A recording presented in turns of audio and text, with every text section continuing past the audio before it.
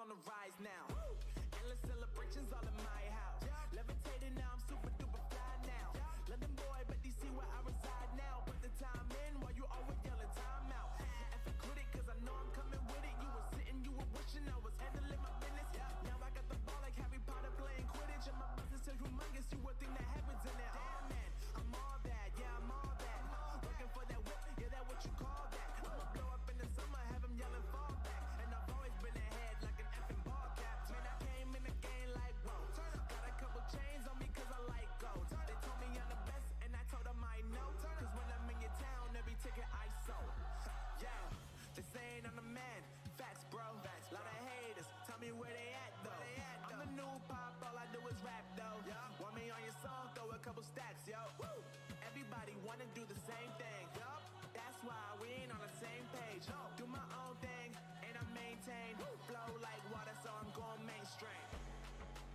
I'm going mainstream. Flow like water, so I'm going mainstream. Yeah, I'm going mainstream. Flow like water, so I'm going mainstream. I'm going mainstream. Mainstream. Flow like water, so I'm going mainstream. Yeah.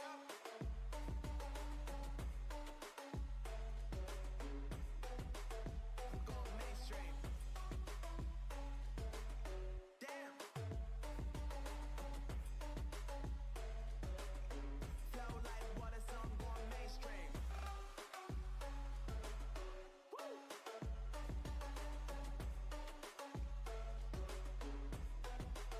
I'm going mainstream. Yo! That was hello, by the way. I don't know why I did that. Hiya! So I'm going mainstream. Thanks, bro. Tell me where they at, though.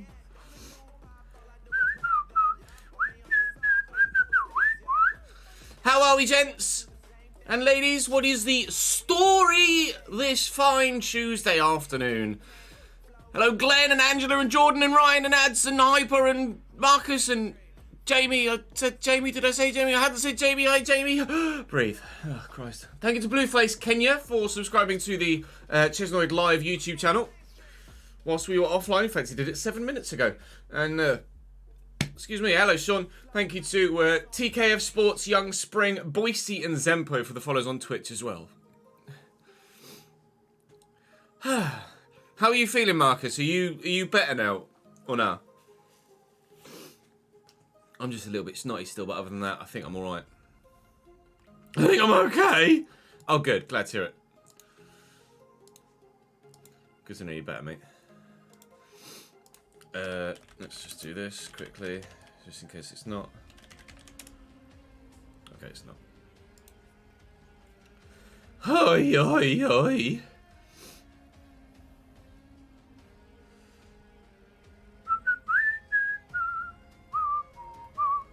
So plan for today is record Berlin, and then do a bit of driving. Brand new season on F1 23 with a brand new team as well, provided they actually want to sign me. We'll wait and see. I've got a thumbnail made. Whether I can use it or not remains to be seen. We hope so.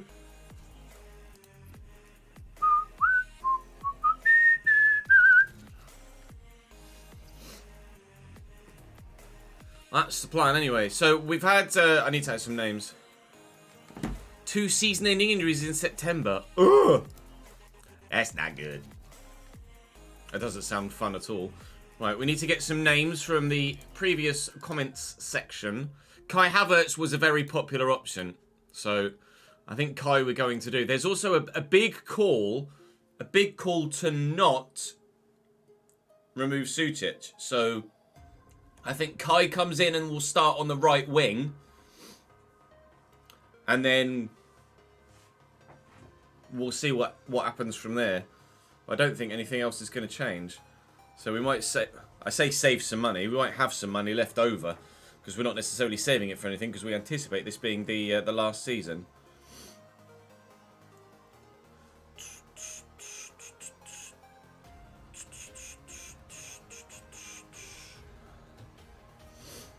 just get some names from the comment section for the YouTube video.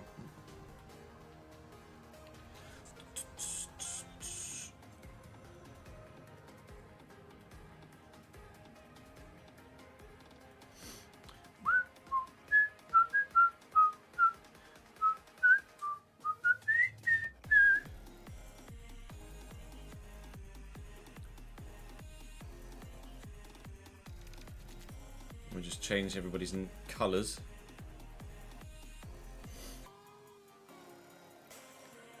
And then we'll be good to go.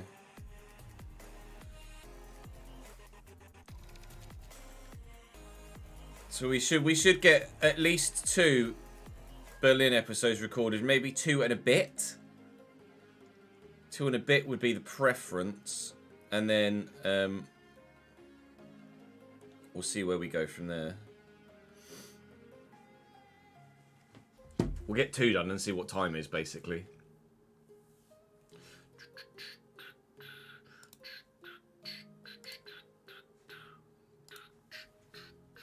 You didn't miss the start of the stream today. You're right, John. You woke up at 8 o'clock this morning, did you? Nice. You don't need to apologise, Angela. Yes, thank you, Ryan. I was going to forget to move my camera. On the ball as ever, Mr. Pollard. Thank you, mate.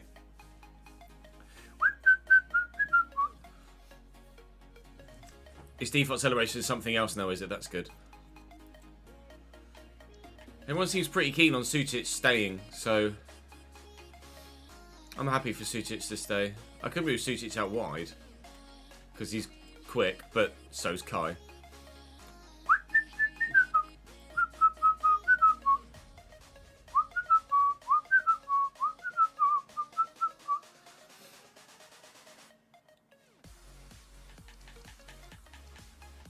So the plan is then sign Kai Havertz and probably not anything else. Marcel with the 11th month subscribed. My guy. Thank you, mate. Appreciate that very much.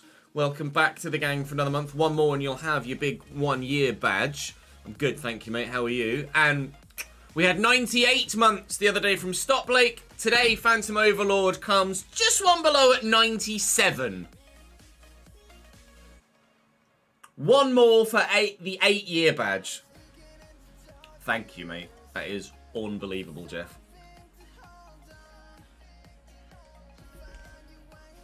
My guy. Appreciate that, mate, very much. So yeah, that's the plan. Sign Kai Havertz.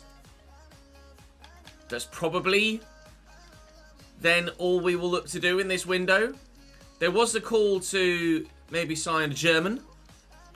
Obviously, Kai Havertz is German, but a second German.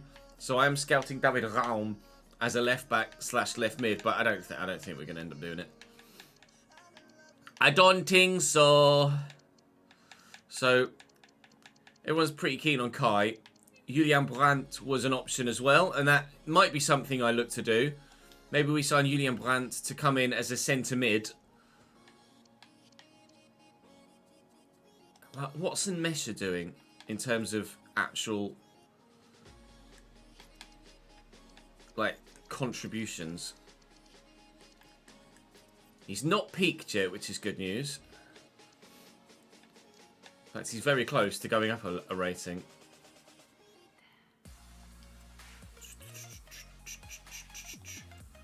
But, oh wow.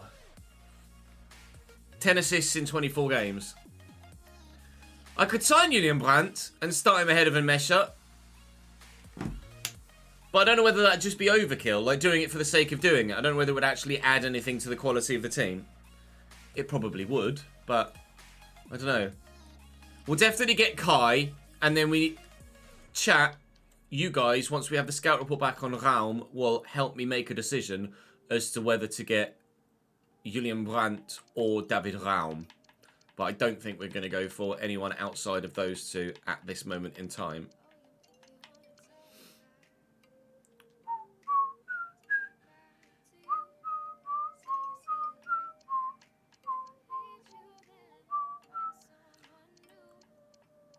And don't know if I'm not sure I'll be able to afford Brandt and Havertz. We'll try.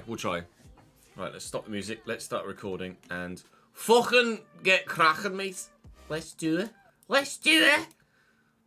Good, thank you, Yuso. How are you, my man? How are we? Well, a bit sore, but you're all right. Yeah, you're still recovering from your walk. And record. Good afternoon, Kieran, sir. How are we?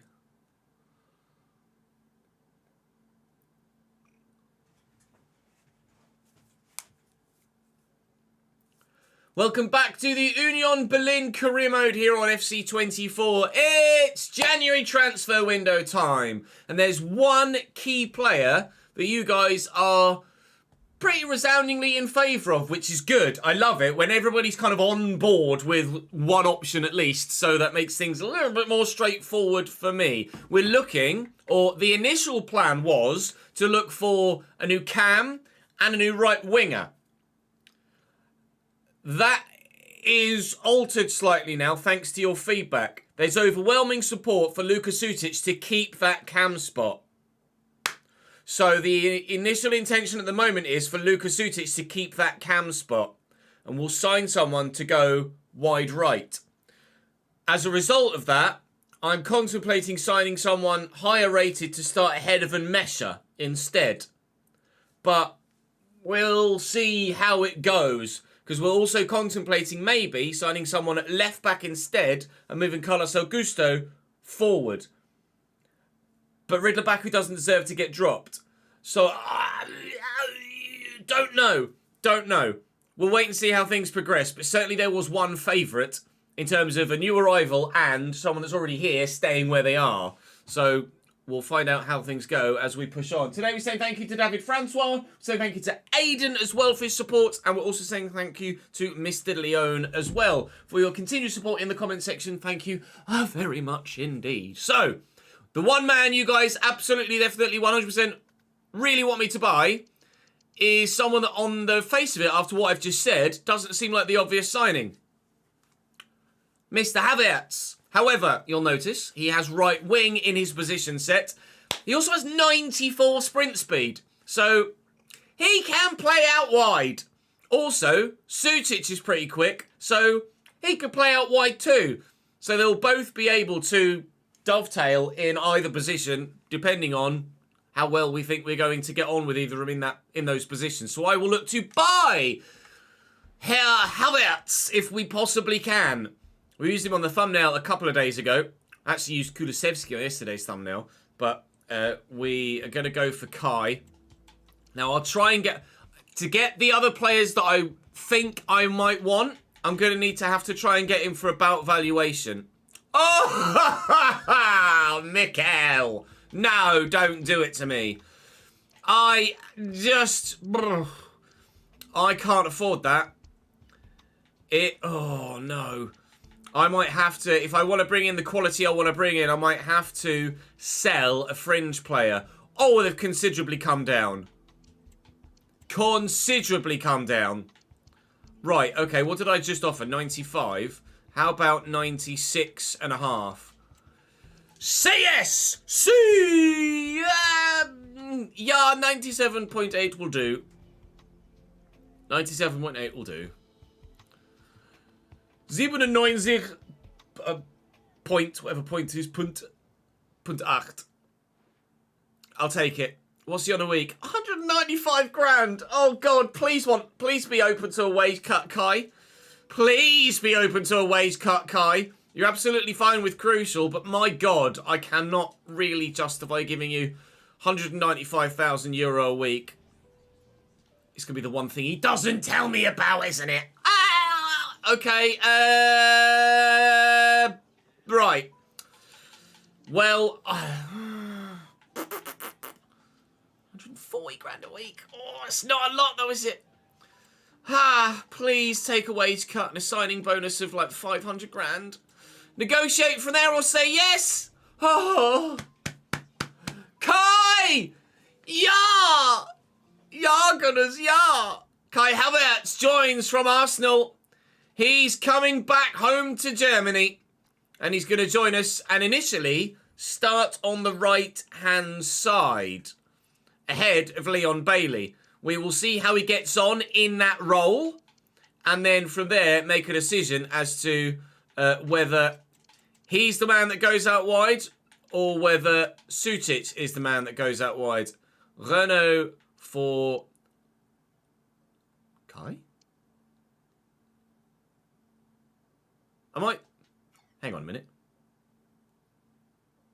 Where in the shit is Havertz?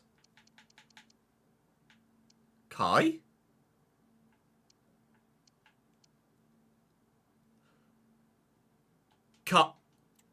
Kai? Hello? Are you coming? Kai? Wait, what?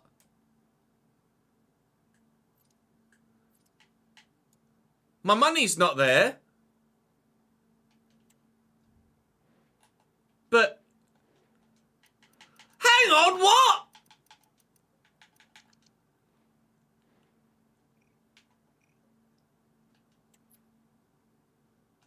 Joining Union Berlin when the transfer window opens? Am I still in December? I'm still in December. Oh, my lord. Panic over. It's fine. Hello, look. Kai's coming. Ooh. I thought we were already in January. We weren't. My God, that'll give you a heart attack, won't it? God, the old ticker was going there. Kai is in. Havertz is through the door. Oh, mate. Oh, I'm a silly Billy sometimes. Renault, sorry, mate. Kai goes out there for now. Already with a +2, and obviously with sharpness to improve as well. Oh, Jesus Christ. All right. Well, we'll wait for scout report.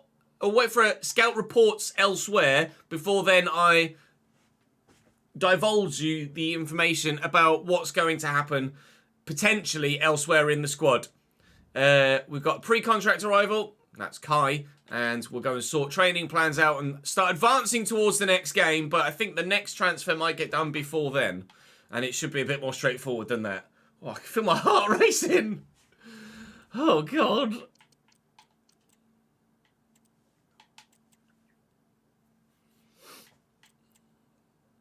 Try and get his sharpness up.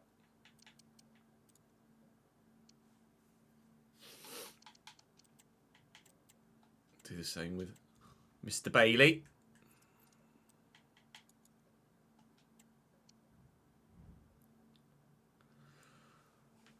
Oh. No, but you're not having Al Maserati by.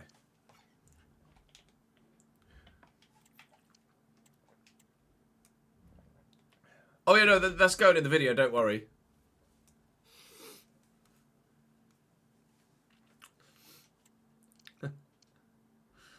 Fucking Nora, my art.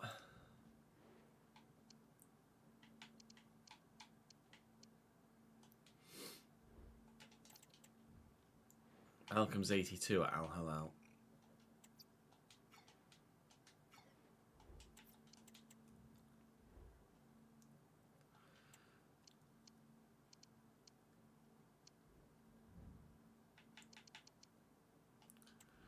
No, Brian, you're not having Leon Bailey. Stop bidding for all my players. Fuck off.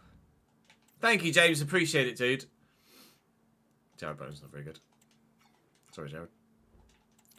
Gio Celso, also not good enough.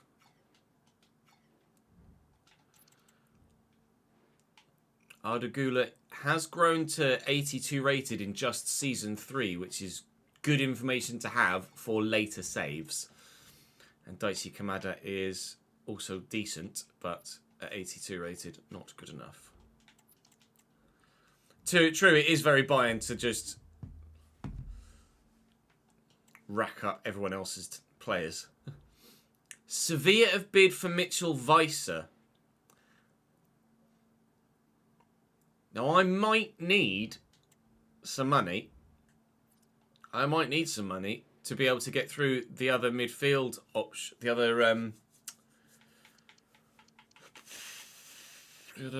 midfield option that I might want to do. So, do I contemplate selling Weiser? We've got Luka Netz as a backup fullback. Riddler Baku's a backup fullback.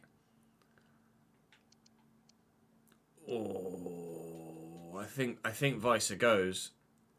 It's not something that I was planning on doing, but it is something that's presented itself at a moment where that might be just what we wanted, or just what we might need in that certain scenario to raise just that little bit more. 10.6, they're not really budging too much. How about 12.6? Go on, say yes.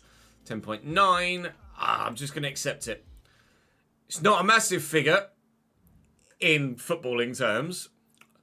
Certainly a massive figure. I don't think anybody would say no to having 10.9 million euro in their bank account. Let me just get the first team's sharpness up, because their fitness is fine. So apply for all starting players. Thank you. Try and get them back up with their, regards to their sharpness for the next game against Hanover 96. And Mitchell Weiser is on his way out. I'm still waiting on a scout report. I don't yet know if I'm going to, or what I'm going to do with regards to that other role. Weiser's gone. So that's the same thing that we had before. Buy and bid for Leon Bailey. I said no. Buy and bid for Ali Al-Habsi. Ali Al-Masrati. And I also said no. And Mesha has now grown to 84, which is intriguing, because he was, like we say, potentially one to be moving out of the starting lineup. And I think with that money we've now received from Mitchell Weiser, I might just pull the trigger. Now, the man in question is second string at his current club, Julian Brandt. 4-star, 4-star. Tiki-taka playstyle plus.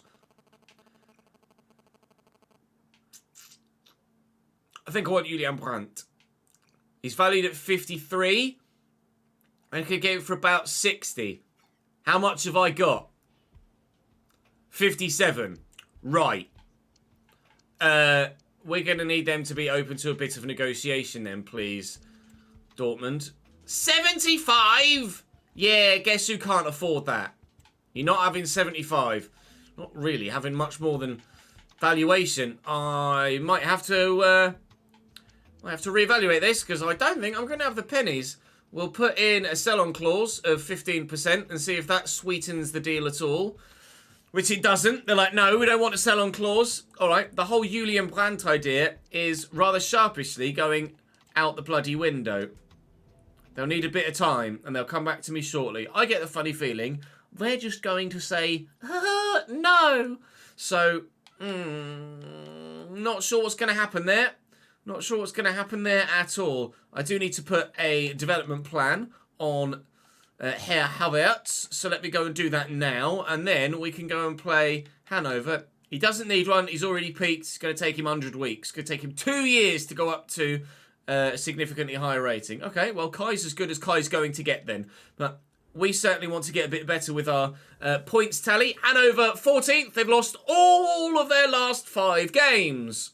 Now watch them beat me. And Ciso's going to be good for them, certainly. But we've got Kai to make an impact. Dear Kai, please have a great debut. Dear Luka Sucic, please perform to the levels that the comment section have entrusted you with to ensure that you keep that starting spot.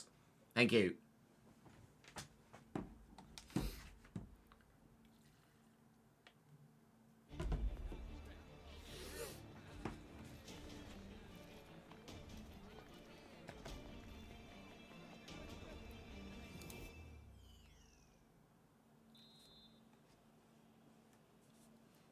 Bear with.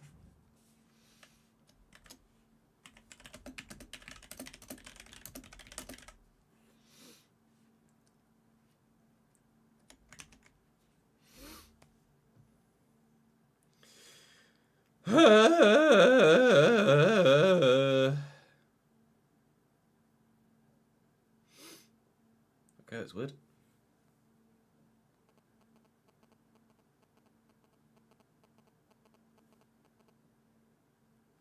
I tried to open an app and it was like, we need to text you a passcode to make sure you're you. I am me. You know I'm me.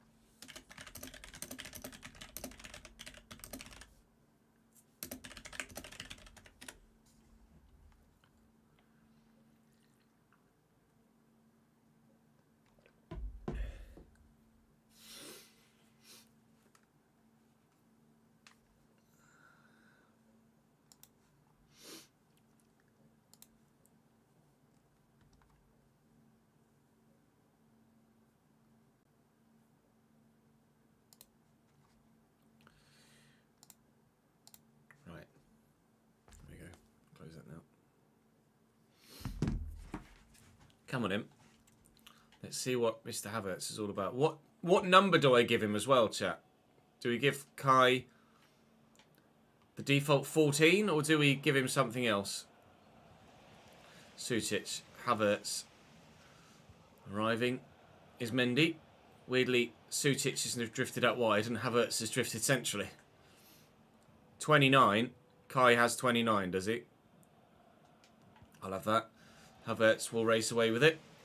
There's Luka Sutic. There's Enes now. And here should be a 1-0 lead. I hate that animation. I complained about it in a previous episode where they seemingly just nonchalantly side-foot it rather than just put their laces through it. Not to matter. Well, not to worry. It doesn't matter. Enes Unal has scored anyway because, well, Hanover are proving exactly why they've lost at least 5 games in a row, if not more than, because they're not very good. That's his 17th goal in 17 Bundesliga games. We like Enes Unal.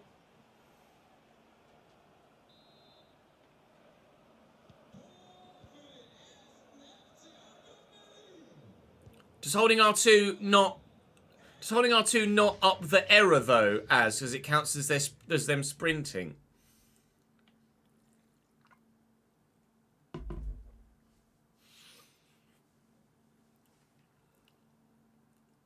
I'm good, thank you, Zach. How are you, dude? I don't think I've watched Moneyball, no. L2 does it as well, does it? Bear that in mind. So we'll try it. We'll try it. True, it's probably worth the extra risk to get the right shot animation because the side foot one, more often than not, doesn't work. Lete wins that back. Enes Unal. Kai. We will change Kai Havertz's number from 14. Don't worry. Chat has reliably informed me that we need to give him number 29, so I will be giving him number 29. Enes Unal! Slonina with the save. Good stop. Carlos Augusto with the delivery then. And, oh, it could be Kai Havertz. Oh! It's alright. Stay calm. I thought Kai was about to score an overhead kick for his first goal for the club. I might have gotten a little bit excited. He might score a header. He will! Willkommen, Herr Havertz! Oh, what is that celebration, mate? I'm not sure. We lead by 2-0. Kai's on the score sheet. What was that? I don't think I've ever seen that celebration before. In real life or in game.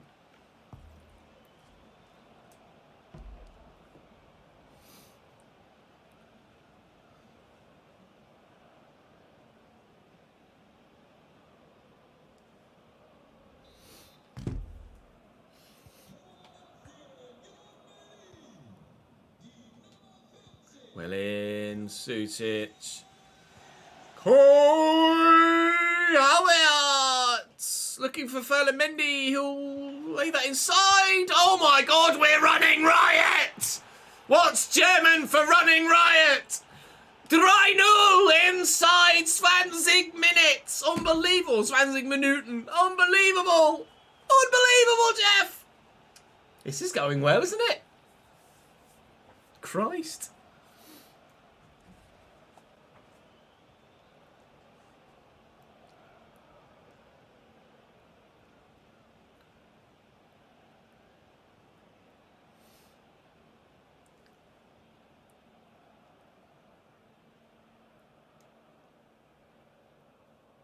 I'll have to look into it, Leshy. It's just twigs in my head, Julio, from your username that's you. Hello, mate. I know you from Twitter in the YouTube comment section. Thank you for the support, bro.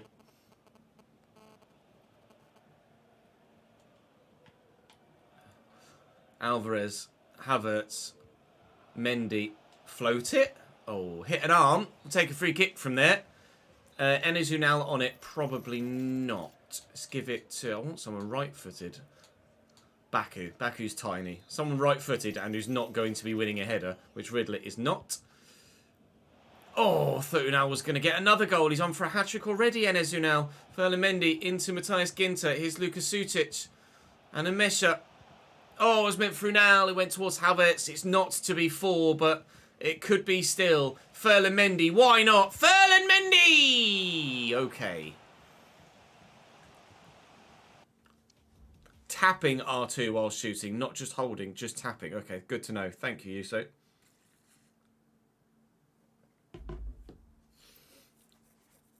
We signed Kai Havertz, Bazzi. We're trying to sign Julian Brandt as well, but it's not working yet. I could try and use Hoffman as part of the deal. Wait and see. Not sure if it'll actually let me or not. Good, thank you, Lee. How are you, mate?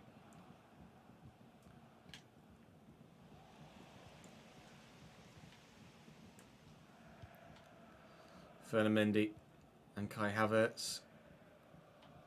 Fernand Mendy's on the run. Fernand Mendy's in. Oh, lovely touch. Little back heel. Not quite the back heel, but we'll take it. Oh, Kai, love the footwork. Looking for the ball. And a Mesha. Oh, Enes now on a hat-trick. Fluffs it. Well and truly fluffs it. Zubimendi from Sociedad. That could be a shout, SMA, but I'm not sure he's going to be good enough. Solid header, that one, lad. Well done. Hanover. It's not very good here, seemingly. It cannot. This feels like almost like a training exercise. They're that bad. We were not exactly on fire sharpness-wise either, were we? Heading into this one. Offside.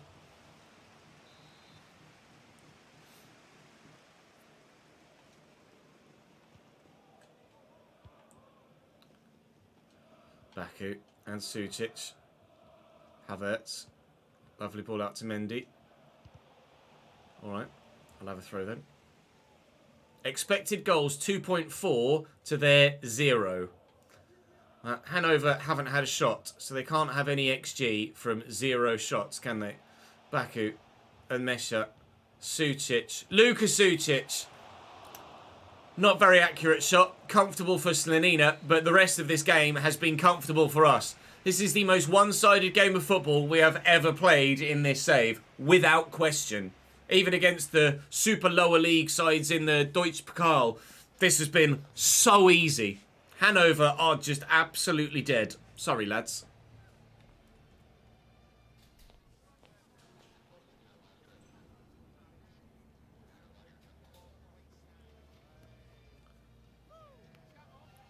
Oh, that one Frankfurt game where the sliders were balked. Yeah, that's definitely up there too, isn't it?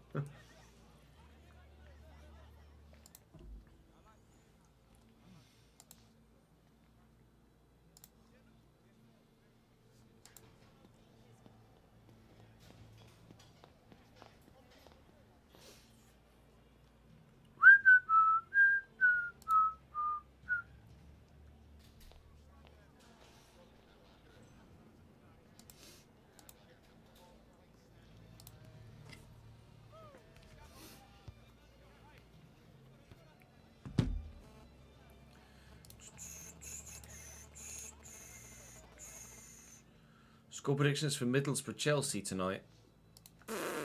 3-1 Chelsea. Morning, Kimi. How are you, dude? The sun is shining, the weather is sweet, yeah.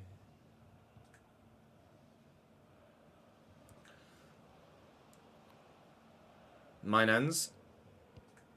Back to Miroya. Are Hanover going to have a second half hurrah? No, it doesn't look like it. Enes Ünal is just destroying them. Well and truly taking the piss. That's a hat-trick for Enes Ünal. And Hanover continue to shoot themselves in the foot. Unbelievable, Jeff.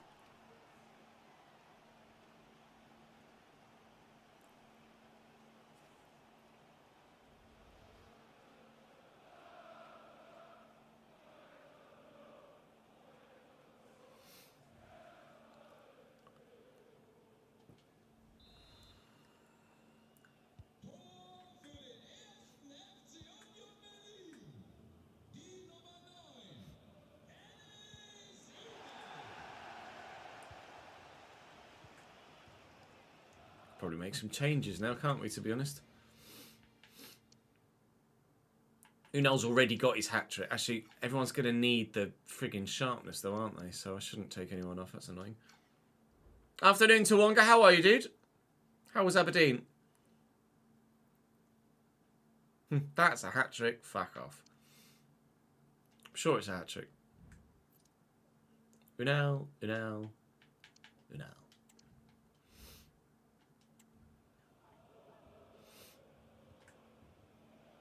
Well in, Luca. Alright, not so well in, Luca. Gabbia. Gagliardini. Minans. To Enciso. Minans again. Alright. Oh, alright! They've turned up! They had a shot. They've had a shot. Let it be known. Hanover 96 have had a shot at goal today. It was actually really well put together, but poorly taken in the end. Ridabaku could send Enes Unal in for a fourth. Should probably have looked for a pass there rather than getting greedy. He's already got 3. He certainly doesn't need another. I think the golden boot is already in the bag for Enes Unal at this current rate. 4-0 up on the hour mark. New signing playing very well indeed. We hope to have a second new signing in before the next game as well. And they are getting frustrated. He might even get a straight red for that. What's he going to get? What's he going to get? Ooh, it's a yellow.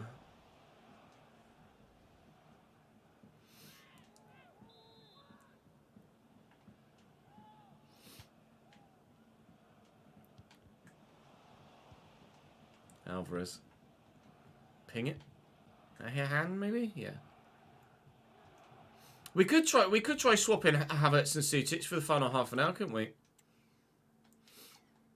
See what happens. Leite, Ginter, and a Mesha. Alvarez. That's a Fernand Mendy. Baku's going to go through that gap. One more. Oh, never mind. Not one more. Okay. Gimme. Yes, Felix. No, Felix. Enciso. That was really bad. And Mesha's just going to run off with it. Oh, what a challenge. Fair play. That was a cracking tackle.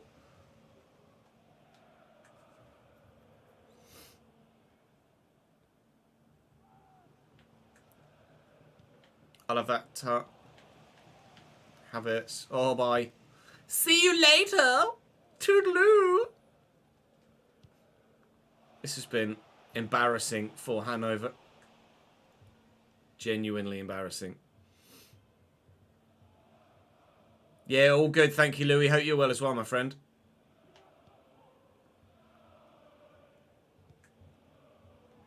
Gagliardini.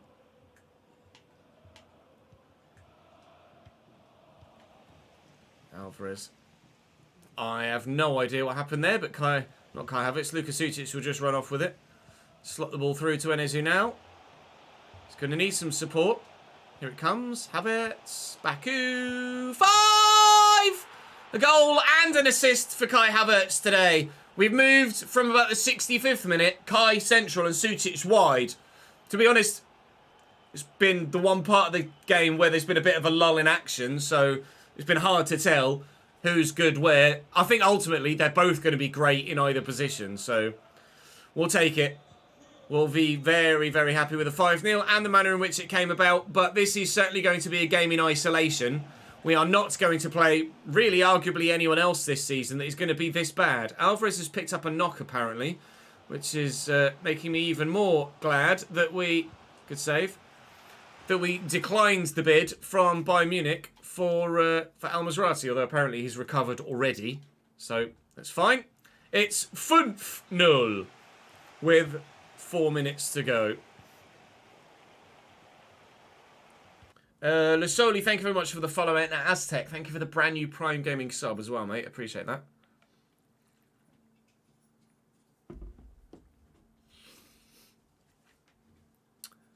Cheapest ticket for the cup game between Atleti and Real is €100.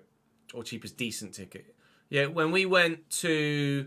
I mean, this was 2012. So 12 years ago, when we went to the Champions League semi-final second leg against Barcelona with Chelsea, it was €120 for the ticket.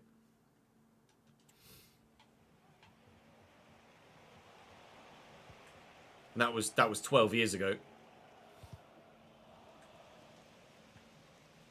Sucic. Bye. Sucic in there. Baku. Enezu now wants a fourth still. Put it out wide to Ferland-Mendy. Lovely ball. Inside to Kai again. Havertz. Enezu now. Never mind. Not to worry. No sixth, but it's not a problem. 5-0. A hat-trick for Enezu now. A goal and at least one assist for Havertz. At least one assist. Did Sucic get an assist as well? Let's find out. Goal and assist for Havertz. Sucic didn't get anything, but did get an 8.5. A goal and an assist for Ridler Baku. Another continual reiteration that Ridler Baku is absolutely perfect in that left wing role. Dortmund draw, which is good news for us. And elsewhere, results go our way as well to an extent. Still at least a three-way fight for the title. However, at least three sides are within touching distance of each other. It's still only 5 points down to Wolfsburg in 6th, who have a game in hand, but then it would still be 5 points down to Dortmund in 5th if Wolfsburg avoid defeat in their game in hand. So still at least a 6-way, really, title fight in the Bundesliga. And they've asked for 59.7 for Brandt. No, can I afford that? I can't afford that. Because I might be able to afford that, but I can't. I wonder if I can use... Chat said, why not try and use Jonas Hoffmann? Because obviously, Brandt can play in a multitude of different positions, so maybe they'd accept Hoffmann plus 42 million. I might be slightly overpaying here, but if it gets them to say yes, it gets them to say yes. They're saying yes. Thank you, live chat. You've nailed that. Julian Brandt looks like he's going to be coming in from Borussia Dortmund. Crucial. Fine. 4 years. You might want 3. 4's fine. Fantastic. No release clause. Fantastic. Tell me what you want wage-wise. Son of a bitch. He's on 82. We'll offer him exactly what he's currently on. And that'll be deal done. Oh, he wants the 78,000. He wants 1 week's wages as a signing bonus. That was a weird negotiation. Julian is in. We have yet another player added to the tally. Higher rated than Jonas Hoffmann, higher rated than Lukas and Mesha, and will come in and play centrally for us. David Raum is 82 only, not sensational in the tackle. I think we made the right decision. Oh, hang on. Right, okay, we just bought in. Oh, that changes things, doesn't it? We just brought in Julian Brandt to start ahead of Mesha, and it's like Manchester United knew exactly what we were doing. Because now they've gone and triggered Felix and Mesha's €80 million release clause. As one former Dortmund player joins, another former Dortmund player leaves. Right, okay. That's not what we were expecting at all. Felix and Mesha will come out of there then. Brandt will go in. He's currently on a -1, but that will improve with sharpness. He can absolutely play in that role. Now what do I do? I don't need anyone else anywhere else. So I'm not sure what to do with that money now. We've just suddenly been handed another €80 million that we didn't really need or want. I could go out and sign someone else, but who, where, and why?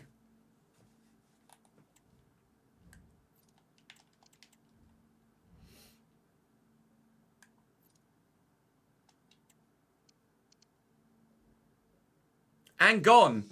Felix and Mesha agrees contract terms with Manchester United. He's leaving us.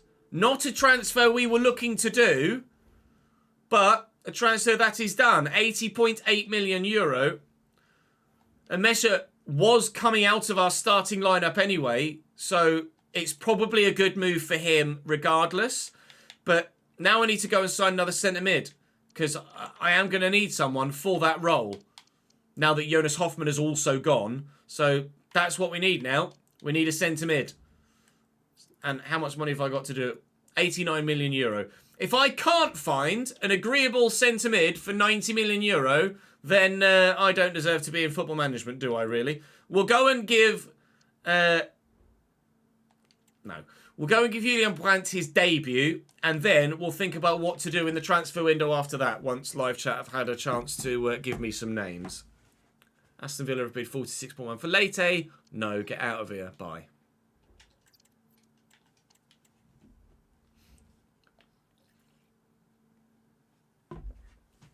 I signed Musiala at Chelsea, didn't I? So I'm not going to do that. And you're right, we'll give Kai Havertz the right number. 29.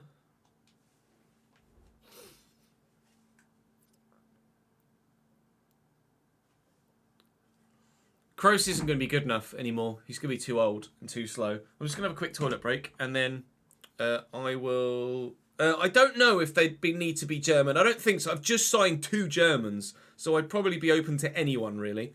But someone that is a box-to-box central midfielder for €90 million.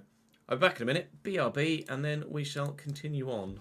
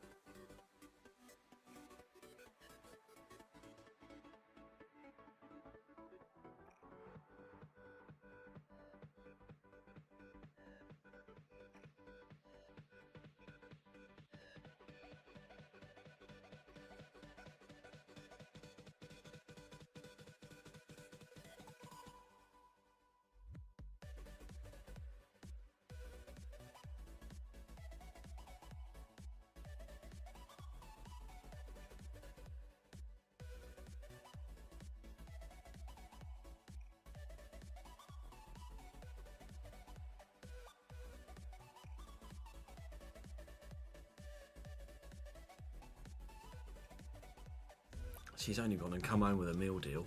She's only gone and come home with a meal deal. Can you Adam believe it? Dazed, thank you very much for the follow, mate. Right, chat, what are we saying about centre mids whilst I eat this? Mainu won't be good enough. I'm not going to re-sign Mount. Jesus, people hated me enough for getting Mason Mount. Jobber's line, meh. Kimmich, no. McAllister, maybe?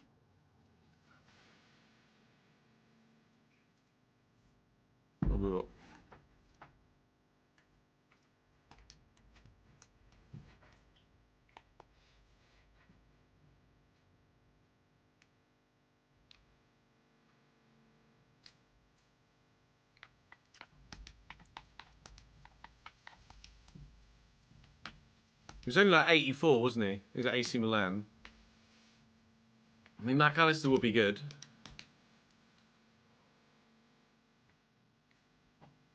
Maine's not going to be good enough. Supermendy now would be an option, wouldn't he, I guess? I think he's only about... 82, though. Oh, 84. Wolfsburg.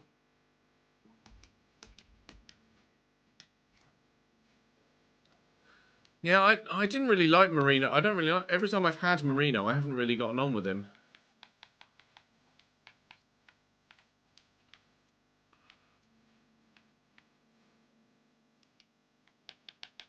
Vincent Core. 84 at Liverpool. You would be good. We can see who else Liverpool have got. I mean, if Liverpool have got... Oh no, McAllister was at AC Milan, wasn't he? Don't want Partey.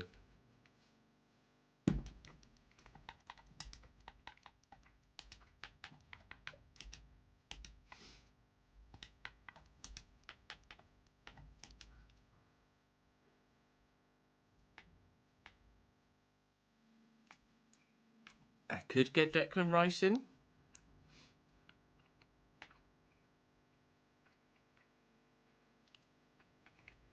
Maybe.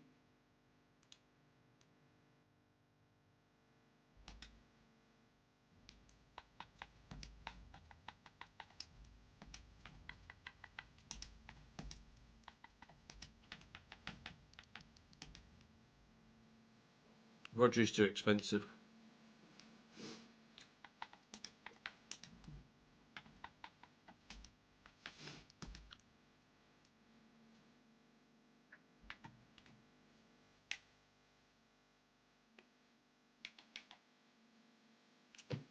Maybe?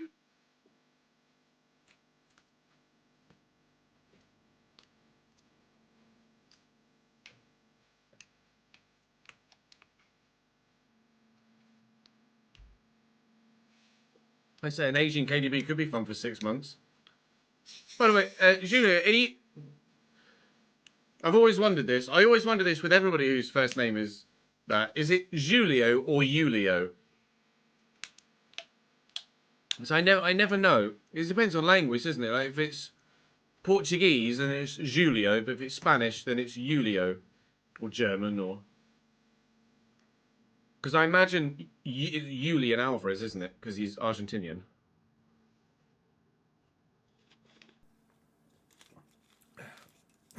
Pardon me. Paulinho I had at Chelsea. Bruno, meh. Neves, maybe.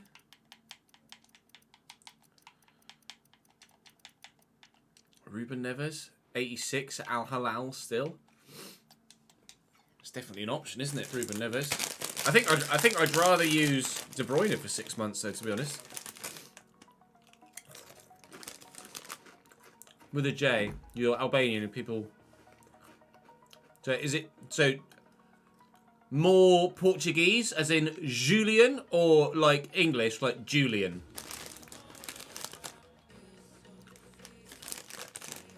I'd imagine being Eastern European, it would be still Julian rather than Julian. I'm not sure, actually.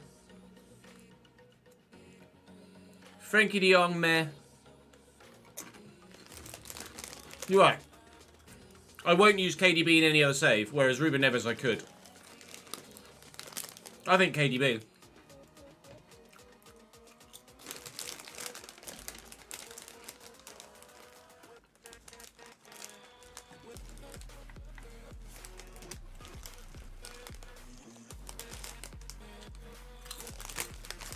And then Bram is like the best super sub ever because you can play there, or there.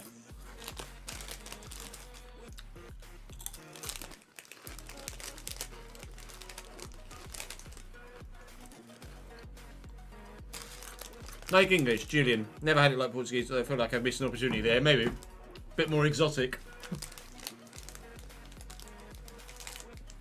I should remember that, Julian. Thank you, mate. I see you regularly in the comment section and on Twitter, though, as well. So thank you for the consistent support, mate. I appreciate it. It doesn't go unnoticed.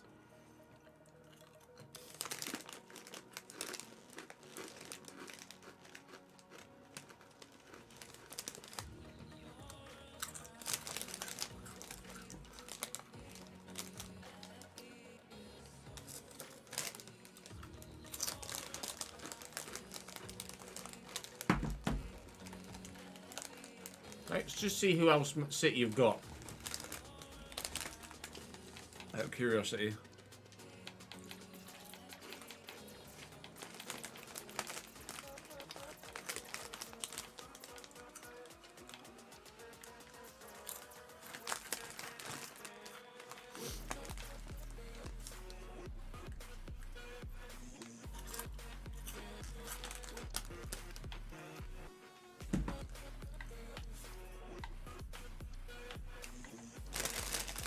Actually, they don't have that many centre mids, do they? I think Roger and De Bruyne still start. Judging by that, right?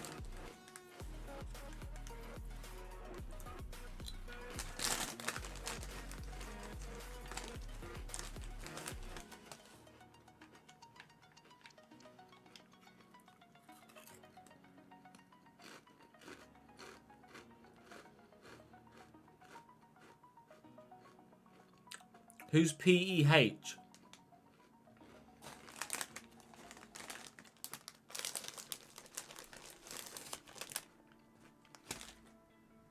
Oh, Pierre Mahobia. I don't need a striker.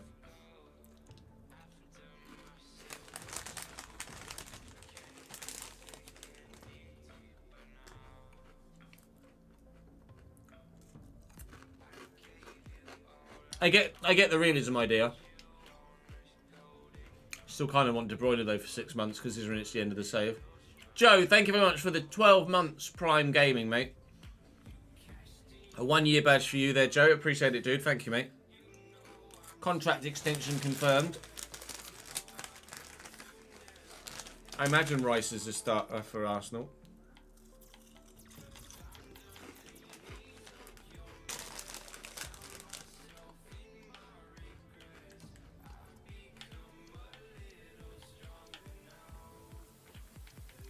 Oh, Rice was at Napoli, wasn't he? Sorry.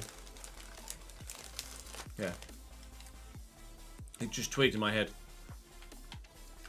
See what else Liverpool have got then.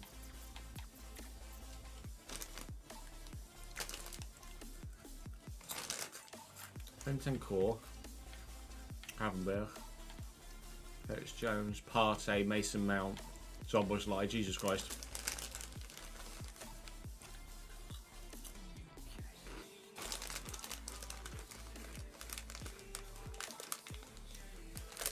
Nah, I don't want Partey.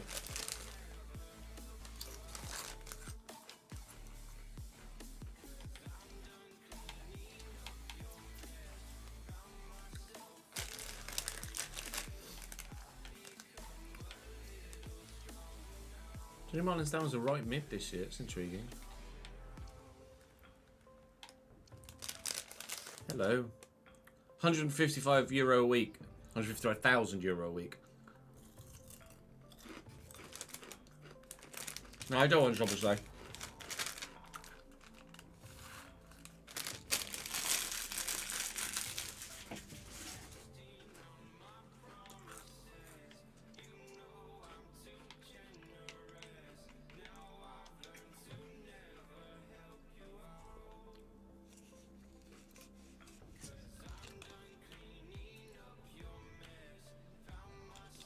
Matt, thank you very much indeed for the 19th month, mate.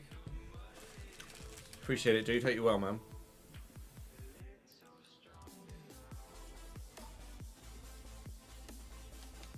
Oh, we're going to check Napoli, won't we? Okay.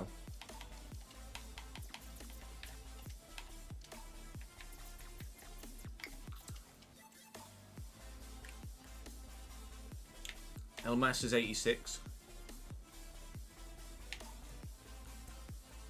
El Mas will be very good. Alex, roll.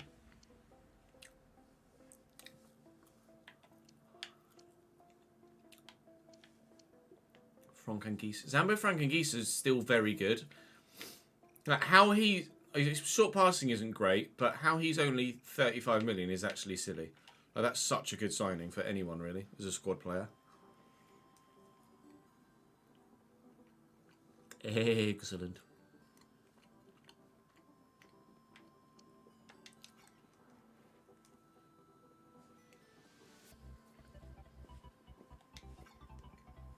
No, it's not Diet Coke. Pepsi Max Cherry. There's an FC24 code on there, apparently.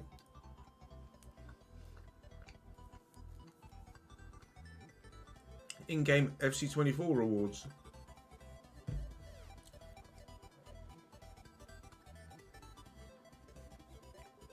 You want the code? You didn't have the code. Here you go. Scan that.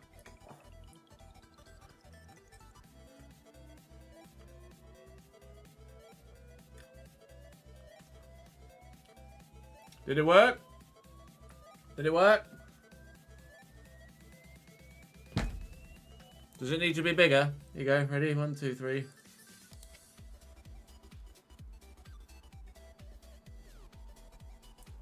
Oh, it's not going to focus, is it?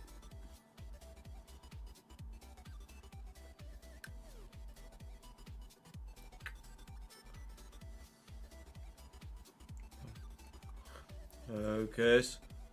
Focus. Oh, blurry. Sorry, I enjoyed myself too much there.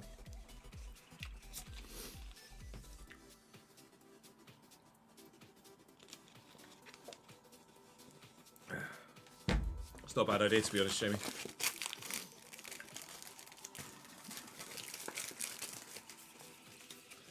Oh, God, I love a meal deal.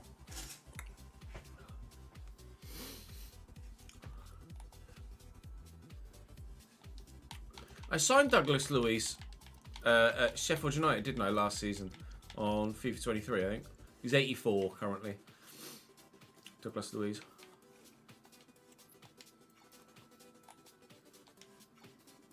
New iPlayer will have gone live, yep. Marcos. Is it just Marcos?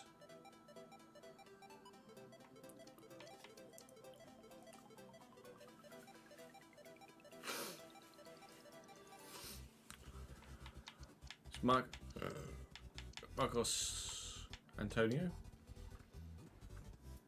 Pauk. That says to me he's not going to be very good. I'll scout him out of curiosity for you guys. Yeah, good, thank you, Matt. Thank you for the follow, V1980. Welcome to the channel. I don't want Curtis Jones.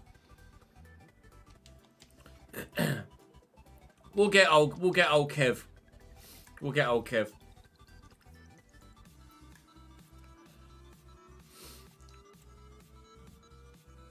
Stop the music, cheese.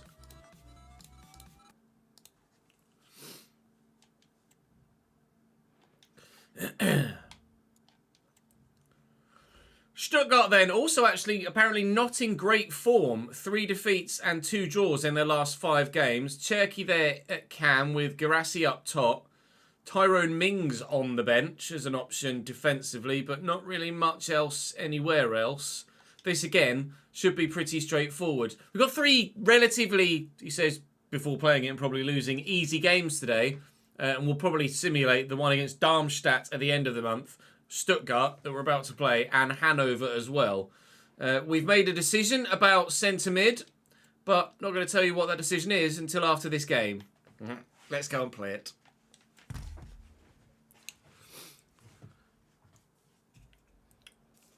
I won't be able to afford Valverde, no.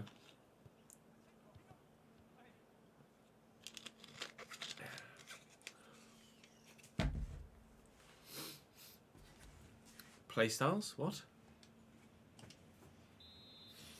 Is this the first time on Xbox I'm playing with someone with a Playstyle Plus? It must be.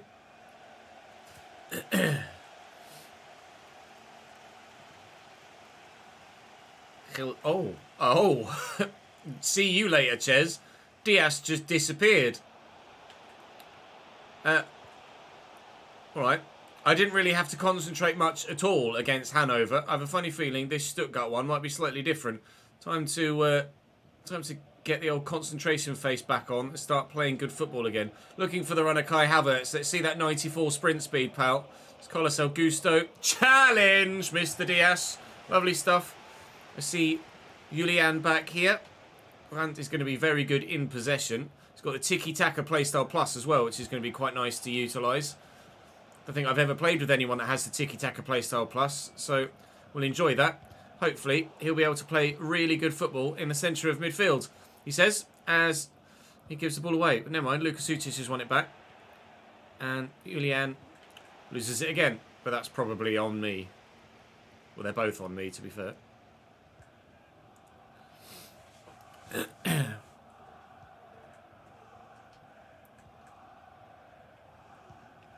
Christ. What number should I give to Brandt? What number does he wear at Dortmund? Stiller. Short to Meyer. Brandt rather evidently enjoying sitting a little bit further forward than Alvarez, but that's kind of what he's in there to do. He's there for that box-to-box role, isn't he? And nicely done. Good footwork. He is a good dribbler, Julian Brandt. We'll go through that gap with a bit of power. Sucic looking for Havertz, who now has the 29 shirt that you guys have asked me to give him. Or at least that chat asked me to give him. I'm sure you guys on YouTube will agree. Kai should have the number 29. Oh, what was the awkward ball to deal with that? Brandt out there to Ferland. I don't know what the Tiki-Taka Playstyle Plus does when it activates. I guess it just means it's a more accurate pass. Played at a faster pace with more accuracy. I don't know. Alvarez can't quite get to that. And here's Cherky now. And Girassi with options. Girassi. Ginter. I could have signed a centre-back with the money that we just got. But Ginter is worth every bloody penny that we spent. And probably twice as much as what we actually paid for him. Matthias Ginter has been so good since we brought him in. Ridiculous. Entirely unexpected for him to be that solid, but geez Louise, what a defender he's been. Diego Leite's really impressed as well, actually, with the way that he's grown, and the quality in which he's shown as he's grown has been very good as well. Alvarez into Havertz here. Havertz looking to twist one way then the other and try and get away, but can't. And I, at the moment, can't actually seem to create anything against Stuttgart. They're playing very well here, and I really wish they wouldn't. Bring that back.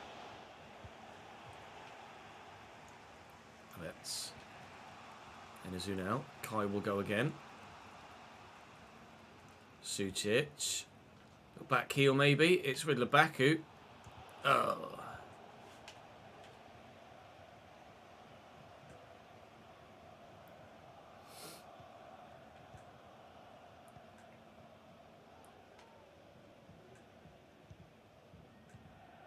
That's really loose from them. Straight to Alvarez. Baku. That's a foul, ref, and certainly should be a card. Whether it's a yellow or a red is up to the referee. The referee has given a red card to Stiller. Stuttgart are down to 10 men. I'm not entirely surprised about that, to be honest. It was a very forceful challenge. That's a lovely take and turn by Kai. And the ball out here to Sucic is decent too. Augusto was calling for it, and Baku will have the effort, but it's blocked well. We have found it difficult to break Stuttgart down in the first half, but now they're down to 10. Hopefully it'll be a bit easier in the second. Brandt is 19, is he? Okay. Less error on quick first-time passes, a little extra accuracy and speed for Tiki-Taka playstyle. Nice. You'd love it if that happened, wouldn't you, Marcus? Marcus is the epitome of the viewer that loves to see the content creator fail.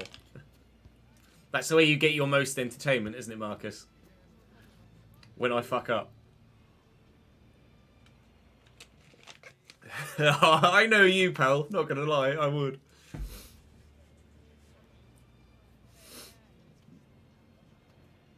Oh no, I guarantee you're not the only one.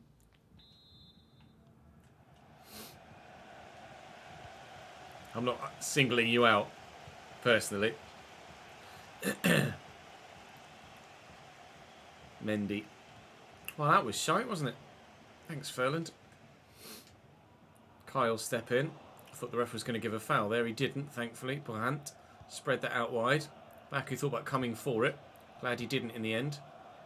Looked for Enes Unal in behind again. Take it in your stride, son. All right, you know, chest it down straight for their defender to win. It's fine.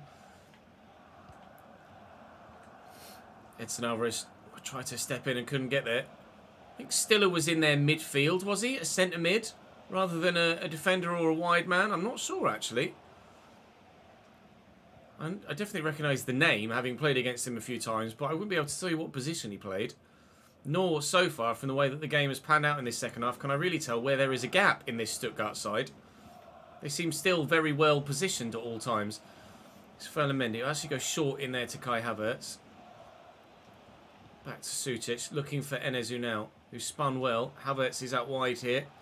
Havertz still driving away. Still Enes Unal. One more and finish. Luka Sutic bags. We finally make the breakthrough. It took an hour, but that should be the win. Had to be very patient there, and patience paid off.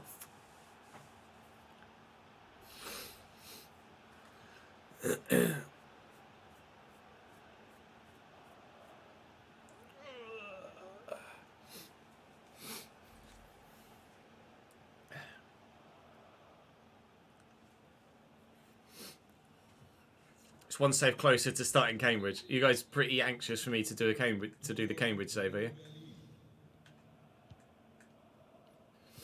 I've already ordered my Leeds shirt, so Leeds definitely comes next. That's not a foul, ref, is it? Let's be honest. I think Stiller might have been a defender, you know.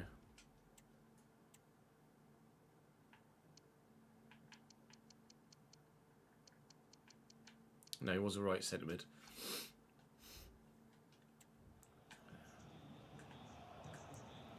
Cherky. Around the corner to Noosa. Gimme, thank you. Edson Alvarez steps in. Just double check their lineup. Stiller was a CDM. So that's where the gap will be in their central midfield area. Actually, you can see that now as Maya is in that position at the moment. That's a nice ball looking for Girassi. Needed every bit of Diogo Leite's strength and defensive positioning to get the ball off him there. It's nicely to Cherky. Oh! I'm not sure whether it was the deflection off the defender or a fingertip from the goalkeeper, but that looked like it might have just snuck in the bottom corner. Cherky will take the corner himself. It's not a great one. Edson Alvarez will clear. And again. But well, that was a little bit nervy there for a moment. I thought they might be finding the equalising goal that we definitely hope they don't get. Fella Mendy played in. Options short. Never mind. Noosa tackled me.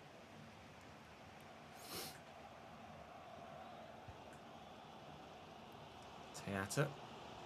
Gimme. No, alright, fine. Gimme Julian Brand then, thank you.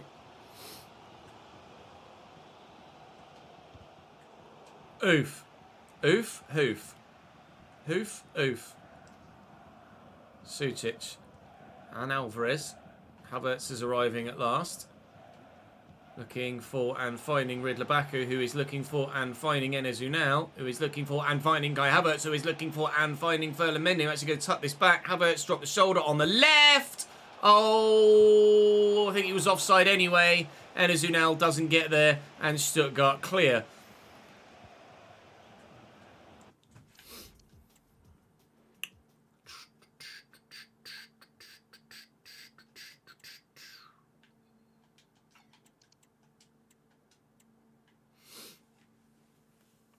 Oh.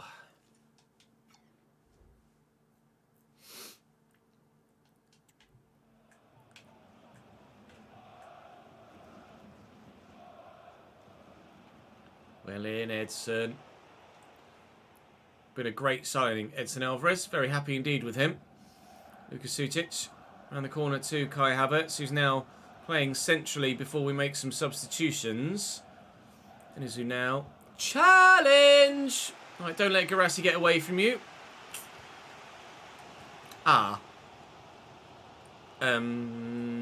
Don't like this. Nusa, good block. Well in, Augusto. That was necessary, wasn't it? Havertz. And who now? Is Kai going to go again? He is. Do I use him? No, I'm going to go to Baku. Alright. Go Havertz then. The plan is to do a glory hunter on Football Manager, Wilson. Yes. But not on FIFA. We might well be doing a journeyman on FIFA, though, for the second channel. Win that header, and that should be a game over. A game over. A 1-0 win away from home against the 10 men, who, to be fair to them, were pretty much just as good with 10 as they were with 11, other than the moment that led to the goal. We'll take it. Now then, live chat already know who it is that I'm going to sign at central midfield to come in and start ahead of now Julian Brandt. And you guys will find out in just a moment on YouTube. The player I'm going to sign is... And cut.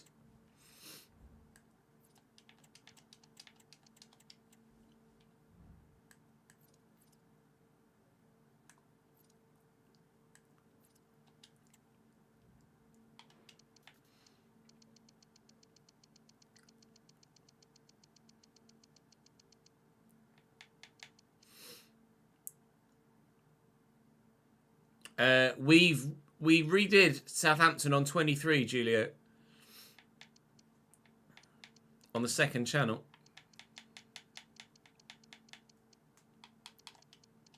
Easier to do it this way. Oh, did I not add De Bruyne to my shortlist?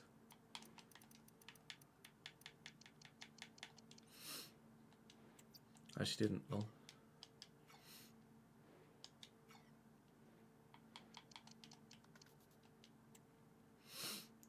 Jesus, I can get him for 50 mil. I get him significantly undervaluation.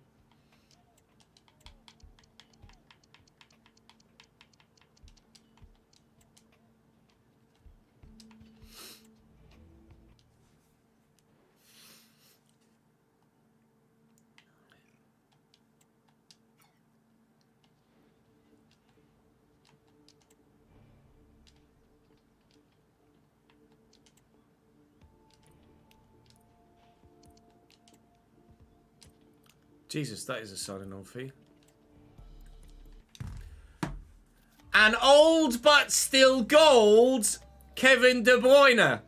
88 rated, 34 years of age, still with something left to give at this stage of his career for Union Berlin. As we challenge for the Bundesliga title, a man that has already played part of his career in the Bundesliga will come back to Germany. In fact, it was in the Bundesliga, really, that he properly burst onto the scene and made his name. It was that loan spell at Wolfsburg. Was it Werder Bremen? It was one of the two. The loan spell in the Bundesliga that really brought him into the forefront of European football when everyone sat up and paid attention. Was like, actually, you know what? This Kevin De Bruyne kid is pretty bloody good. Well, now he's going to be pretty bloody good for me. He's going to come in and start at centre mid.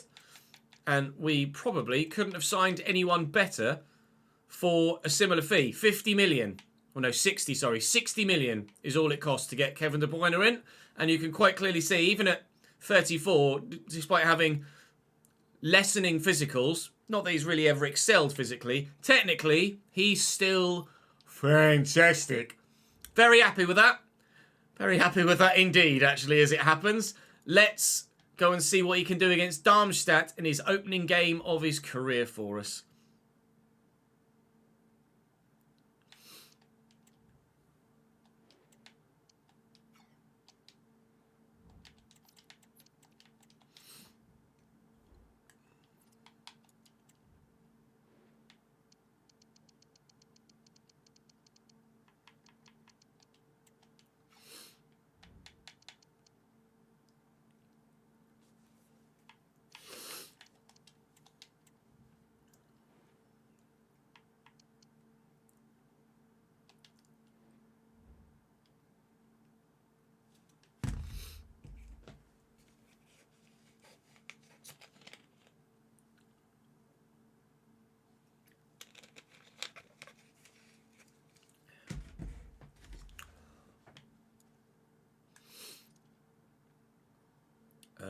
training plan as well, what to do.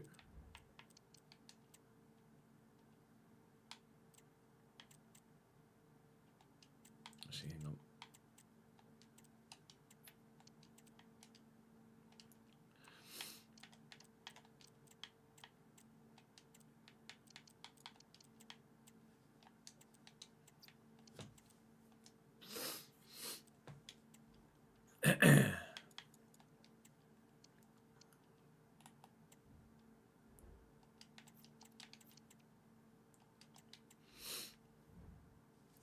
Point. I need to bring up the Patreon list, don't we? That's the wrong spreadsheet, Ches. Berlin. That's the one we want. I didn't change Brandt's number, actually. No, thank you for that. Oh, he's already number 19. Perfect. I didn't need to. Banging. It's alright, that. Darmstadt, then. They've got the beard of all beards up top in Via Libre. They're actually in 10th place in the league. So of the 3 sides that we've played today, they're in the better form. The only side to have wins in their last 5 games, 2 of which they've only lost 1, and they're solidly mid-table. I selected Darmstadt of the 3 to sim because I presumed that they would be the worst of the 3 teams. Actually, as it happens, they're the best of the 3 teams, but we should certainly still win. We've had a debut in game 1, Havertz, a debut in game 2, Brandt, and now a debut in game 3, De Bruyne. Lovely.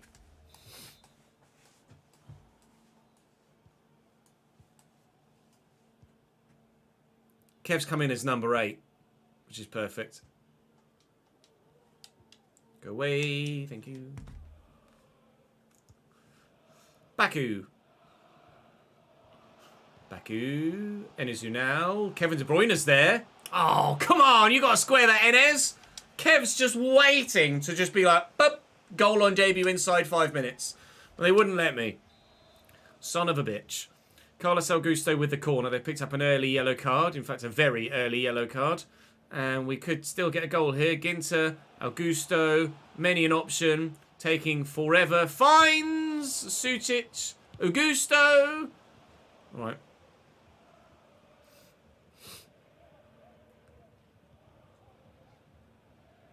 I'm happy with Kev being 8. If you think I should move him to 17, then I will do, but I don't think I need to. Sucic and De Bruyne and Havertz. All right.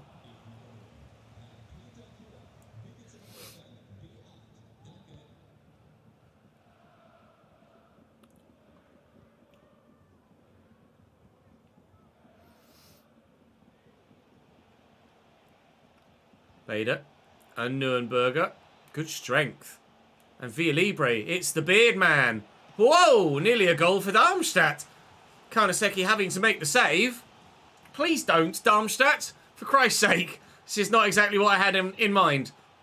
Oh, Karnaseki does get to the loose ball. They've nearly taken the lead twice already. I'm fine without tweet now. That's Alvarez and Sucic. And Baku. Havertz as the run of Ferland Mendy. Baku quickly to now. Sucic! This Berlin side have really clicked this season. It's the first time in a little while that it's taken this long for me to really get up to speed with a team. When we've been at Chelsea and at Arsenal, obviously you kind of up to speed pretty straightforwardly and quite quickly with those guys. With Sheffield United, actually, I clicked with the 5-back quite early on as well in that save. I was quite pleased with it. So you're going back a couple of titles, probably to the Forest save before you find a side that we really didn't, it took us a while to get up to speed with. But now this Berlin side are on form. They really are on form. Playing some very good stuff.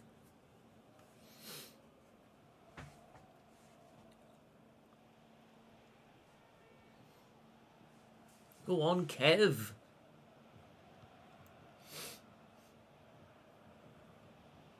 Well in. Right, so I go for a run. Furland, why not? Sutic. Enezunel, he did go for a run there. Furland, he decided against it in the end. Sutic, many an option. De Bruyne is there. That's going to Kev. De Bruyne!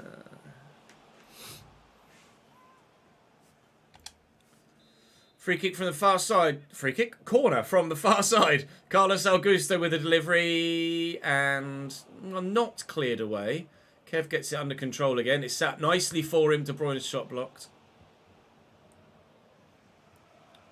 Middlesbrough might be a side we could do a save with on 25. Their ground is in the game, isn't it?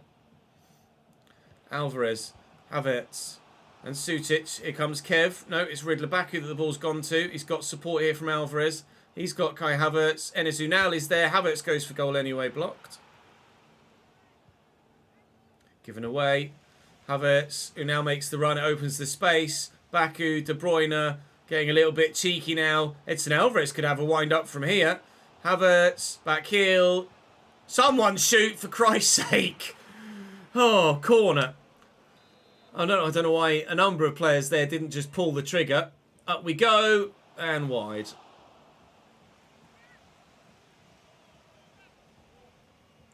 Big up the Carrick.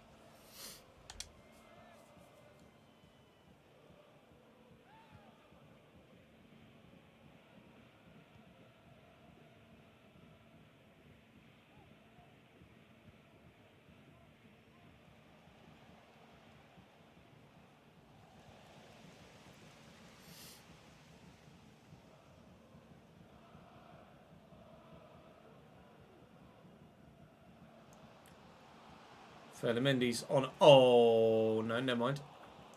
Thought it was going to be a delicious cross. Might be a delicious finish from Sutic for a second. Oh, it's a nice back heel. Meh. Is it Massimo Macarone? Davidenki. My brain is telling me that Macarone's first name was Massimo. Don't know why. It is.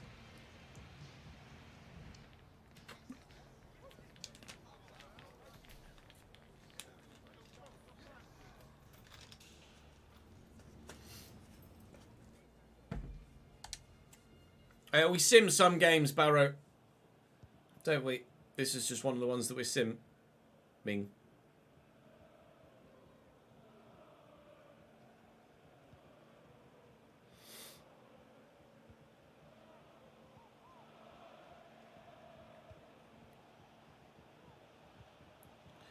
Via Libre. Bader. Alright.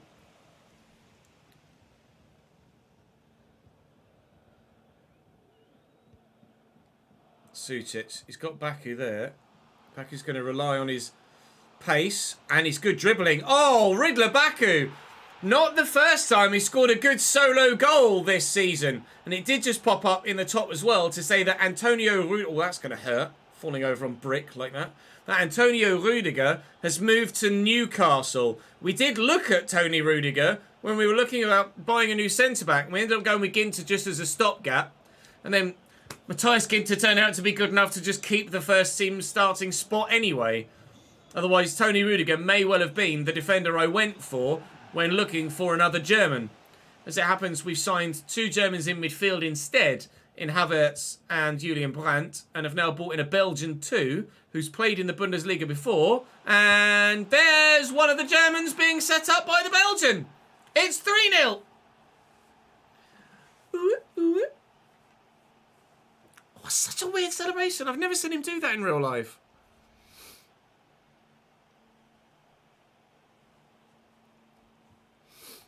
I got both, Matt.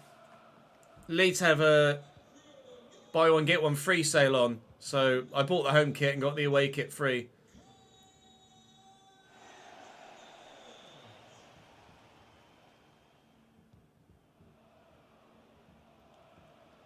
Schnellhardt.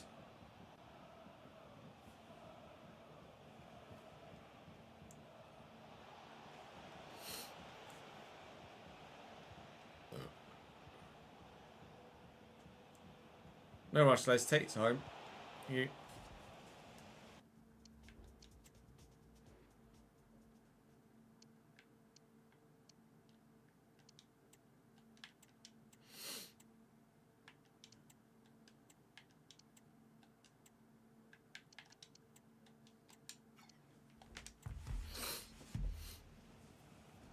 I won't necessarily alternate, but I'll just wear whichever one I can be bothered to wear. Sutic, Carlos Augusto, Solo, 4-0. Yeah, Darmstadt might have been the best team on paper, or in the form book heading into today, as it happens. Not that I knew that, but Stuttgart have certainly been the best side that we've played against. This has been just as straightforward as the Hanover game as it happens, which is how I anticipated it going, how I hoped that it would go, how I thought it would go.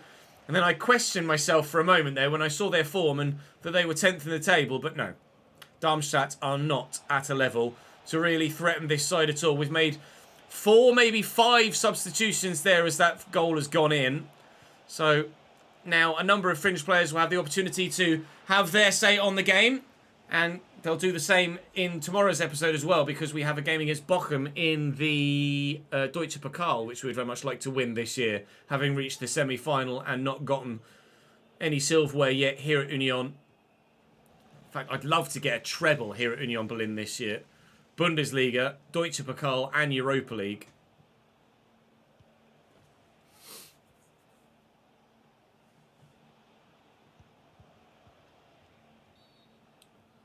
What number does Kev wear for Belgium?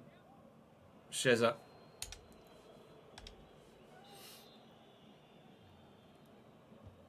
Floated, flicked, comfortable. 14.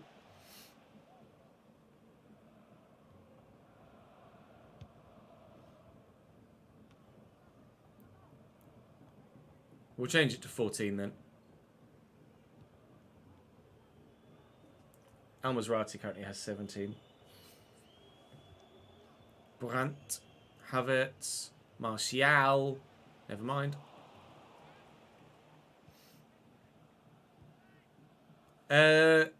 Football kits in England, it depends what club you're buying, Davidenki. Cambridge shirts are about 50. The Leeds shirt was 65. Shirts like Chelsea and Arsenal, like the big Premier League shirts, they're either about 75 to 80 pounds, or if you get like the proper match material ones, you can pay like 130 quid for a football shirt, which is absurd to me.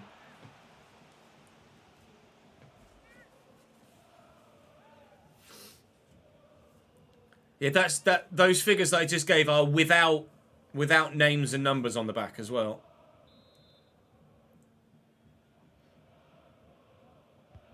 If you want to add badges on, then it costs more as well.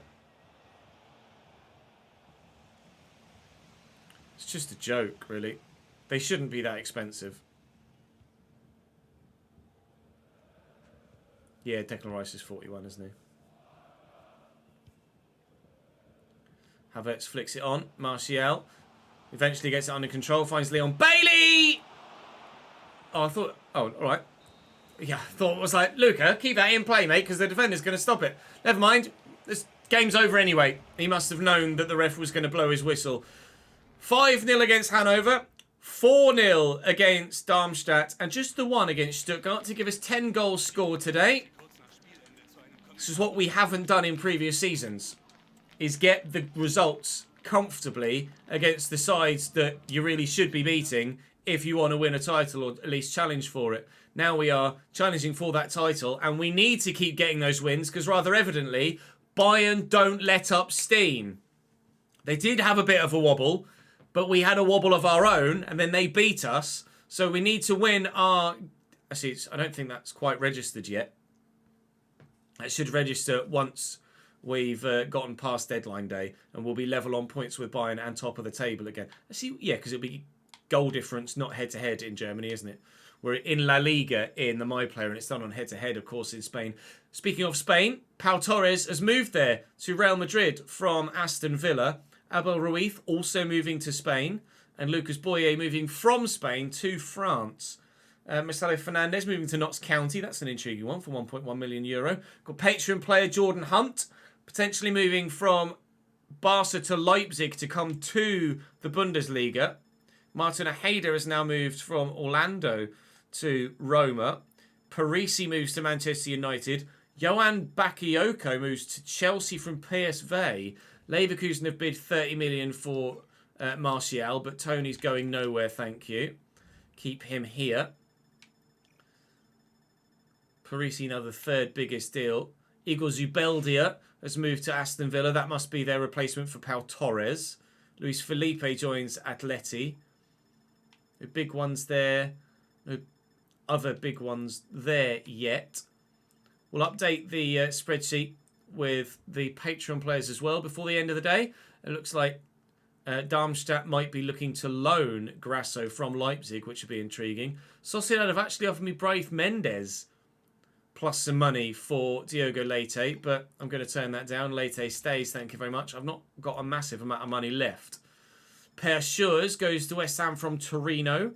Still no other big deals. Celta have bid 10 million for Renault. Ha-ha! That's what I'm going to say about that one. Any other big ones to go through?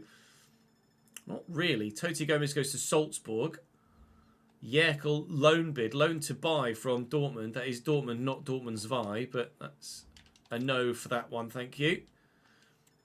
And they are your biggest deals then of this January transfer window. We'll give you a quick rundown with a transfer history of the biggest deals of the window all told, rather than just the biggest deals on transfer deadline day. So transfer history. Let's see. Nicola Barella to Barcelona for 112 million. That's quite a big one. Milinkovic-Savic back to Serie A for 104 million euro.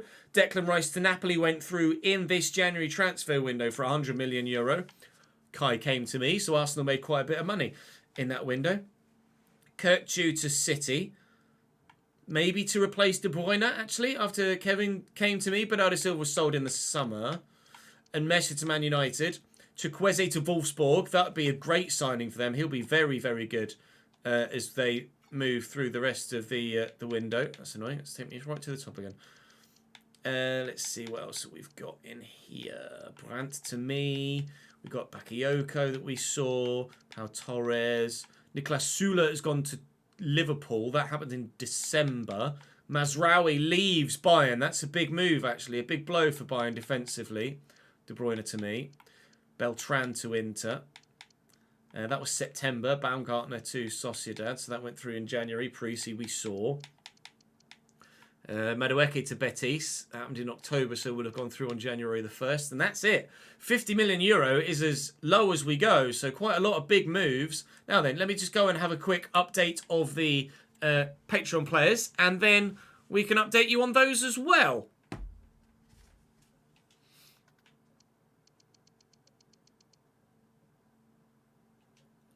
Get rid of all of the non-Patreon players if we can. Kudus. Julian Alvarez. Mendy. Phoenix.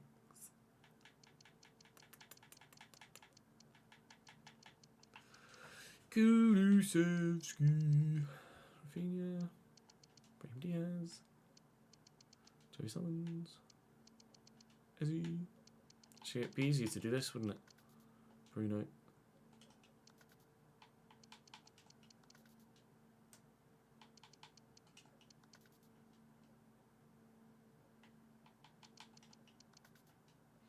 Because they're all going to be higher rated.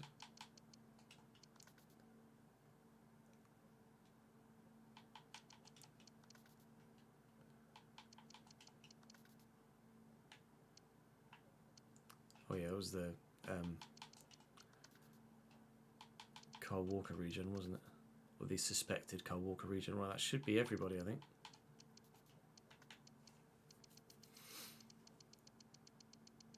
Yeah. So sort by position again, and let's have a quick look. This spreadsheet. So, AJ, bug, free agent, unfortunately. Rob to, actually, I'll sort by surname. It's not going to sort by surname here, though, is it? That's annoying.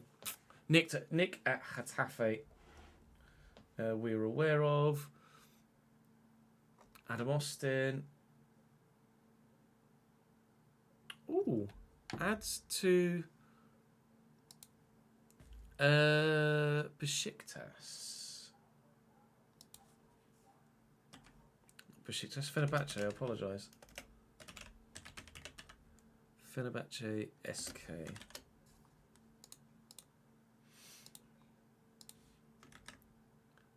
Jordan Barlow.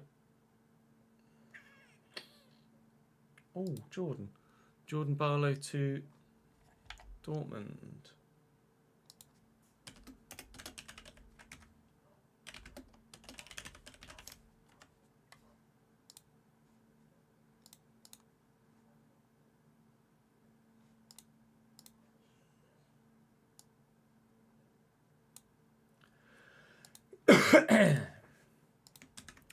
Josh Barnes, Barcelona. I think we've done that already, Josh. Yarp. Justin Barrett at Newcastle. That we're aware of as well, yep. Jay Bessett, free agent, yep. Ben Bessemer. Reggiana, Billy Bibby. Oh, Billy Bibby to Atleti. Club de Bilbao. Just put Bilbao. Bilkbao, apparently, Wallingers.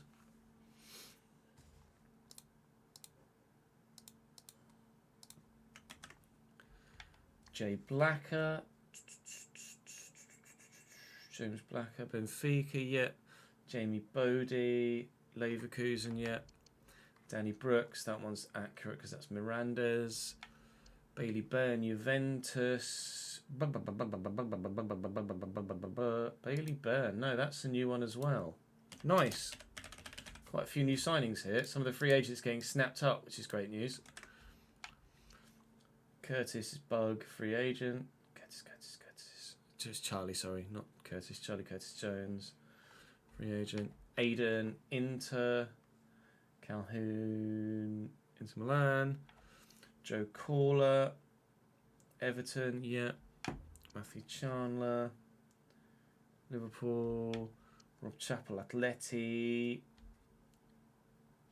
Billy Clark, unfortunately, still a free agent. Yeah. Brannan, Betis. Jaden and Josh. Jaden Corker, free agent. Josh Cornford, free agent. Matthew Davison by Leverkusen. Jordan Forbes, Aston Villa. Nathan Grasso has gone Darmstadt. That's on loan, isn't it? Yeah. That's an intriguing one.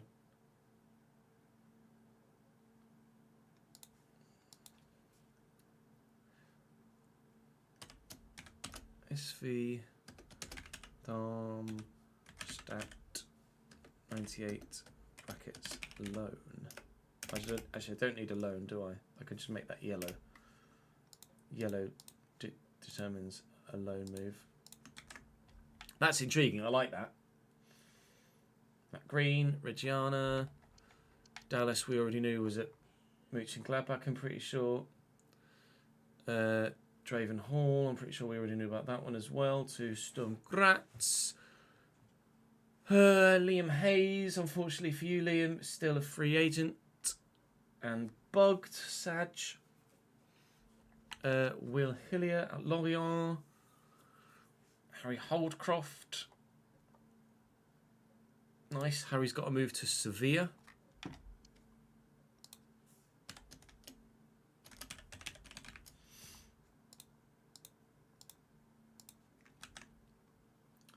Owen at Valencia. Yeah. Jordan Hunt to Leipzig was a new one, was it? Yeah. Jordan Hunt. Barcelona to RB Leipzig.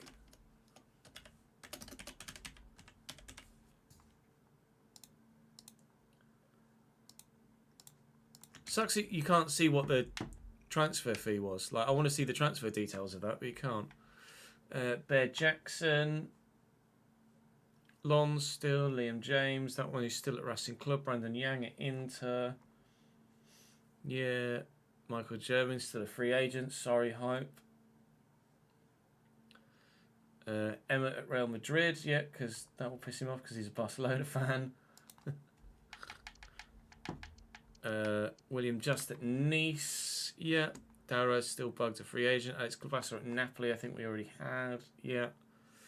Mars the Fort free agent. Stuart Lynn at Lazio. We've got Cameron at Mönchengladbach, who we're aware of. Millie. Jordan Millward at Napoli. Yeah, Millie's joined Napoli on a free. Napoli. Really good to see some of the free agents get snapped up now. It's taken a while, but it is happening. Dawson, Minton, Betis, yeah. Ian Moses at Bastia, I'm pretty sure that's correct. It is. Cole at Girona. Cole was a free agent as well, I think, wasn't he? Colin Murray, yeah. Now gone to just Girona. Girona FC.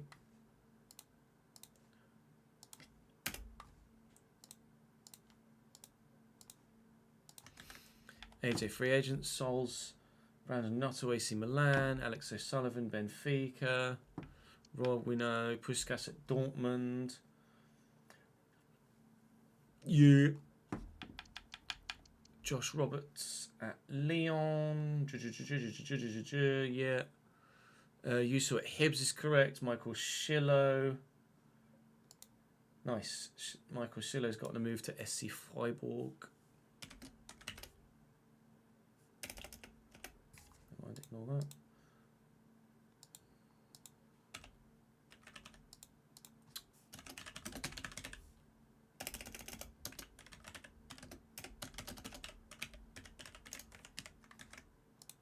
Screen. Cameron Simmons. Cameron. Barcelona. David Simpson. He was a free agent. Oh no, RB Leipzig. Good. Silage at Stadras, as is at Bayern still. Chris Taylor, PSG. Liam Taylor at Napoli is a new one, isn't it? Liam Taylor, Atleti to Napoli.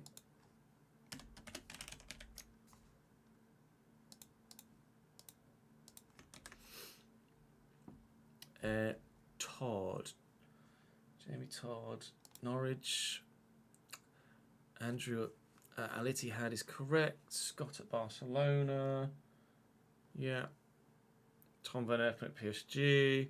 Connor at Bilbao. Connor James. It'll be Connor Way then. Bilbao, yeah, that's correct. Daniel at Bayern. Daniel Bayern München. Wimps at Roma. Jack Wimpany at Roma. Just a couple more left to do. Then Joe Human at Fulham. Joe Human. No, that's a new one as well for Joe. Nice. Fulham. And then Daz, unfortunately, is bugged and a free agent in this one. Daz, yeah. Okay, so I've updated the spreadsheet, and actually there's been a handful of moves. Some free agents have picked up individual moves, and also some that were at a club have moved somewhere else, both permanently and on loan as well. I'll quickly scroll through here so you can see your current ratings. Feel free to pause at any point if you see yourself. If you, like I say, as ever, if you want to see yourself on the or in more detail to see all of your individual stats, then do come by the stream and ask. And I obviously can show you live in person at the moment or in that moment. So with regards to the spreadsheet, we've seen Alex O'Sullivan moved to Benfica. I think that was done in the summer, actually. But in terms of, well, it's anything with a slash is new. So Adam Austin has signed as a free agent to Fenerbahce. Bailey Byrne has signed as a free agent to Juventus. Billy Bibby is signed as a free agent to Bilbao. We've seen Cole move to Girona as a free agent. Harry Holcroft's gone free agent to Sevilla. We've seen Joe Ewan go to Fulham. We've seen Jordan Barlow go to Borussia Dortmund. We've seen a permanent move from Jordan Hunt from Barcelona to Leipzig. We've seen Millie be signed as a free agent at Napoli. We've seen a permanent move for Liam Taylor from Atleti to Napoli as well.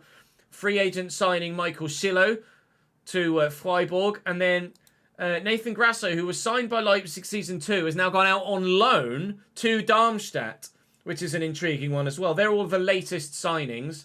Of course, the Leeds save will be more than 3 seasons, and the Cambridge save will be significantly more than 3 seasons as well. We're also going to do some significant testing between this save and the Leeds one to ensure we try and avoid the bugged ratings, etc. So I can, as ever, as I say every time we get to a point where I show the spreadsheet, I can only apologise that the game is shit. It worked for Chelsea, it didn't work for this save, unfortunately, but Football Manager is working fantastically well, and we will make sure that it works for Leeds as well moving forward. So thank you for your consistent support on the Patreon. Thank you for your consistent support, everybody, on all of the content on the channel as well. That'll do us for today. Tomorrow, we take on the Deutsche Pokal quarter-final, as it actually happens, against Bochum. Then some big ones. Leipzig, Berlin, Bayern, and Borussia Mönchengladbach before we should get more European football drawn in March, where there's Dortmund and Frankfurt as well. So, yeah, big one tomorrow. Very big one indeed. That will do for today, though. Thank you very much for watching, guys. Drop the video a like. Make sure you're subscribed to this YouTube channel so you don't miss out on any more of this or the lead save when it comes. And come and follow me and watch live as well, be that on Twitch or on the YouTube Live, Chesnoid Live YouTube channel as well.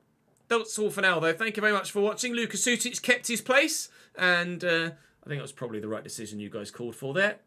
See you next time.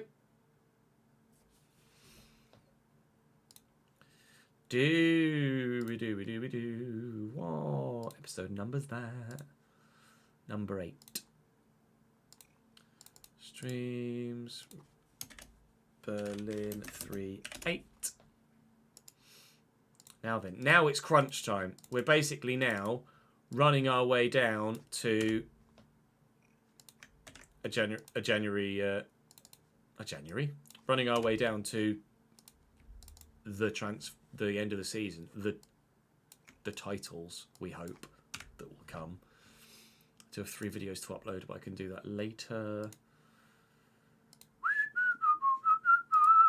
Right, we will record another episode of Berlin before switching to Formula 1. So stick with me. I'm just going to go for a quick toilet break, and then we will record another episode of the Berlin Career Mode. BRB.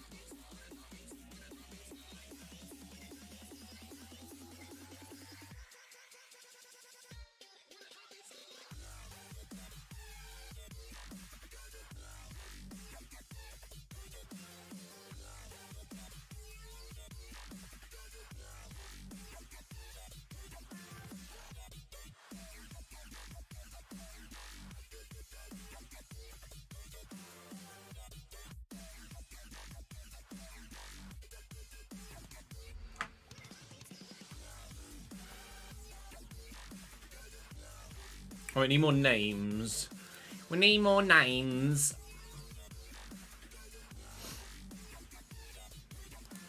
For the board behind me. Oh, me.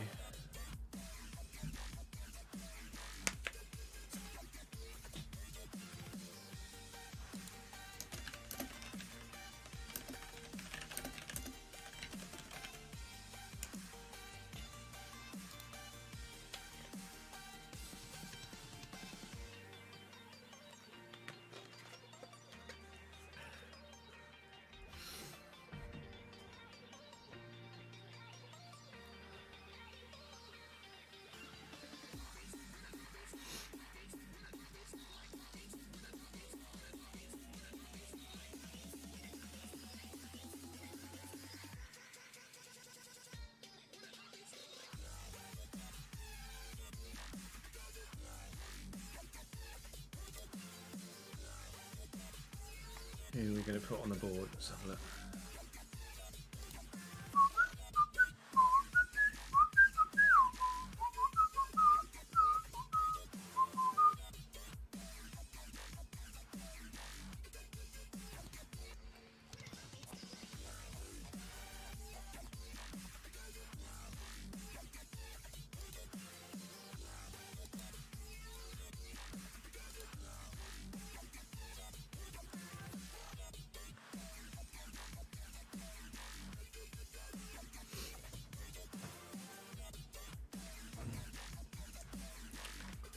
Why is it not an even? Obviously, it still sucks that the league get most of it. But why is it not an even split? Like if Barca and Madrid get 6 mil each, then Atleti and Osasuna should get 6 mil. Or if there's only 16 million to go around, then everybody gets 4. I don't know what the Podolski looks like, to be honest, Hoffman, but 80 times 10 sound... Oh, 80 plus times 10 sounds like it's not going to be that good, off the top of my head.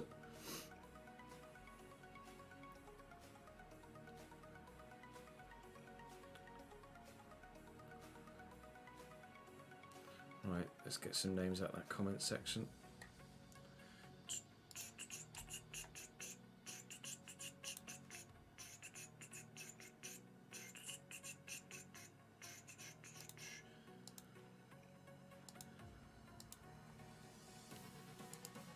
A new Berlin video goes live very soon as well, actually.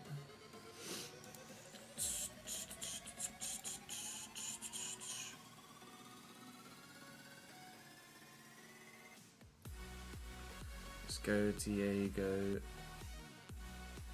Diaz L 2489.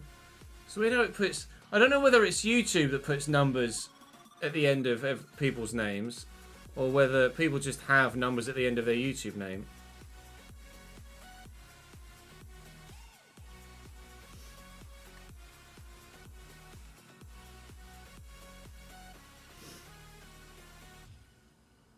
Oh, why am I doing that all in caps?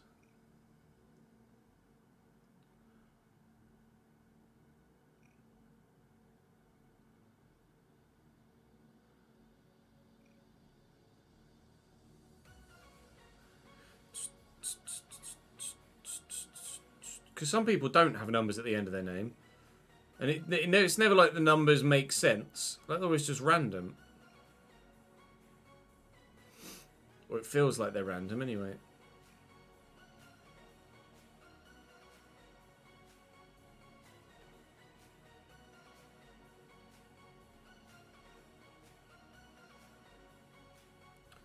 And Dicta Fiema will be the last one. Oh, what do you mean device not connected? Piss off. Fucking stupid bumhole thing. There we go.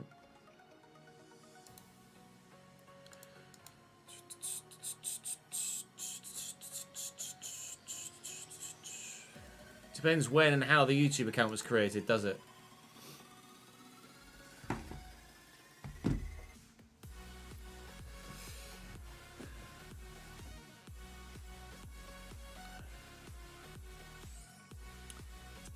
It's weird, isn't it? Super League can get fucked, Shezza. That's all I have to say about the Super League. Fuck it.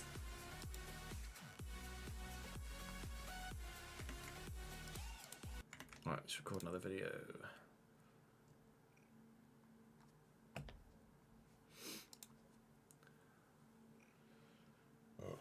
Pardon me.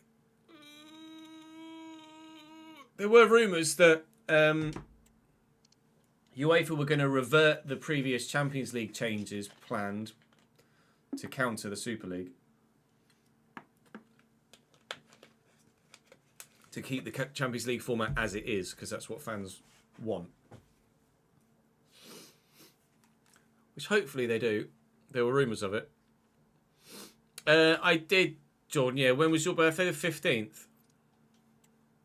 I can sort by date, can't I? I go transfer history.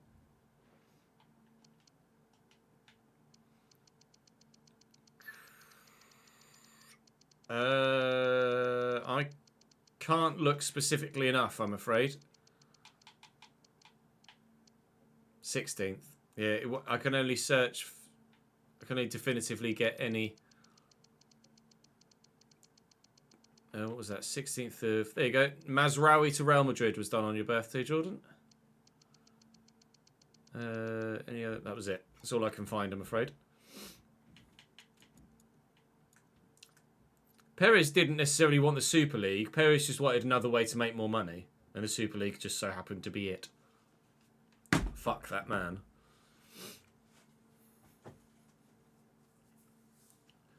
Welcome back to the Union Berlin career mode here on FC24. It's properly crunch time now. January transfer window done. New signings in. Some unexpected, certainly. We spent a lot of money. We lost someone we weren't expecting to lose with the release clause met as well. But now it's time to crack on with the league and the cup. Quarter-final against Bochum to begin with. Ourselves and Dortmund are the favourites at the moment. Although Dortmund's opponents, Holstein Kiel, have knocked out both Leipzig and Bayern in the past 2 rounds. So do not underestimate them. I'm very intrigued to see what happens in this first game. Or match day at least, not necessarily the game. We expect to beat Bochum because we'll be simming that. We'll play Leipzig, we'll play Bayern, and we'll probably play Mönchengladbach because that will probably be the more difficult game. We'll sim Bochum and we'll sim Hertha. I don't like simming the derby, but just with the way that the fixtures are going to fall and keeping things regimented, it's just the easiest way to go about doing things. Of course, new signing Kevin De Bruyne is now into the starting lineup, although he'll be coming out of the starting lineup for this next game. As he's quite clearly not quite fit enough. We need to change that to there. And then he'll be fit enough moving forward. But we'll start with Bochum and then we'll take on Dortmund after... Was it Dortmund?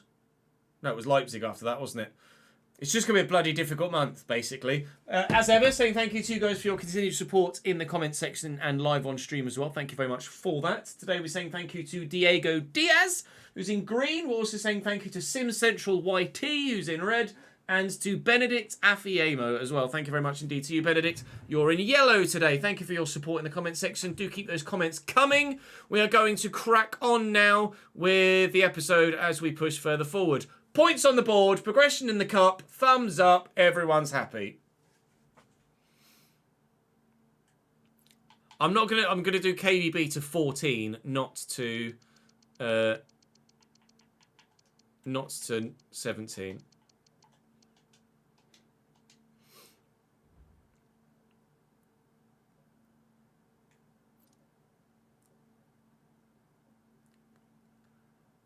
Can confirm Benedict is in yellow. It's just a very bright yellow. It looks kind of white, but then when you see the white come round, that's definitely a different colour, isn't it? Bochum with their 5 at the back. It says their form is win-win-win, but that's just their form in this cup competition, not actually their form all told, factoring in league games as well, because that's why there's 2 question marks there. So they've obviously had to go win-win-win to get to this point in the cup competition, so that's no surprise. 5 back, beatable side, goes without saying, let's go and beat it.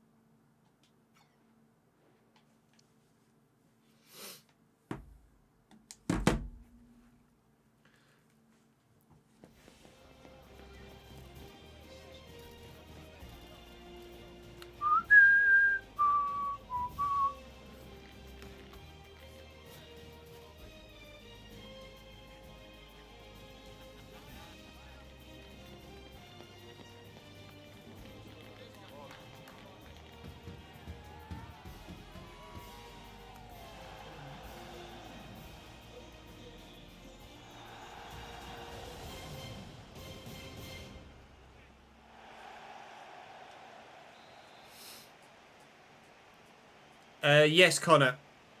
Hoffman was sold as part of a deal to bring Julian Brandt in. Literally about an hour ago.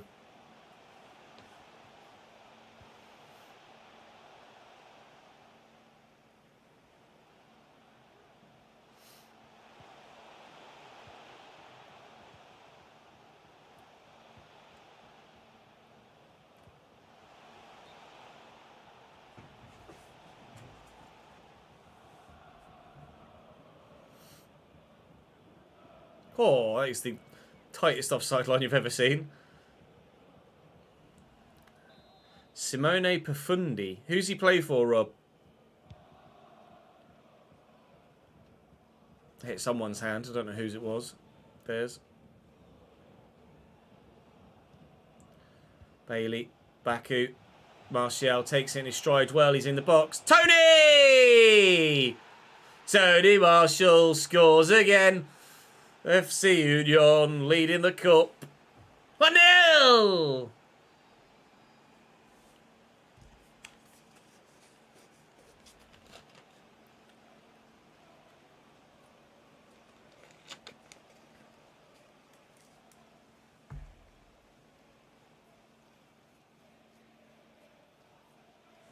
Tony Marshall scores again.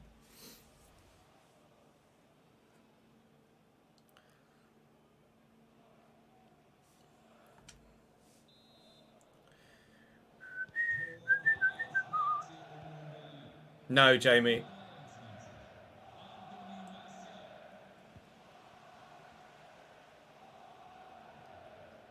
I'm not A, good enough at football, nor B, of the size or in the friendship group to warrant the invite, so it would be pointless from their side. Bailey and Brandt. Julian scores his first goal in an Union Berlin shirt. And we lead by 2-0 in the 15th minute. This side are scoring a lot of goals right now. If you saw yesterday's episode, you know exactly what I'm on about. Is it Udinese, is he, Rob? Position, starting rating, potential, etc. Give me more details, pal.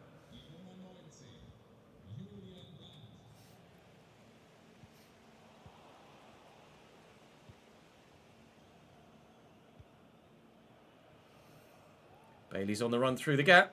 Quickly to Martial. Little ball back to Baku. Oh, this is nice. Oh, it is delicious! We're only in the 19th minute and we're 3-0 up already. So good!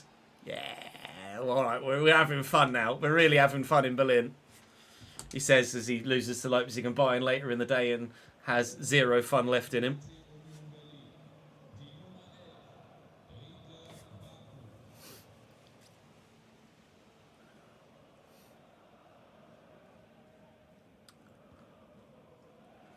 Yeah, but that was just a little clip to record from home, says, and not me go somewhere to play football with everyone.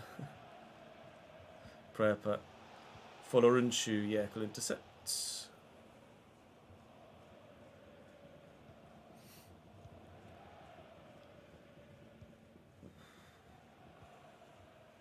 Space. Mendy into space. Lots of people to aim for. Oh, not... Oh, I didn't see that cutback. You're offside, aren't you, Bailey? No, he's not. He's on. Okay, this is an absolute rout now. It's 4-0 in just the 29th minute. Jesus Christ, Bochum. Have some respect for yourselves.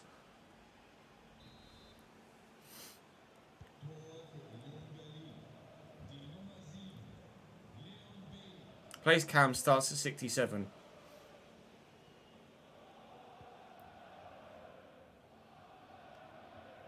So what? Hoffman.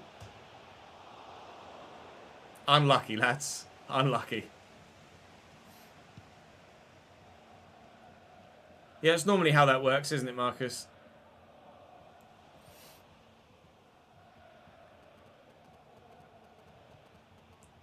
Bailey, Sucic, Martial, Sucic. Icky. I thought Bailey was offside, to be honest, but now it was given. So we'll take it. Stop! He's already dead.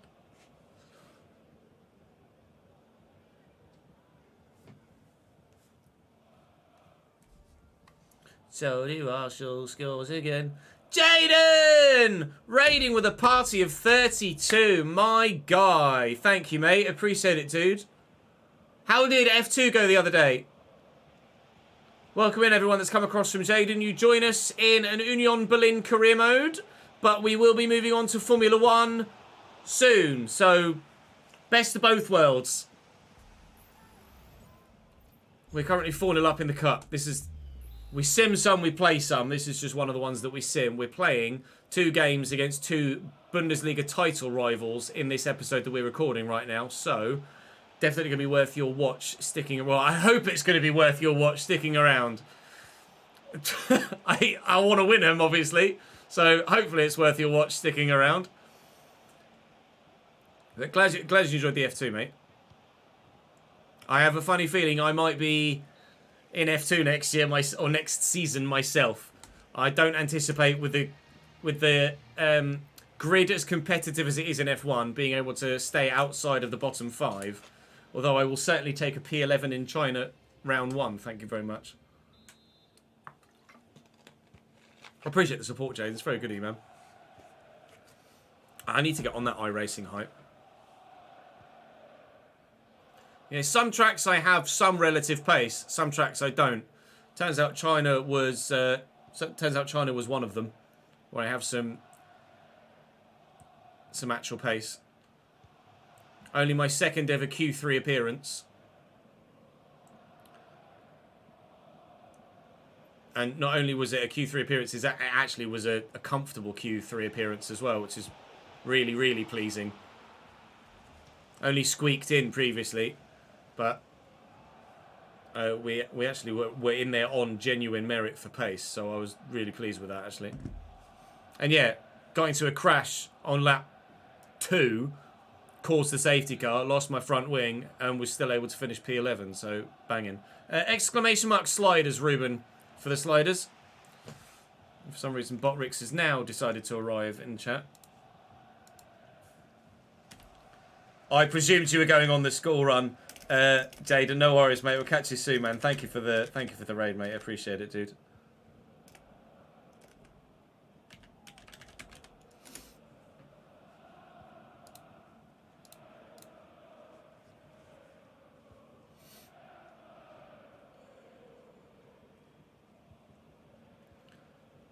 This is, yeah. Marcus, you said it was going to, once you went 4-0 up in the 29th minute, you did say, well, there goes the rest of the game. It's going to be boring as shit now. And, well, so it came to pass. So if anything, Marcus, this is your fault, actually. You can find? This is your fault.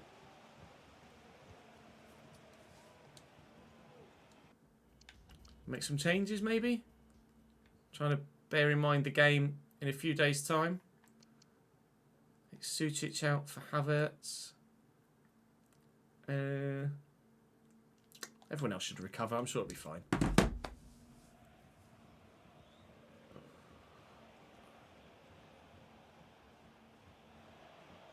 Challenge.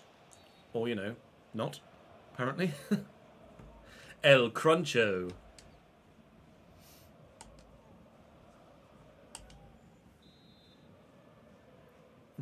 Damn you, Marcus. Bailey with a free kick. Martial's up. No, he's not. Havertz's first action is to get out-muscled by a defender, who connects around the corner to Ali Al-Mazrati. Well, why has this been absolutely dead since everybody came across from Jaden's stream? I apologise that there's been actually dick all happening. It will get more interesting from here, I promise. Olabash will play in the Europa League, I'm sure. Depending on who we get, obviously. Vitek. And Sturger. So, nice. Hoffman. They're in. Oh, they've got one back. The comeback's on. Bochum wildly celebrating in the snow as if they weren't 4-1 down. Think we're going through to the semis, lads. I'm more intrigued to see if Holstein Kiel have been able to knock out Dortmund as well. If they have, it's the most remarkable cup run you've ever seen. I don't anticipate that they will have done. Jesus Christ, Riddler Baku loves an unbelievable... That's the third solo run like that Riddler Baku has scored this season. To everybody that told me he should be at right back, not left wing, shush.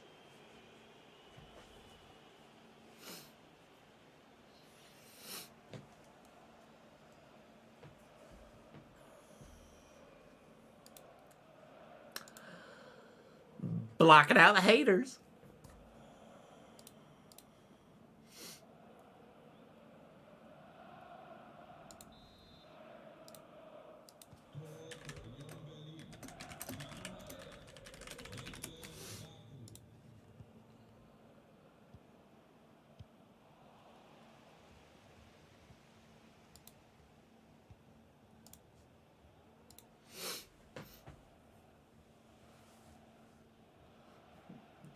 Ferland Mendy's on the run.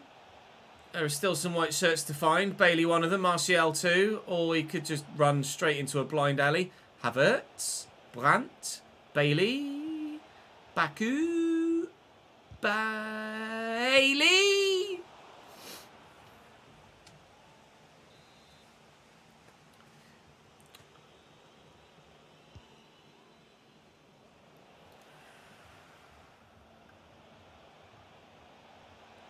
Even Matthias Ginter's getting in on the act now.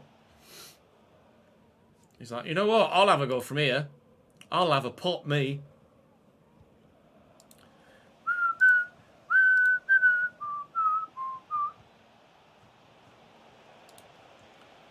Connects and back to Baku. Inside to Kai Havertz. There could be a sixth on the way. Bailey, Martial, surely yes. In the 90th minute, we do make it 6-1 for the biggest win of the season. Sorry, Bochum. You'll have been quite excited about being in the Cup quarter-final, I imagine. But all of that anticipation and hope has very much disappeared. You've been battered, lads.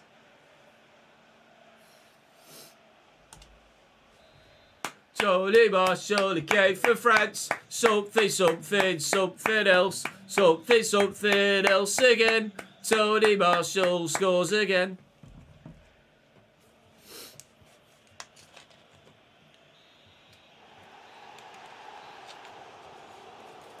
Final whistle sounds.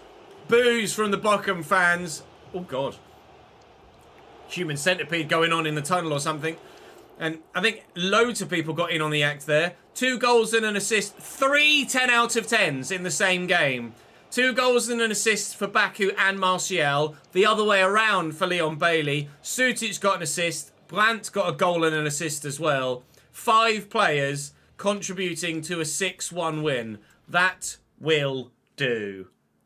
However, most important thing next is Leipzig. So hold your breath, because that's going to be pretty intense. We will have a look and see if Holstein Kiel were able to do it against Dortmund. I really desperately hope they were. I've given the wrong answer there. Sorry, Tony. I wasn't concentrating properly. Let's have a look. Standings. Go on, please tell me. Please tell me they did it. Please tell me they pulled it off. They haven't played yet. That's kind of ruined that one then, hasn't it? Let's advance as far as the Leipzig game. Tournament money has been awarded. That means that it has been done. We are top of the table on goal difference at the moment ahead of Bayern Munich. And, oh, they didn't do it. But we've got Hoffenheim. I would have liked St. Pauli.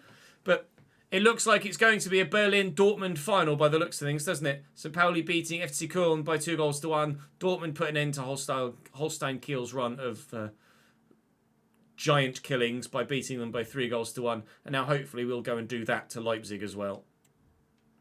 Their starting lineup has Callum Wilson back in it, actually, which is intriguing. They've gone with him rather than Heung-min Son this time around, who's dropped to the bench. Outside of that, actually, no, Acuna at left-back rather than Estupiñán.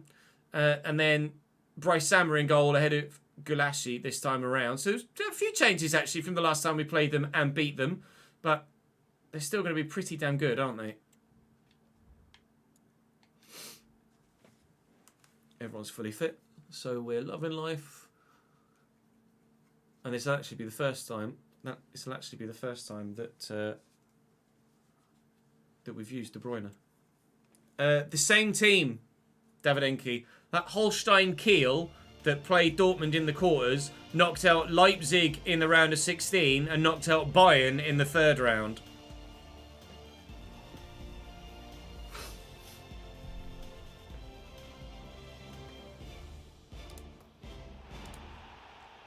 Wom, wom, wom, wom.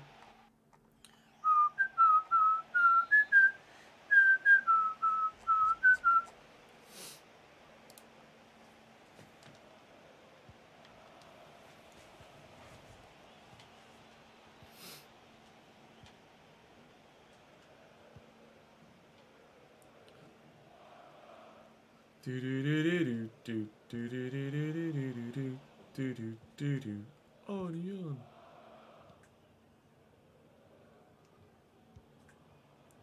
Danny Olmo into the gap to Seivald. A little flick to Danny Olmo again. And he skipped past Alvarez. I was trying to change to De Bruyne. It wouldn't let me. Danny Olmo with unbelievable agility and balance to get past the tackle. But Ginter finally steps in and gets the ball away. Leipzig played a very hard press against me last time. It was more on possession loss than it was a constant press. But it certainly wasn't fun to play against. And I have a funny feeling it'll be something similar here again. So I'm anticipating a particularly difficult game. And whilst we would love to get the win to stay top of the table, if we do only get a point, it's still going to be a decent result, isn't it, ultimately?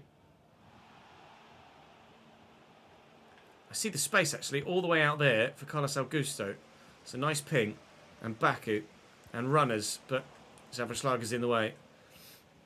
Luis Openda's quick. I'm not going to catch him. Leite's not going to get there in time. Augusto tracks back. Good lad.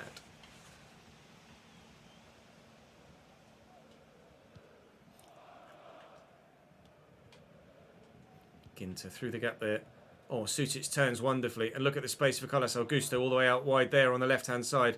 Got Ridler Baku, tucked central here. And then there's going to be many an option forward, including Enes, who now will reach Sucic. Going to get it to Kai Havertz. Yes. Space then for Ferland and a little dink into the middle looking for Enes, who just tries to help it on its way. But can't keep it down over the bar. Good move, that. Finished your second season at Werder last night. Hamburg beat Bayern in the semi-finals of the Cup, and Hamburg then plays you in the final. They only had one player over 75. Lol.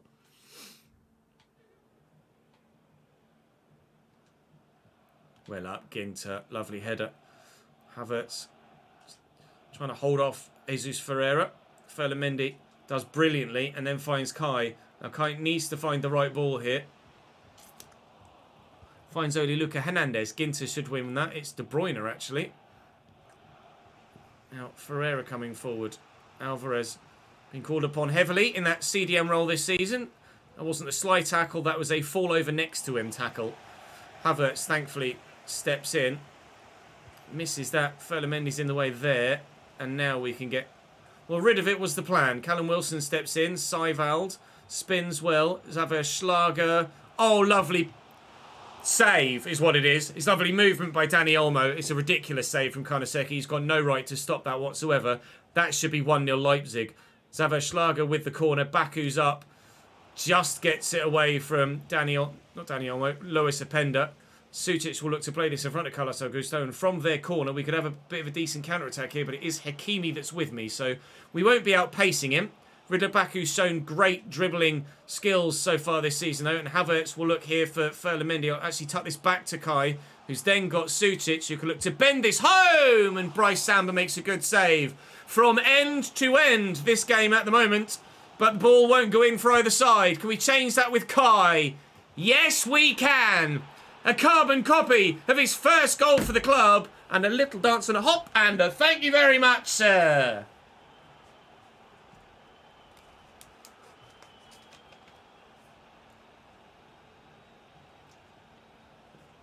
That's the sort of header I try and score in the player career mode and never able to, very rarely able to pull off.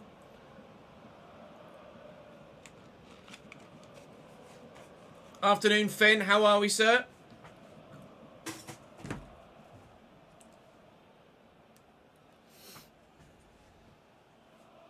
I don't think so, Hyper. I don't remember him doing it at Arsenal. Has he done it at Arsenal? Oh, he did it with Mason Mount, did he, Finn? I've never seen Kai Havertz do that celebration in my life.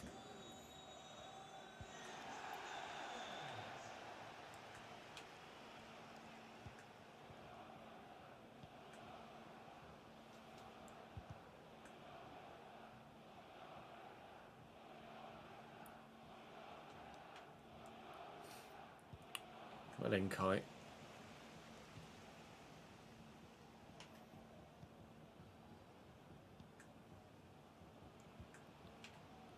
Let's have a Schlager. Dancing into the box. Comes that press.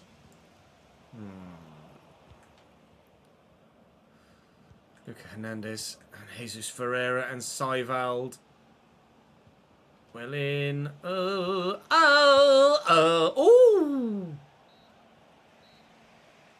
Lewis? Earth to Lewis Openda. You do know you've got like 90 plus finishing, right? Thank you for not using it. Christ alive.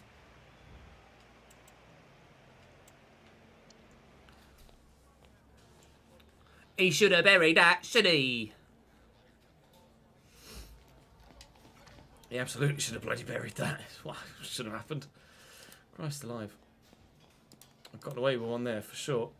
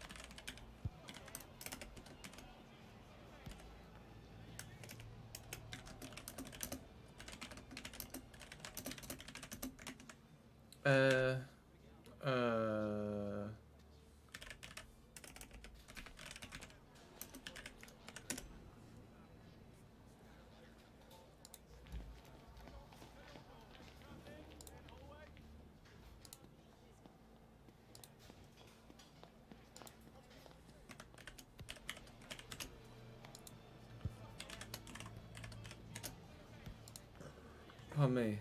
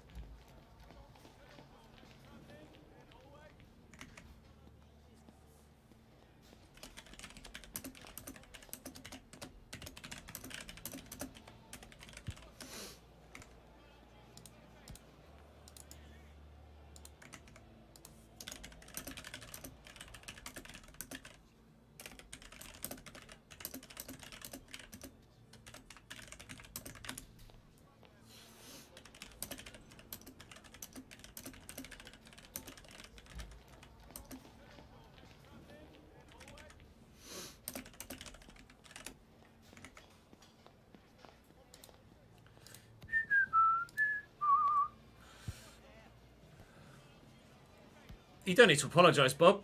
More importantly, you get your homework done, isn't it, pal?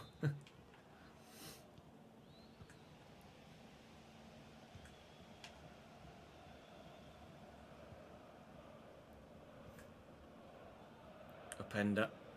He's getting away from me here. Alvarez steps in nicely. Not very often you get someone able to keep pace with Lewis Openda. Yoink. Kai Havertz will get to that first. That 94 sprint speed coming in handy here. And there's Enes Unal. Oh my lord, Bryce Samba. What a save. Should really have made that two there. It's too good an opportunity to throw away. Sutic, do I whip it? I'm actually going to pretend to whip it and then cut back inside. That has not worked. There's not as much room there as I thought there would be. Alvarez and Ferland Mendy. So some pace. He's... fuck it. That went well.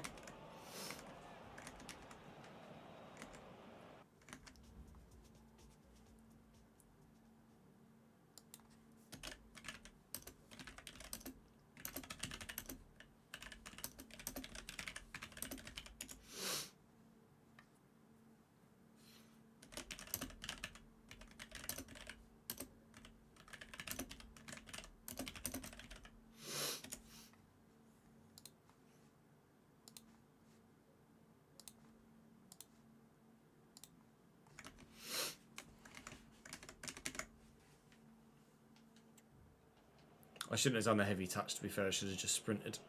It's my fault. Yusufa Moukoko on for Callum Wilson for Leipzig. That will change the dynamic up top, because now they've got two slightly smaller, slightly quick players playing in that front line. Callum Wilson is no slouch, don't get me wrong, but he's not as quick as he used to be. And he's a bit more of a physical handful. Moukoko can kind of slip under the radar. Same as... Actually, I don't know how tall Openda is. I think Openda's only like 5'9", 5'10". Maybe slightly smaller. But at the moment, no one has been able to force their way past our defensive line other than Openda. And he fluffed his lines earlier. Yusufa Moukoko is fluffing nothing. That's 1-1. And he's come off the bench and had the desired impact. Bollocks.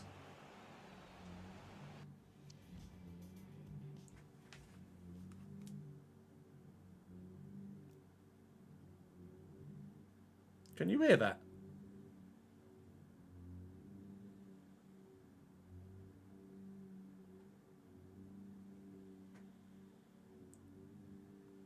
Someone's drilling outside. Give me a sec.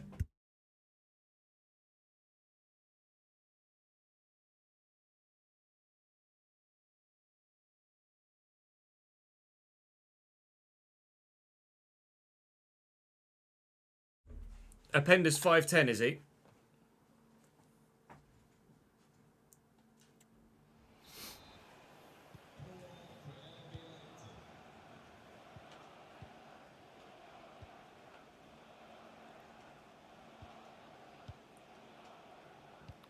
Of course, it's his first goal in 6 games, Yusufa Moukoko. Absolutely bloody typical. He's barely played this season.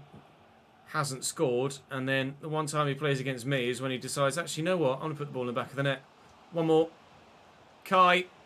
Oh, I just delayed a little bit too much. Wanted to make sure I got a clean shot or enough power on it. And in the end, I got really neither. Not enough power to beat the man, and not enough space to beat the man either. That's a good chance. We might not get a better one to go. Really? Ferland-Mendy's not going to keep up with that, is he not? Okay. Might not get a better chance to go 2-1 up in this game. And they might be getting a chance to go 2-1 up themselves here. Acuna and Moukoko seem to forget the football for a brief moment. We get a little bit lucky. A bit more power on that to find Riddler Baku. Sutic, Kai's now going. It's gone all end to end again. Go on, Ferland, get to that. Jesus Ferreira is apparently really annoying. Well, up Diogo Leite, De Bruyne. Okay, Kevin De Bruyne's first touch, letting him down. That's not exactly what we got you in the team to do there, Kev, is it, lad? We're supposed to have one of the best touches in world football, let alone just this pitch. Kai Havertz is a bit quick, though. Oh, no! Unbelievable. How's that not gone in then? Beautifully set up on the left foot for the finesser into the corner. And he's fluffed it. Sutic back to Baku. Baku and Azunal get it out wide to Carlos Augusto. He'll then whip a delivery, which is decent, but too close to Bryce Samba. I can't believe I've not scored a second goal in this game.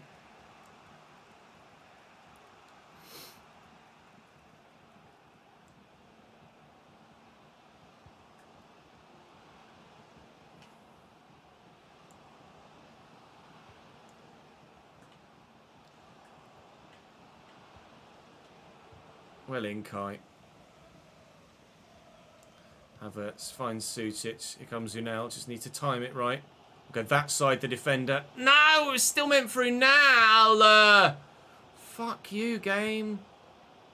Win that header. Oh, final whistle sounds. It's a 1-1 draw. Didn't realise the time as we were trying to play that ball through to Enes Unal. And by misplacing it, I've lost my last chance to get a winner. We did enough there to justify being able to take that victory, I think. 7 shots to their 4. Bayern drew as well, thankfully. So we get a bit of a let-off with Borussia Mönchengladbach and Hertha and Bayern still to come. Really need to make sure we at least beat Bayern so that we can maybe afford to not beat one of the other two. Hertha next.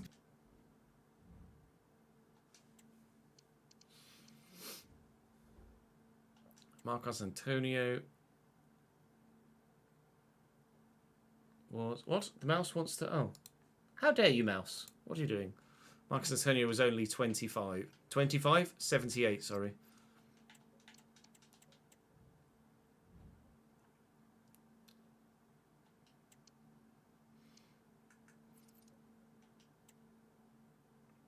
Yeah, Sim Hertha played Mönchengladbach. Right? Yeah, Hertha 15th. Yes, Daniel, we are on the 14th of February right now. My disappointment is immeasurable and my day is ruined. Willkommen zu der Pressekonferenz. Wir beginnen jetzt mit den Fragen.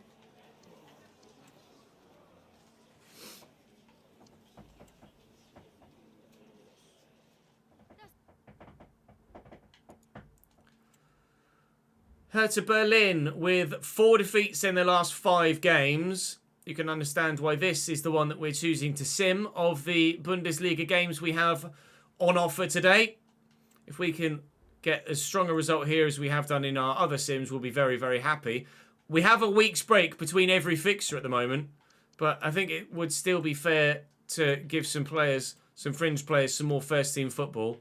And quite frankly, we want to make sure that we rotate the squad enough so that we keep most people happy. I have had some players come and whinge a little bit that they're not getting enough first-team football. So we'll try and keep some people happy whilst not risking results at the same time.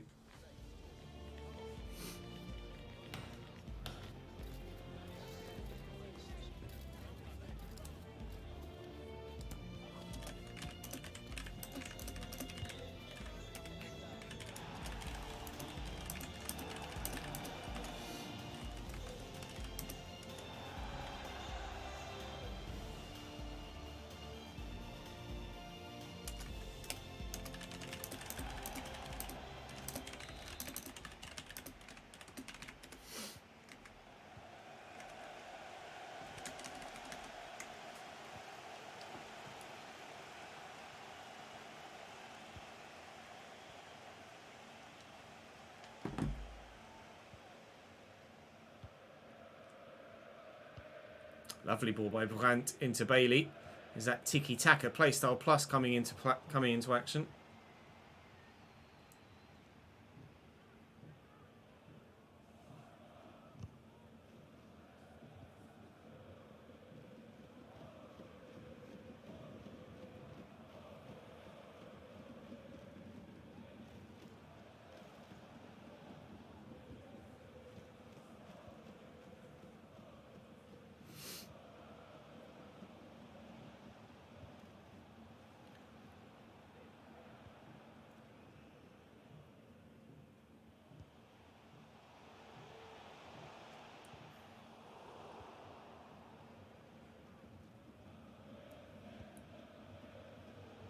And Zunal is in behind here. Short there is De Bruyne. And Zunal, Julian Brandt. Kev on the run. Kevin De Bruyne! On the score sheet for the first time as an Union Berlin player. You love to see it. Changed his number to number 14, which is what he wore in his loan spell at Wolfsburg when he last played in the Bundesliga. It's also the number that he wears on international duty with Belgium, I believe. Although I might be mistaken there. But I think so. Lovely outside the boot finish into the bottom corner. Good. That's what we needed at the beginning of this one. We'll be playing F1 in about an hour, Sam. Maybe slightly less.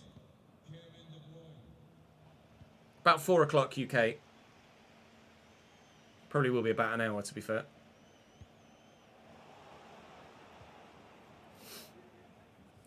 Lovely ball through by Kev De Bruyne to Riddler Baku. And Zunal is there. And under control. What a tackle by Kempf. Oh, but given away again. Brandt given away again. Oh, but given away again. No. Sancho de Dortmund has the here we go, does it? There you go. Dudjak. Hutchinson. It's Clemens. And Stange. Or Stonge. Stanger. Miziane or Mizian. Maulida. Clemens. Safe.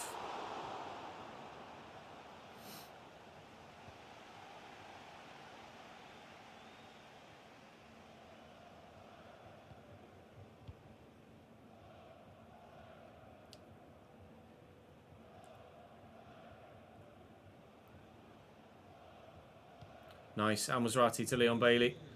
And Baku. And Brandt is through the gap. I'm not sure about that 1-2, mate. Definitely the right thing to play that 1-2. Oh, my God. De Bruyne wears number 7 for Belgium, does he? Oh, well, fuck my life.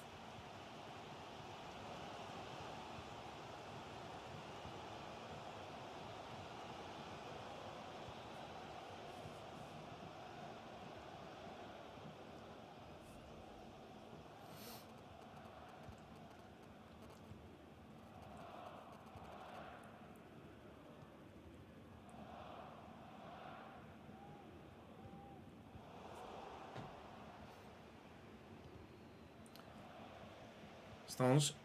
Cambiagi. Maulida. Effort. Well enough. Renault. GG, sir.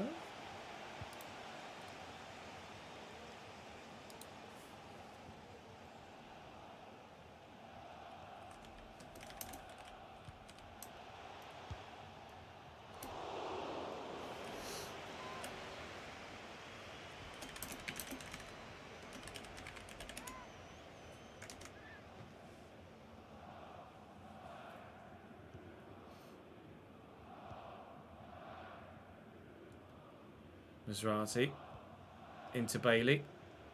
Baku, who now had just drifted offside, but he's back on now. And Bailey's in the box. He's got loads of people with him. And rather than play it to a teammate for a simple tap-in, he's tried to smash it home at the near post. And the keeper's gone, no. Well, we'll just be 1-0 at half-time then, shall we? Unless De Bruyne can find someone from this. Baku. There's Brandt on the edge of the box. All right. Yeah, we'll stay at 1-0 till half-time then, I guess. Fine.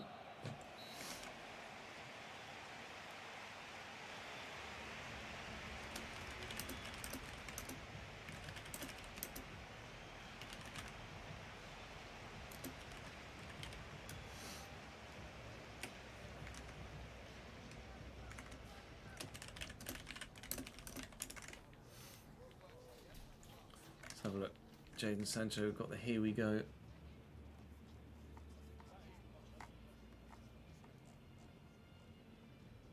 I'm going to scroll down my timeline to see if I can see Fab.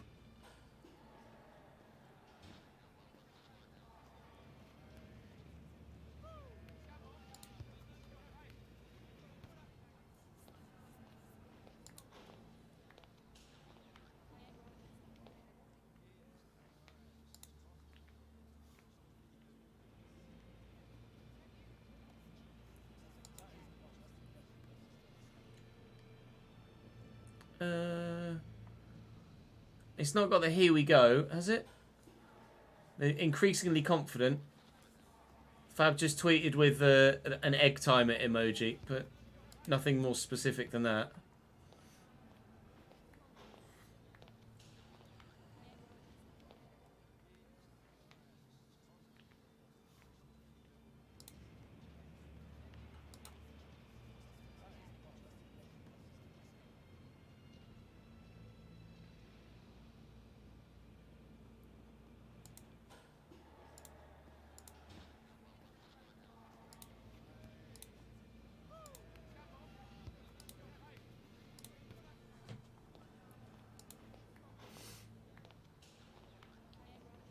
Oh, wasn't Fab, was it not? It was Florian Plettenberg, sorry.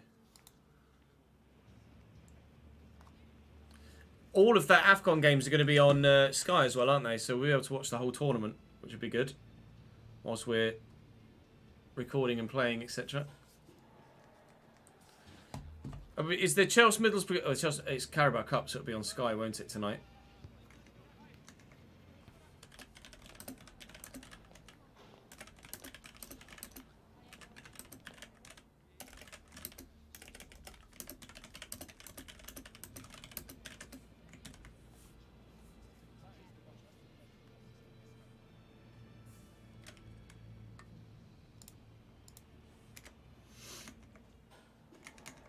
I'm not sure when the first game of AFCON is actually. I can have a quick check.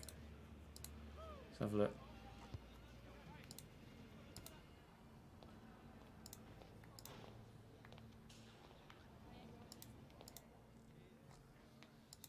AFCON begins...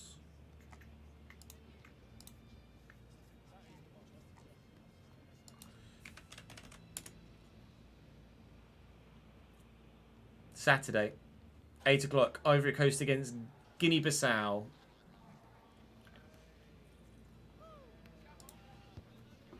Might have to have a few cheeky bets on the group stage, try and make the most of some of those more obvious results.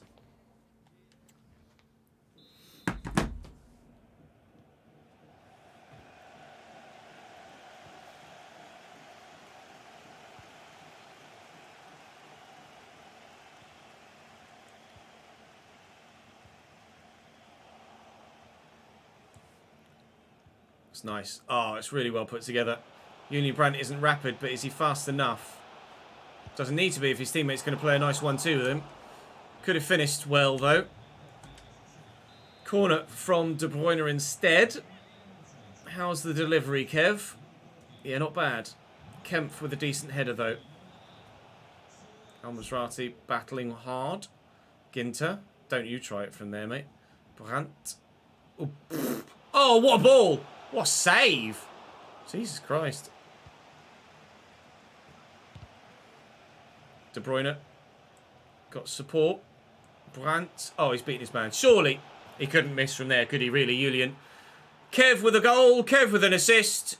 Union with the Berlin derby win. Trent out for a few weeks.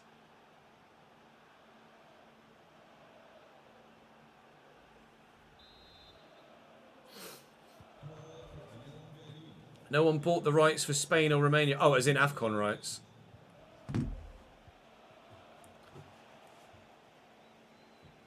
No, just having a quick scratched out. There's no gold up there. If there was, I'd never get out of there.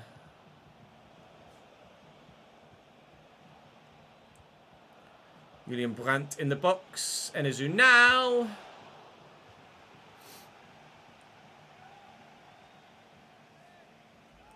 I always forget John Joe Kenny's playing for fucking Hertha Berlin. Kevin De Bruyne with a corner, half an hour to go.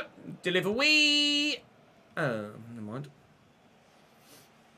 De Bruyne, Brandt, options, Baku. Yeah, good, thank you, Dan, mate. How did the darts go last night?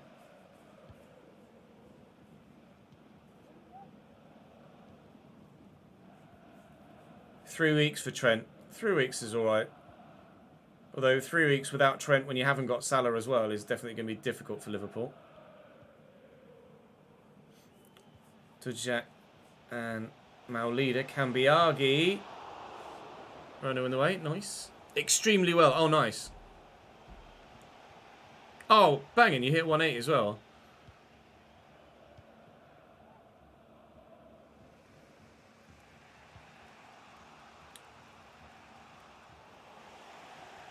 Few weeks is all that's been said on Trent's length of timeout, is it?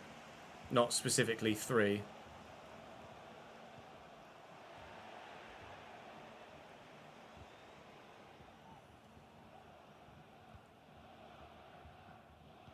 Yeah, I'd love to get dartboard. I've got nowhere to put it.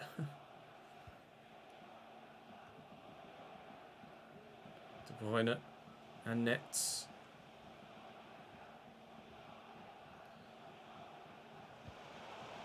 And Baku. Nice. There's just a lot of defenders back here, isn't there?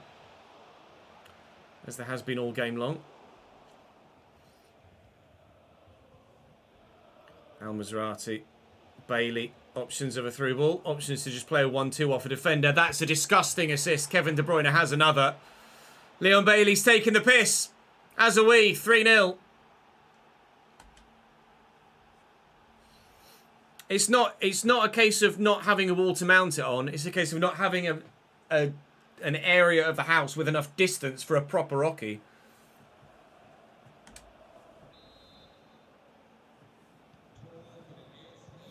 I'd have one in here, but The office isn't long enough in any direction for me to have a proper distance to throw from.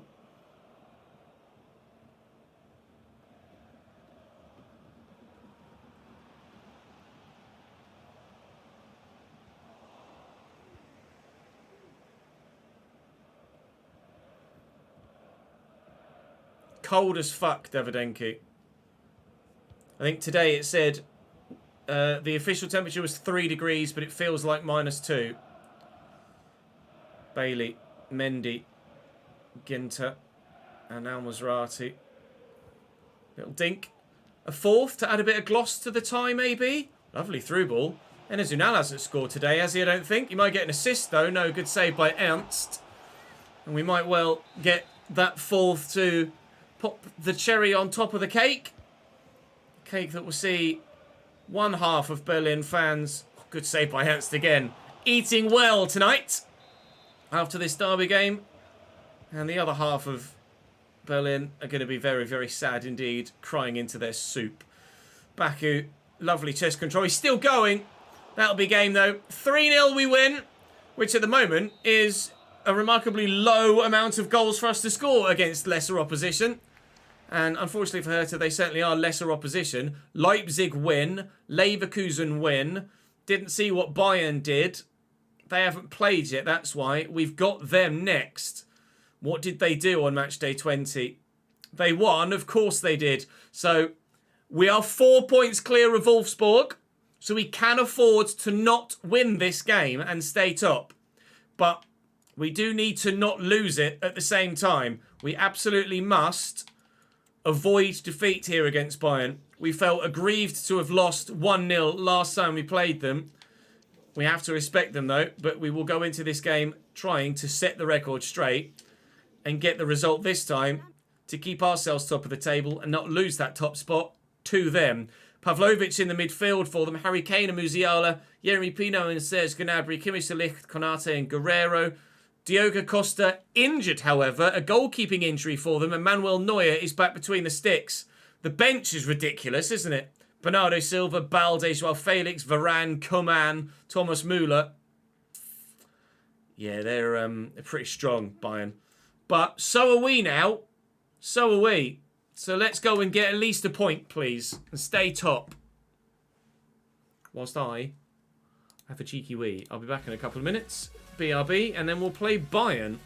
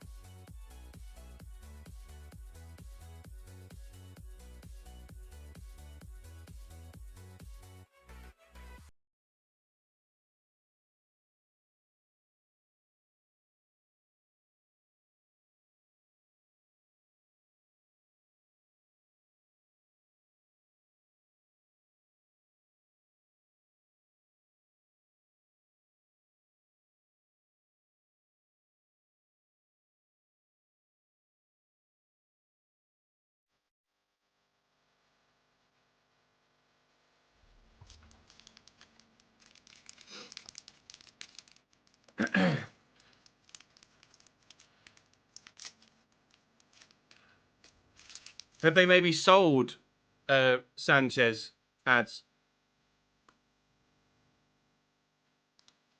So that might genuinely have happened.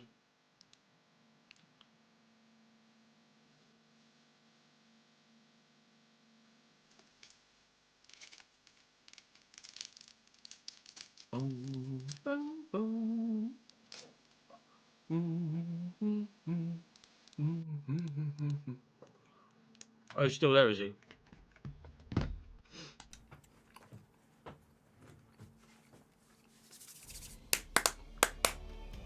Oh.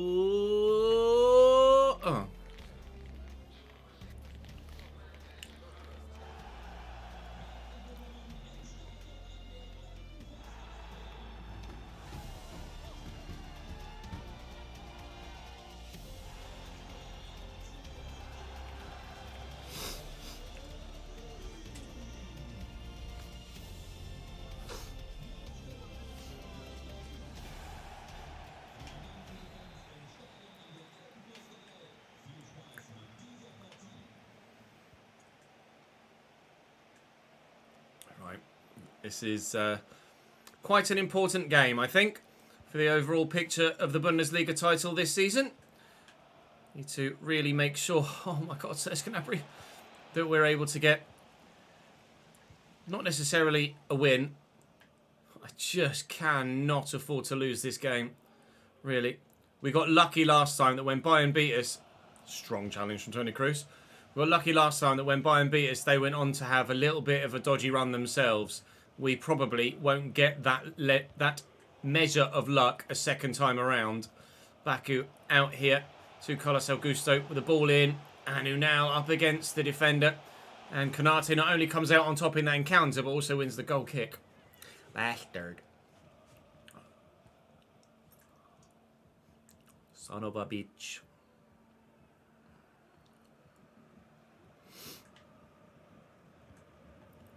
De Bruyne. Back to Carlos. Holy moly, Augusto. Christ. Into Sutic. And out to Augusto again. I'm going to drill it. Find Enezu now. It's just not much room here. Kai.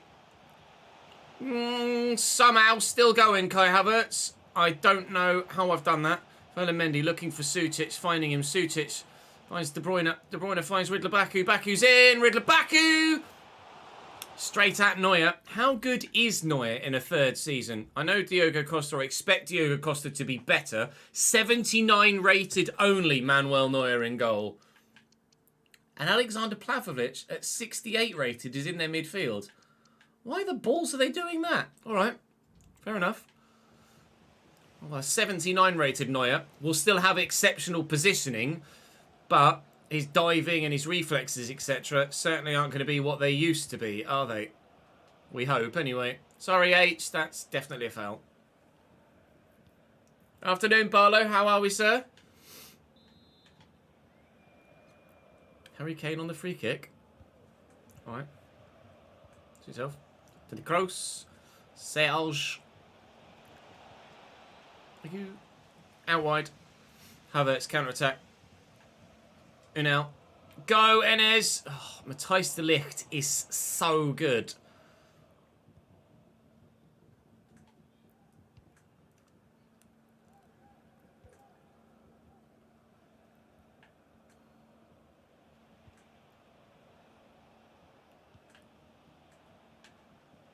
Kroos.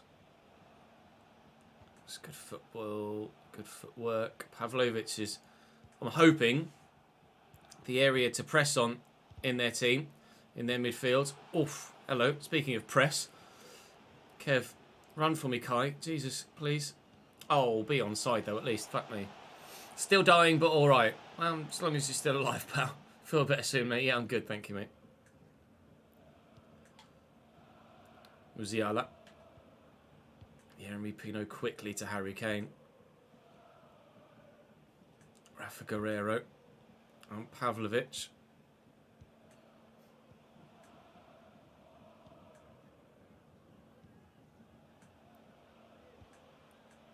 Musiala, I don't like this.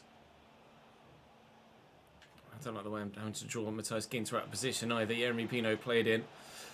Nearly flattened. Ferland Mendy stands in the way. Thank you, Ferland. Have that as well, if you don't mind. Get that forward to Sutic. And then I want to try and get it to Kai if I can.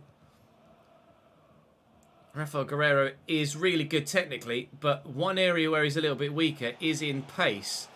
With De Ligt and Konate in there, I just... Where's the ball gone? I don't fancy Enes Unal aerially, so I'm going to have to try and get it to him on the floor. I could have crossed that, but I've tried it before. And Konate dominated him. And De Ligt is going to be just as good, if not better, than Ibrahima Konate in the air, isn't he? So, kind of nullifies my options, really. Not been able to find a way through on the floor, and we don't have the option to go through the air. So at the minute, this is as good as we're going to get against Bayern Munich. And at the moment, a 0-0 draw would be fine. I'd be happy with it. It would see us stay level on points with them and be at least 2 points clear of Wolfsburg behind us. But it's always nice to win, isn't it?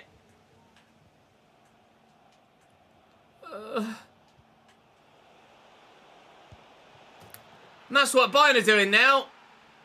Jamal Musiala in the 3rd minute of 1 added on at the end of the half. Because, of course, Bayern get themselves the goal. And it was Jamal Musiala last time as well, wasn't it? It's just that through ball from Harry Kane is just perfection. What can you do?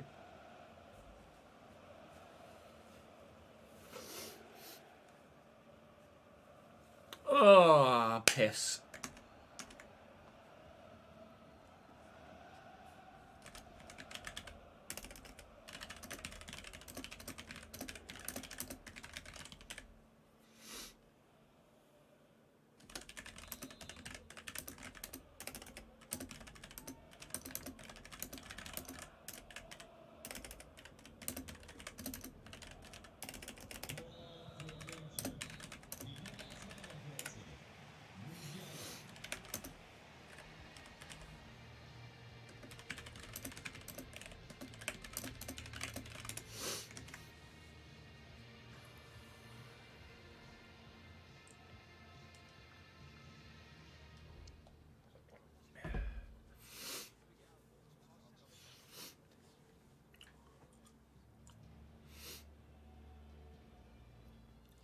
It depends, Irish. Sometimes the bigger sides don't play as well as you feel like they should, and sometimes they do.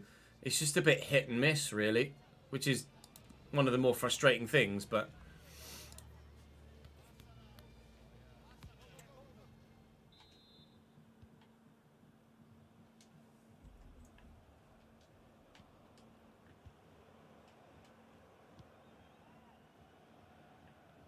Augusto.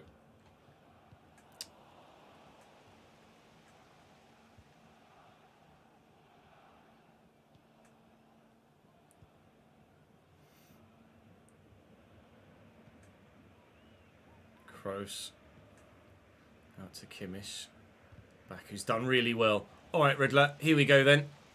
Where do I go with this, though? Through that gap, hopefully. Riddler Baku on a solo run again. And Enes Unal. Level. Riddler Baku, mate. It's really, really damned good as a winger. Genuinely, if you haven't tried him there before, do it. Because you can tell. You could just tell. He's genuinely exceptional there. It's Enes Unal who gets the goal, but again, it's all about Riddler Baku in that left wing role.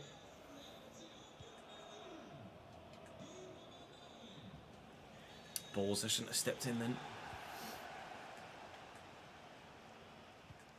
Oh, it's loose from Pavlovic. He's tried to take it quickly. Showing a bit of inexperience there. Never mind. He's showing a bit of being shittiness there.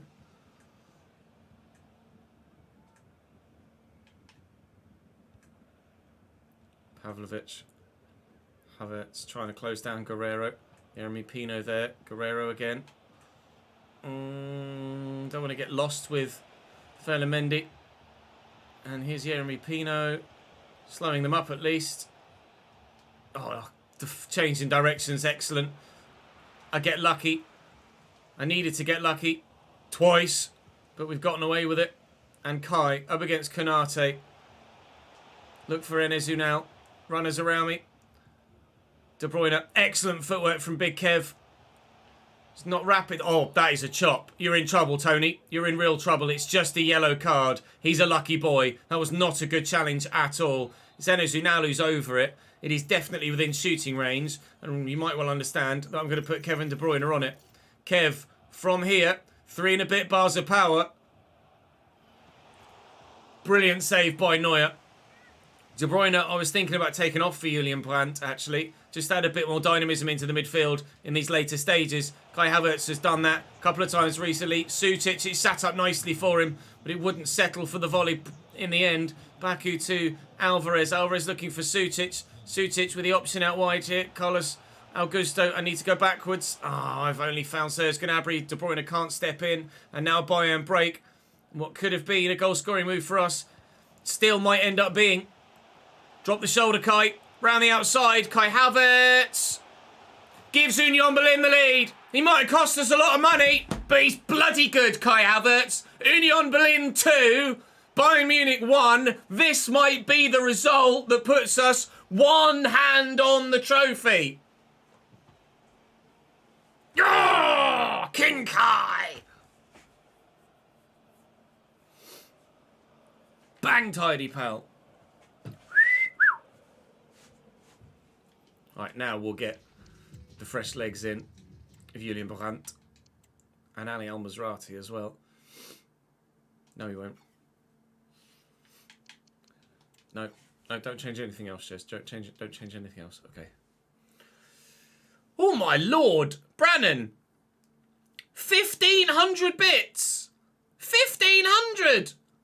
Forgot I had these, so here you go. Mate! Thank you very much. And, as you rightly said when you messaged me yesterday, your sub has run out, so we need to gift you that. I did update your name on my thingy. Very generous of you, mate. You didn't need to do that. Thank you very much indeed for the 1,500 bits. Chat, can we get a love heart spam for Brannon, please? It says 10th. Today's the 9th. So, 10th. That's weird. Are there any others then that need doing? If it said the 10th, but it needed doing on the 9th, Danny's might need doing. It normally goes to the community, but if I can gift it to Danny, then I will. No, it won't let me. All right.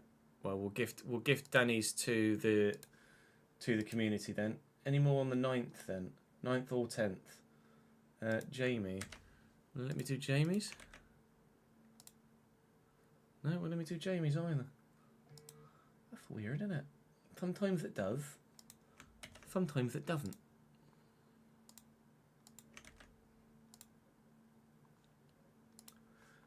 Okay. All right. Well, we'll do Danny's to the community. Gift to the community. Pay. Gift 1 sub. Marcus is also continuing the gifted sub that you got from me. Thank you, Marcus. You didn't need to do that. We've gifted a random sub to the community, and it's gone to Jibe. Thank you very much for your continued support, mate.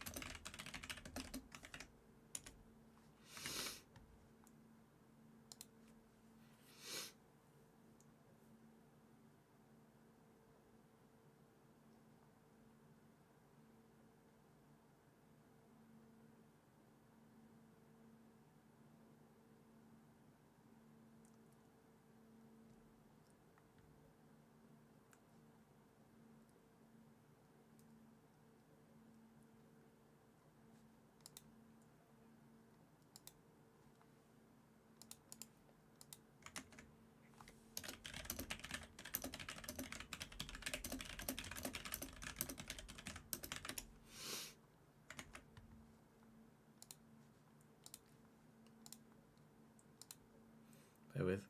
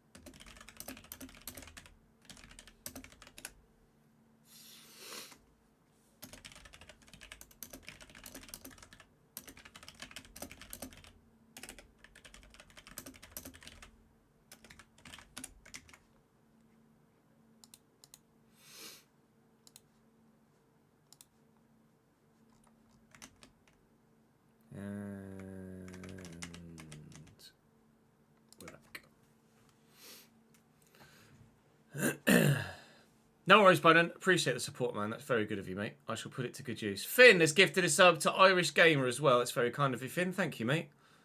It did, Finn. Yeah. When I'm watching, I have my multi-chat open. It's in a different area on the screen, so it's not quite so immediately visible to me. But thank you, mate. It's very good of you. Appreciate it, dude.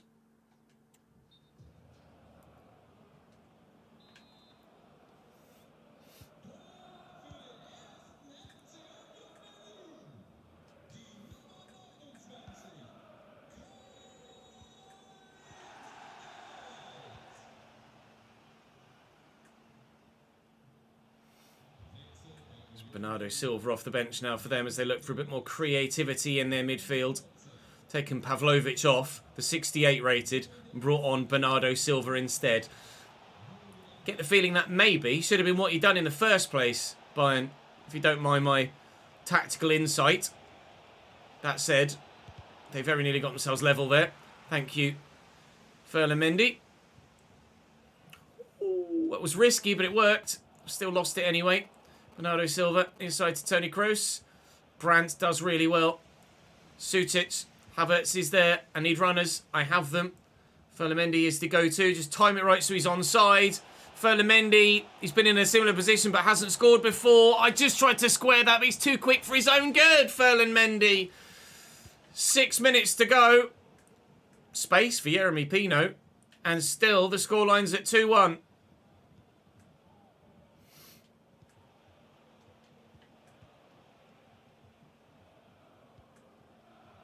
Bernardo. Here's Musiala. And Serge Gnabry. Good block. Might be a game-winning block. I think it will be a game-winning block. Baku. Oh, Toni Kroos. What a tackle. Might not be a game-winning block. They might get one more chance. How long's added on, ref? Not that mattered at the end of the first half, eh? It's Harry Kane. Forced out wide. 2 minutes added on. We are into the second of those 2 minutes now. And Ferland-Mendy intercepts. I'm just lumping this. Get it gone. Yes! That's a huge result for us to get a 2-1 win at home against Bayern. We've returned the favour. Not only do we have the advantage on goal difference, we've now nullified the difference in the head-to-head as well. And actually maybe swayed it in our favour by scoring more goals. It's 2-2 on aggregate, so to speak, between us. But I think it goes on goals scored before it goes head-to-head between the two sides. And us having scored more goals than them so far this season, I believe, at this moment in time, is going to have us in a good position. Our goal difference is already stronger than theirs, I think. And to have gotten the win there's huge. Now allows us a potential slip-up at some point. We obviously don't want to slip up. And we pray that it doesn't happen. But if we need to fall back on a slip-up, we can do. Oof. But Wolfsburg are still wanting to be part of the picture, rather evidently. Mönchengladbach are our next opponents. We've had the next round of the Super Cup, not the Super Cup, the Europa League, sorry, drawn, and we have Marseille.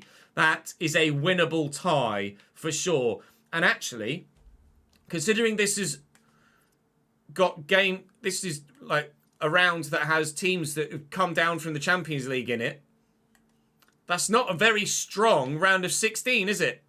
Really? There's no, like, random Real Madrid or Barcelona or Juventus or something like that. Other than Aston Villa, maybe. Or West Ham or Leverkusen. We're up there with one of the favourites for the Europa League. The treble is still on. And we'll be one step closer to it if we can get a win against Mönchengladbach as well. We lost to them, though, I think, last time we played them. By 2-1, potentially. Or did we win that one by 1-0? It might have been Wolfsburg that we lost to. Let's have a quick look back through the calendar. Wolfsburg, we lost by 2-1. And it was 2-1 to Mönchengladbach as well. That was the beginning of that 3-game spell in the Bundesliga. Well, actually, the middle of the 3-game spell. We went on that bit of a wobble. 0-0 Leverkusen, 2-1 Mönchengladbach, 1-0 Bayern. We're performing better this time. Let's keep that going.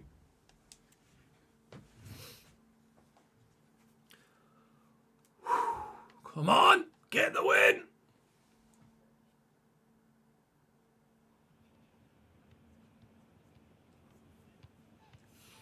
Personal skill issue, no worries, Fen.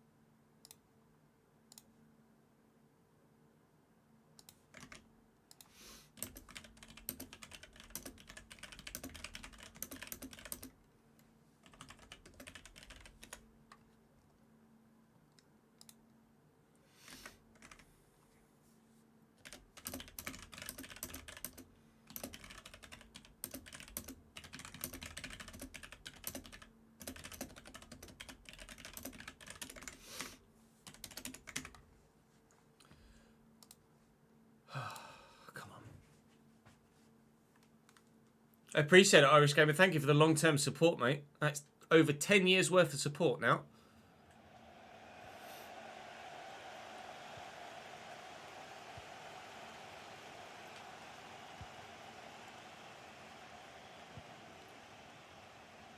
De Bruyne and Sucic. Oh, I thought I was going to get lucky there. Honorat. Augusto outmuscles him and wins the ball, but still doesn't gain possession, weirdly. Özcan. Honorat again. What's the point of leaning on him if you're just going to fold like a wet lettuce? It's going to go out for a corner here. Honorat will take it. It's not a great delivery. It's not a great clearance either. Ginter does make sure. Oh my God, what happened there? Rodrigo. Good save, Karnaseki. Very big stop. Everyone was too busy hurdling over anyone else to actually take control of the football then. Kjaer with the corner on the far side this time. Better delivery, better clearance. Still the danger.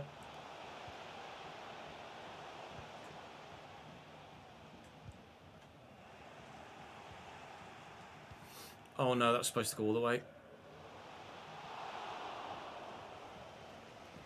I said wet lettuce, not spicy lettuce. Unless you're a self-proclaimed wet lettuce as well. Oh, fuck's sake. I always think they can make it through there. I always hit them with such confidence and they very rarely actually make it. But I still make the same mistake all the time. Fuck me, I just did it again. Although you expect with balls like that to make it through. Mendy. Havertz. Actually, give that to Riddler Baku. Then to Enezu now. Here comes Ferland Mendy. Mendy. Kai. Great footwork. Sucic was there. Went to win out. Sucic would have been the better pass. It was the intended pass. Hope we don't pay for that. Advantage played in their favour. And Rodrigo looking to get away from Ferland Mendy. Here's Paulinho.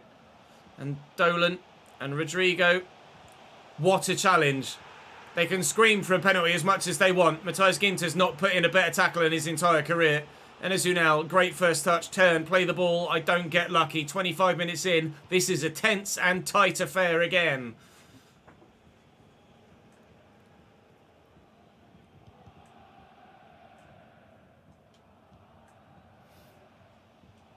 I've missed him. I mean, I've missed the ball. Part of the family, I guess so, yeah.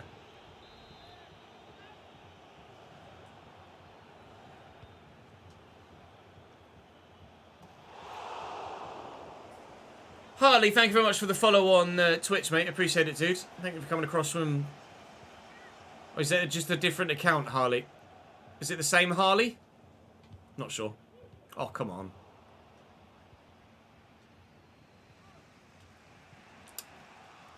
Okay. Augusto. I cannot get any of my passes to work at the minute. Rildon and Embolo looking to get away. Oh, calm down, mate. I think that Tabaku has got some space to get into here, but we'll use Enezu now. Oh, excellent ball. Luka Sucic, surely from here. All about the assist. Enezu now is the reason why we're going to win silverware this season. Comfortably. Sir Spice for the 7th month as well. My guy, thank you, mate. Contract extension confirmed.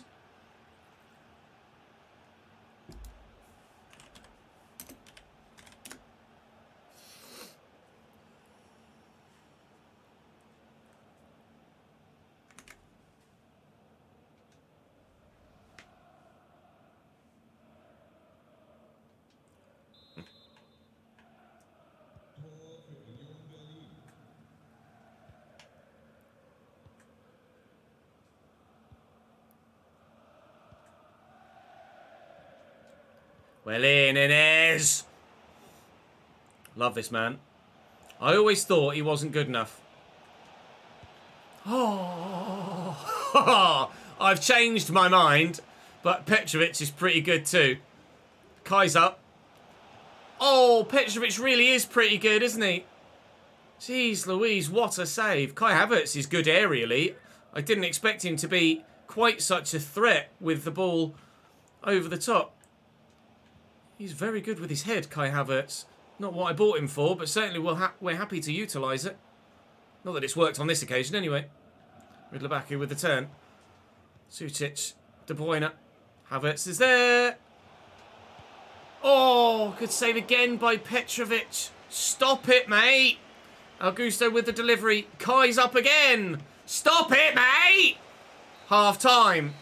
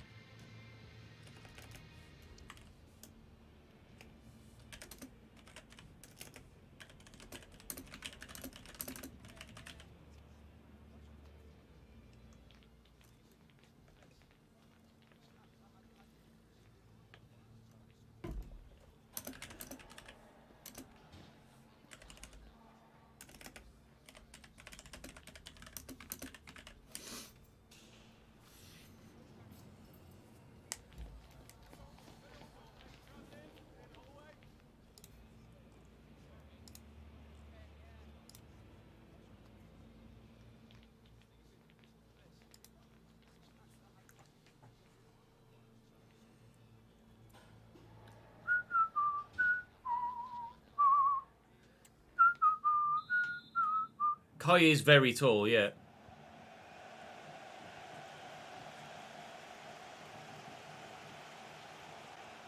Shut up, ref.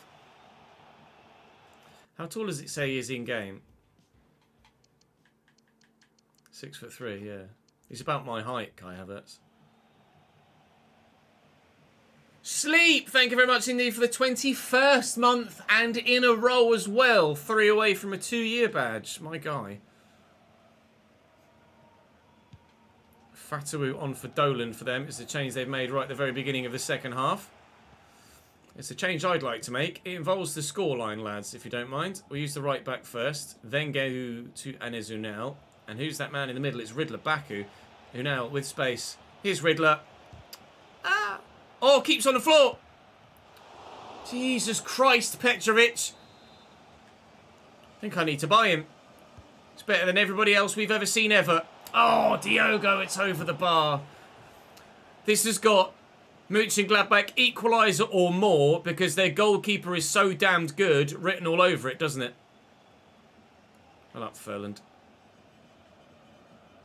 How good is Petra? I bet he's only like 78 rated or something silly. 79. Yeah, what a lie.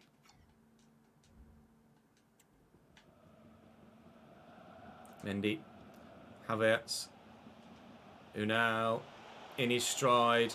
Here comes Baku. It's a poor ball though.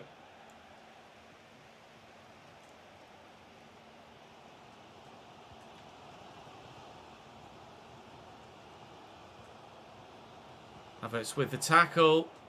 Alvarez will just nod that in front of De Bruyne. And is Unal. Oh, nearly. He had McLeod beat for the turn, but not beaten for strength. Cameron does really well. Patreon player Cameron McLeod there at centre-back for them now. Sutic in the box. Oh, when I do finally beat the keeper, the woodwork's in the way. It won't go in for a second time here, and this has got Mönchengladbach equaliser written all over it now, doesn't it? This is going to end up being one of those games. You can just feel it in the air, can't you? Wait for it to come. Here we go. Paulinho from range. I genuinely thought that was going to find its way into the back of the net. It would have been classic FIFA.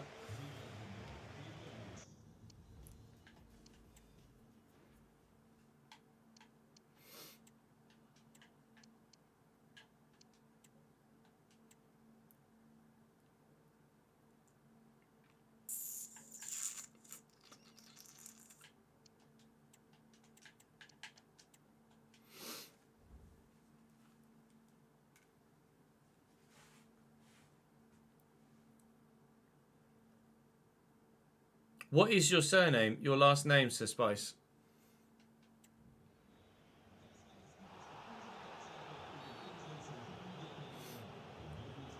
I want another goal, Marcus. I want another goal.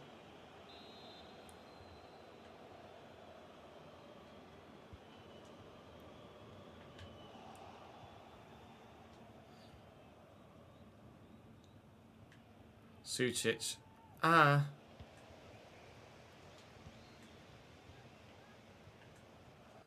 The same as the tallest man in the world ever. Tallest man in the world.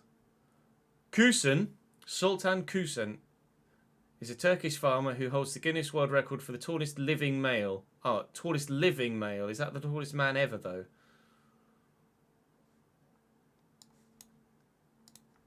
(8'2".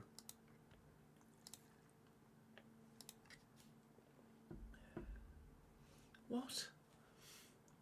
Robert Wadlow, is he the tallest man ever?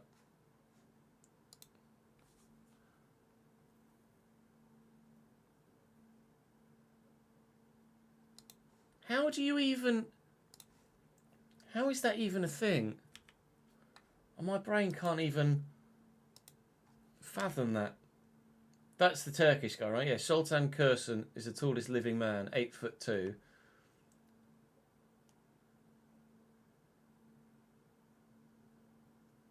That's just mad.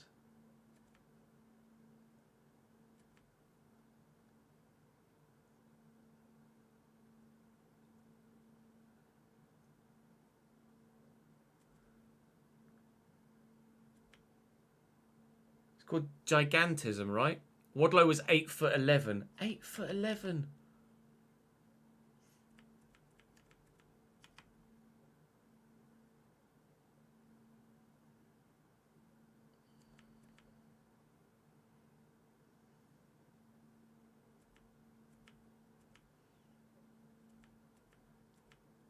That's fucking nuts. No wonder my guy needs crutches to stand upright.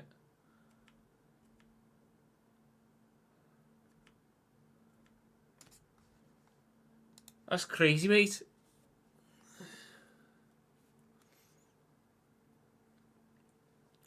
Not even American, you're sadly in Brexitville. 8'11" is just insane.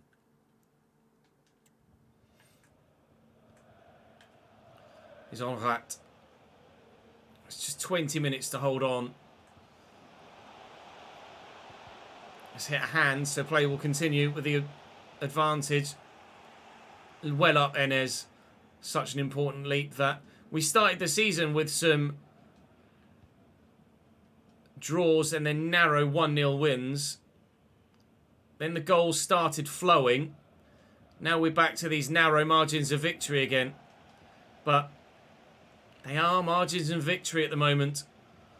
And that is what we're desperate for. Bailey's off the bench here. Unal will look for Bailey again. And Bailey hopefully will utilise this pace here.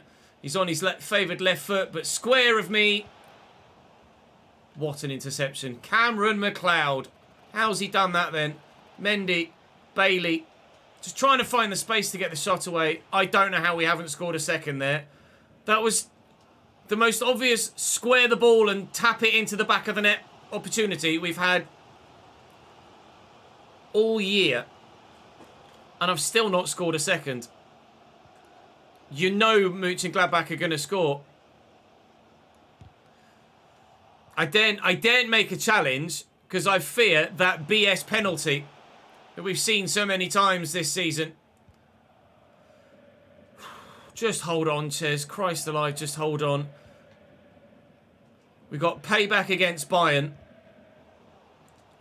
And we are so very close to getting payback against Mönchengladbach as well. Bailey, for a second time, is away here. I could go for the cutback again. Probably should. He's ballsed it. Salihurst tried a John Terry salmon-esque dive. That's got to be game. Ref, please. Oh, I tell you what tastes sweeter than payback against Bayern. Double payback. Bayern and Borussia. Mönchengladbach. We have Borussia Dortmund as the first game of the next episode. But that is a huge victory for us. On match day 23, I believe. It was indeed. And Bayern haven't played yet. If Bayern don't pick up full points on match day 23, which they do, of course they do. So we've got 3-point gap. Then a further point to Wolfsburg. And then there's a big gap down to Dortmund. There's a 9-point gap to Borussia Dortmund now. So what was at times a 6-horse race is now very much just a 3-horse race. 11 games to go. We're desperate to win that. We've got the cup on the horizon as well. Continentally. Domestically. And then, oh God, we're praying for a treble. But it all depends on how favourable the draw is. How well we can keep our form going. But at the moment, I feel confident enough that we will win something this season. But we've been in better positions, in bigger competitions, and come away with nothing in previous career modes, haven't we? So we won't get carried away. Dortmund first in the next one, but that is all from me for today. Do drop the video a like if you've enjoyed. Do subscribe to the channel to make sure you don't miss out on any more. Come and join me on stream, and I'll see you next time. Holy Mamoli Jaboli Goli. Berlin 3-9, I think that was.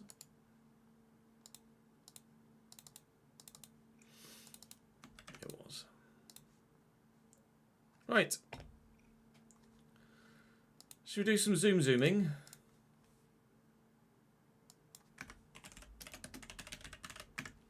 I think so. I think it's time for a bit of zoom. Zoom.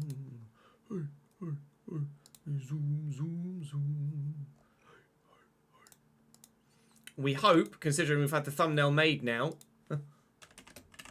that we're able to move to the club we want to move to. We hope, anyway. And now, now is where the game is like, no, we don't want you. And I'm like,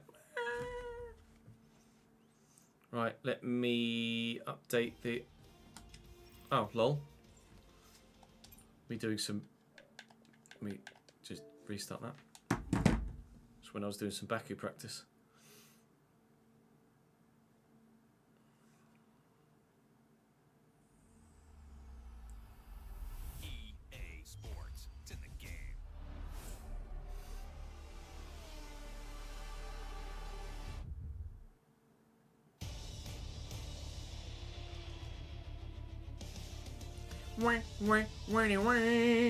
No copyright.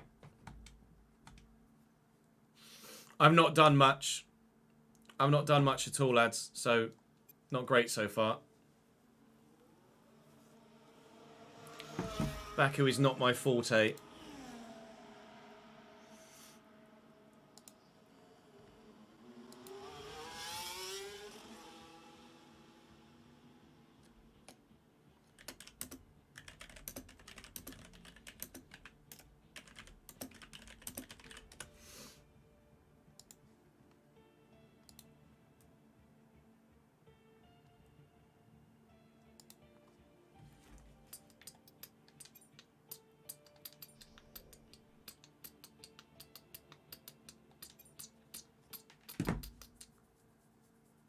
I like one Baku, but not the other Baku, yeah.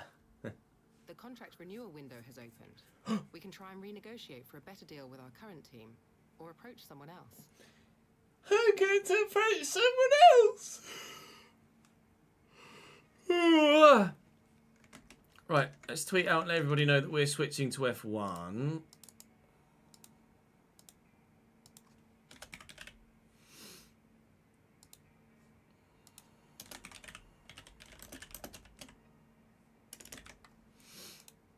Wom wom.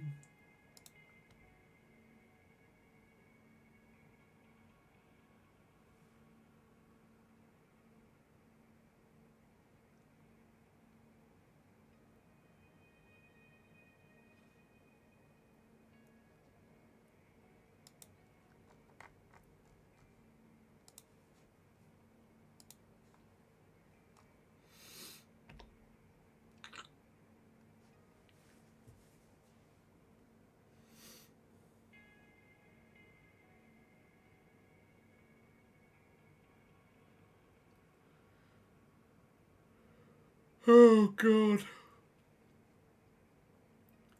Welcome back to the F1 driver career. As you can tell from the thumbnail, you guys have voted.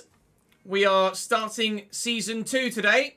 We were, as you can see, at Aston Martin. You guys had the opportunity to vote for me to move somewhere else, literally anywhere else, and you voted for me to move to Aston Martin in quite a chunk of majority as well. So I will try and sign for Aston Martin. If they don't let me sign for them, then McLaren are the next, and I'll have to pay for another thumbnail. So we're praying that Aston Martin accept me. Welcome to the first episode of Season 2. We will be going to Bahrain for today's episode as well. Confirmation that we are seeing the end of Fernando Alonso in Formula 1. He won the last ever Grand Prix of last season. He won his last ever Grand Prix in Formula 1 and now will leave Aston Martin. I'm going to approach other teams. Aston Martin are currently the second fastest car, supposedly. We are leaving Alfa Romeo and hopefully going to Aston Martin. Happy to enter into negotiations with us. They're happy to enter into negotiations with us. I'm not going to send a massive demand. I'm going to go low risk because we want to make sure we get this done. I don't want to pay for another thumbnail. I am an Aston Martin driver for Season 2. Welcome to our new team. I don't have enough money, or I do have some money actually. Development feedback, I can do that. 10% resource point income, engine wear reduced by 10%. That's going to be more important, I think. Or will it be? Let's do development feedback. Let's do that. Let's do development feedback. Ladies and gentlemen, your new Aston Martin driver for Season 2, me. But who's going to be my teammate? You presume Lance Stroll and that I've taken Fernando Alonso's empty seat. But will there be more moves? Because we've upended the apple cart, so to speak, and Fernando Alonso now needs to, or sorry, Alfa Romeo now needs to, oh, Daniel Ricciardo to Alfa Romeo. Let's get to the next season, see if there's any other craziness But at the moment... Our new parts have completed without issue. Okay, good. Finished season. Intriguing. I'm up to level 13. I look good in green, I have to be honest. My guy does look good in green. 1 win, 2 pole positions. Just ahead of Lance in terms of position in the championship, but nearly 3 times as many points as him. So I certainly join Aston Martin as the #1 driver. Now then, do I make any changes to the calendar? I think I'm going to take out Jeddah. Great, that's everything we need. No, it's not. Oh. Anything we've done so far, and we'll come back here Press the wrong button. season. Press the wrong button. All right. To head to Team HQ, and we can start our push to the Well, top of Formula regular F1 season then. What an idiot. I'm not going to change my driver number or anything else. Helmet. I'll change my helmet. Let's go and put a new helmet design on for a new season at a new team. Oh, I've annoyed myself there. I was going to put China in, and I was going to put Portimao in, but I pressed the wrong button. I pressed A on, without looking at the prompts in the bottom corner, I pressed A on Jeddah, expecting that to then deselect, so I could then select something else. Evidently, I pressed the wrong button. Let me see if I can restart the game, and that will let me redo that. If it does, we'll start again. If it doesn't, screw my life.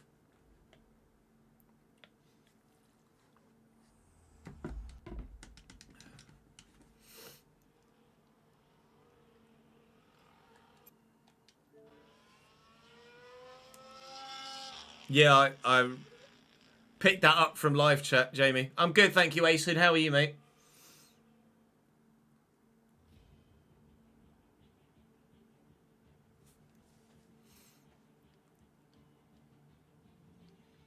Pretty sure it will have saved at some point.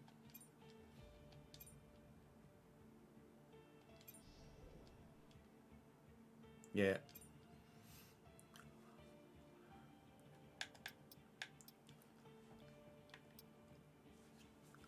Ta-da!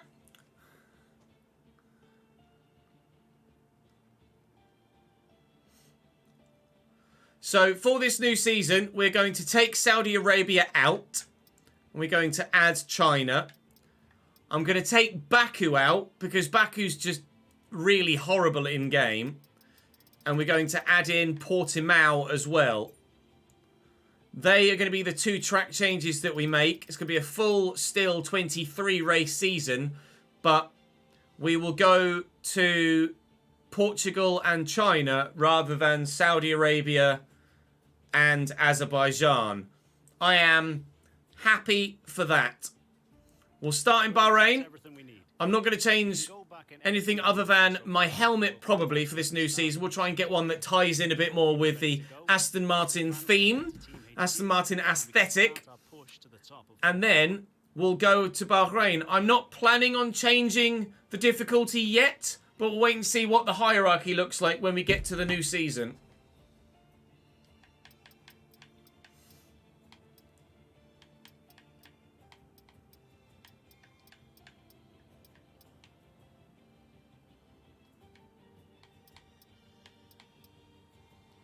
That would look cool with a slightly different green on it, wouldn't it? I can get a darker green on that.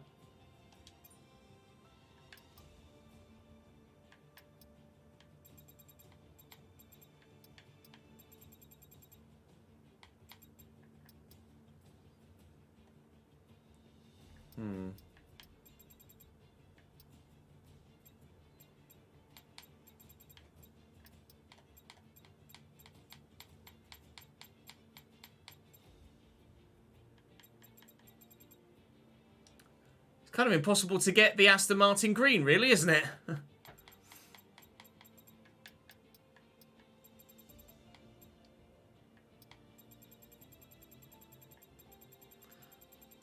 So maybe what I'll do is just get a white one instead. No, I definitely didn't have it. That's a Haas one. Ferrari.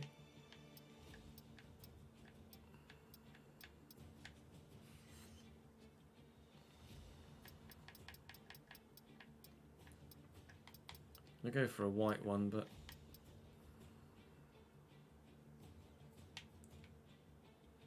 Could go for the Miami helmet, but change the yellow to white maybe.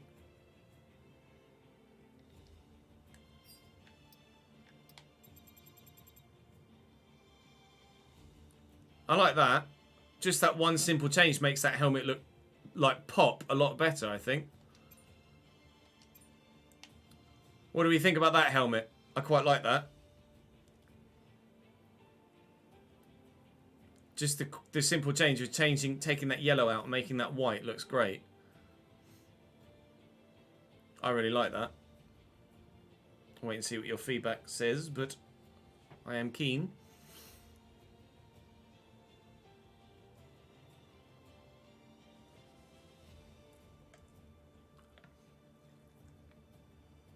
You have the RGB code for Aston Martin Green, do you? As in-game RGB code, or... I mean, feel free to whack it in there for me, Connor.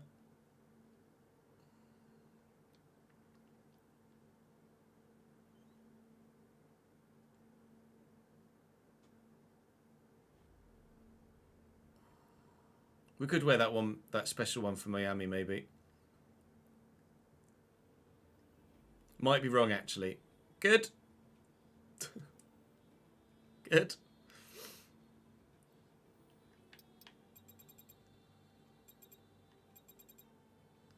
It's just not...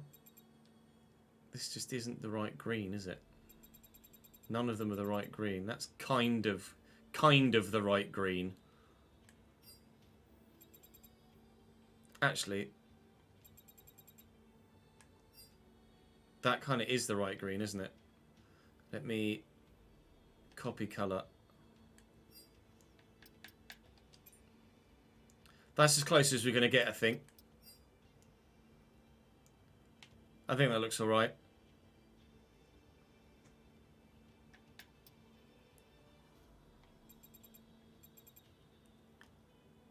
Can make those black.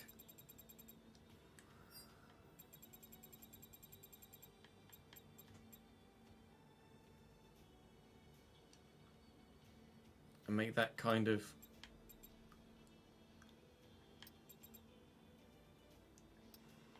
You know, like the... I know what colour I'm going for. Like the AMR colour. That kind of colour in the background. But I don't know if I can actually get it at all.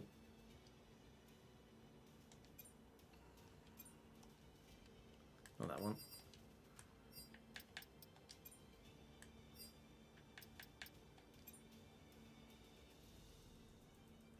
That looks very Aston Martin, doesn't it? Let's go with that one.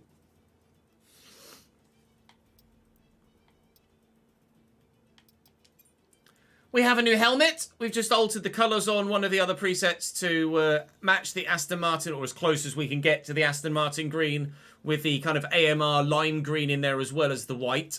We will potentially use this Miami helmet we've altered from where it's white, it was kind of a weird yellow. We might use that as a one-off special for Miami.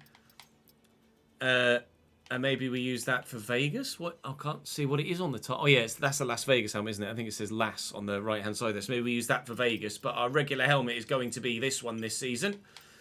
I don't know if we really want to change our victory call. We're quite happy with that as it is. And, well... Let's advance. Ladies and gentlemen, who's moving where and what is the hierarchy going to look like in the performance index?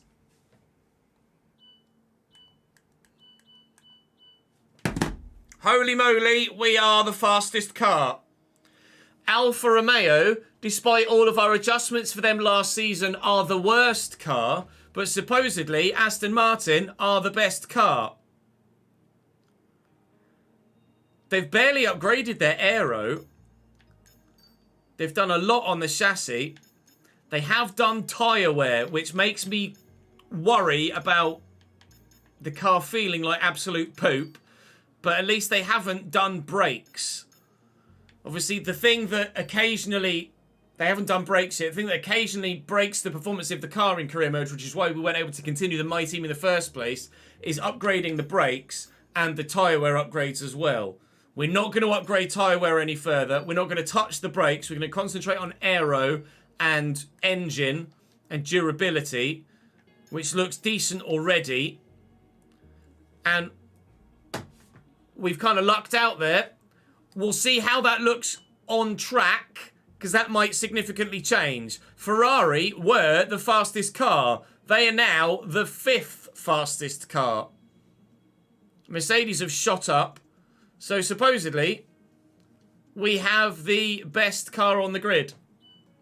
So maybe I do up the difficulty from 105 to 107? Or do I might just do Bahrain on 105 just to get a clean view of what it's like at the level I was used to. And we'll see how we do. We'll see how we do.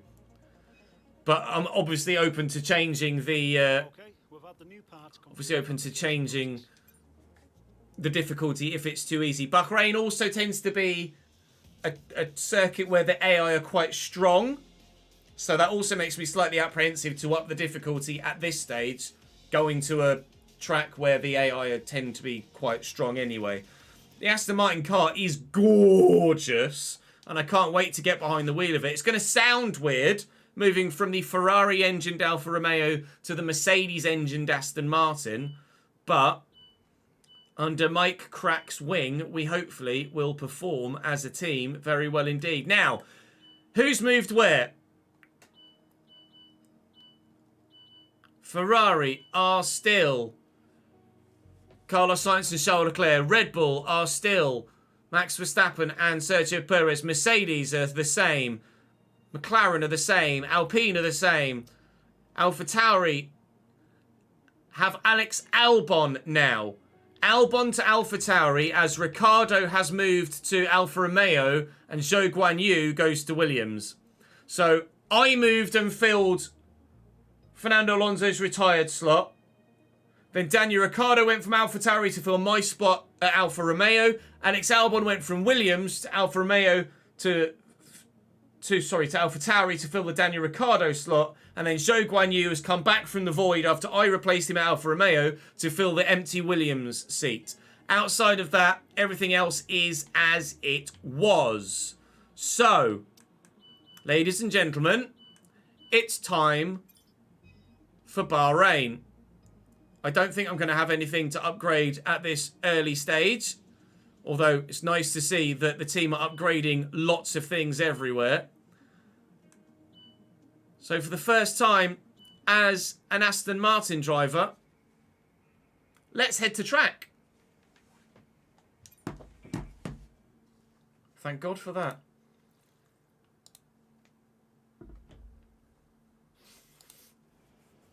Hey, welcome to the team. Good to finally meet you. I'm Max. I'm the head of R&D here. Lewis to Red Bull and Max to Mercedes in your save, Daniel. Wow. I think we're going to get on great. This is your machine. From here, you can track your performance, look into R&D upgrades, and much more. Let me know if you run into any problems.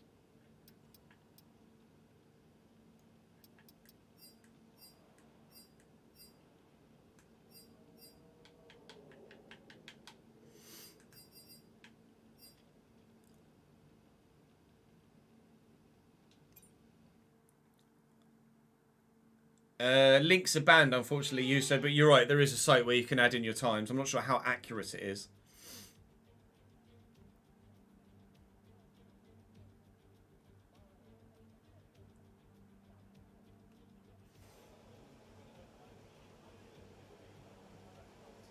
Oh, I did have an email with drive moves in, did I? I must have missed it. Oh god, I hope the car doesn't handle like shit because of the tyre wear or the tyre upgrades. Please don't drive like a piece of poop. Thank you. Thank you. Well, that sounds weird.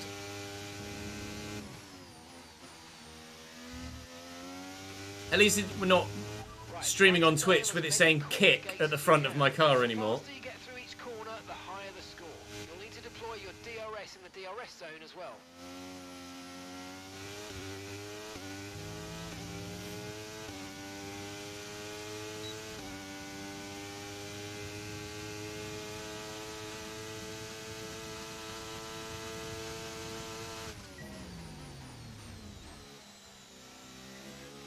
Okay, DRS zone coming up. Get ready to open it. Distance is on your MFD.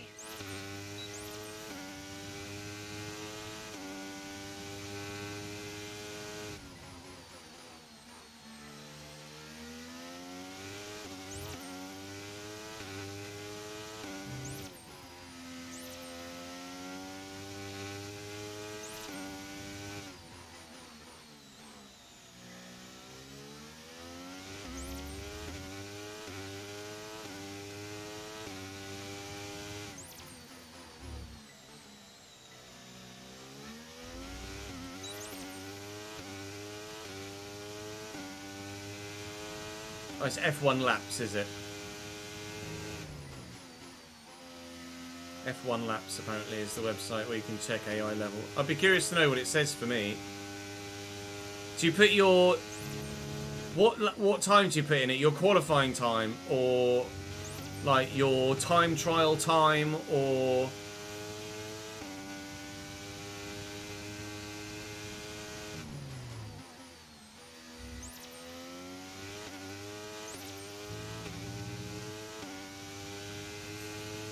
Time trial personal best. That's intriguing. Oh, it says it in the calculator, does it? We'll have a look at that at the end of the stream then, just out of pure curiosity.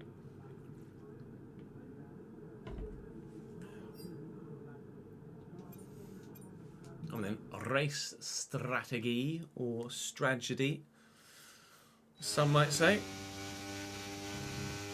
Car feels okay. That was on hard tyres though, Zach, so it's kind of hard to tell really. We'll see what it's like on the mediums. Okay, give us some good, consistent laps, please. We're looking for good data that we can work into a race strategy.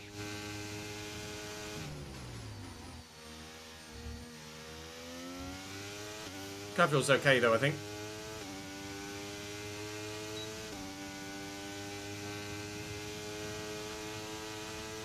I think it's more the brake upgrades than anything else that break the car.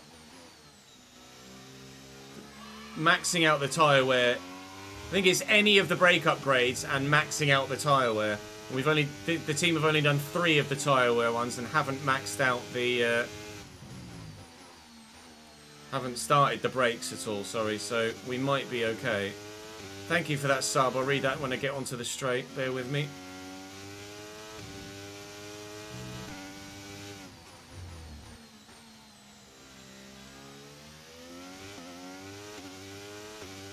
Beetle Beano for the 17th month. Thank you, mate.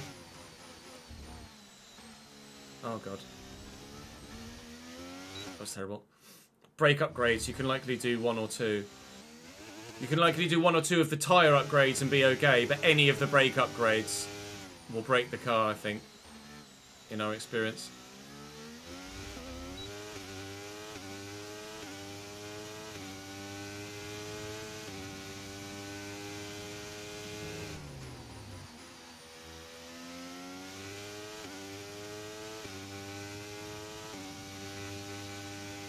Battery recharge in general at almost every track in career mode is fine because of the way you can upgrade it.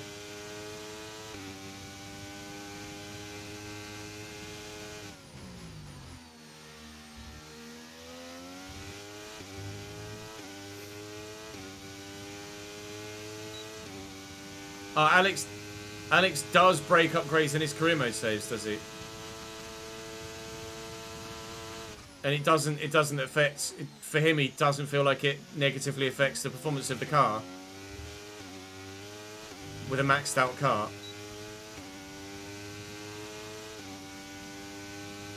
Oh, Gillen does tyre wear, sorry. You said, yeah, you said brake.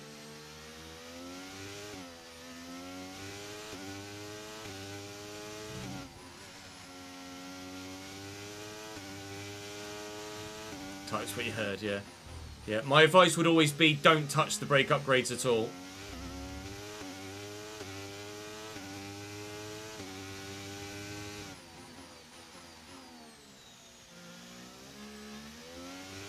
Tyre upgrade is hit and miss.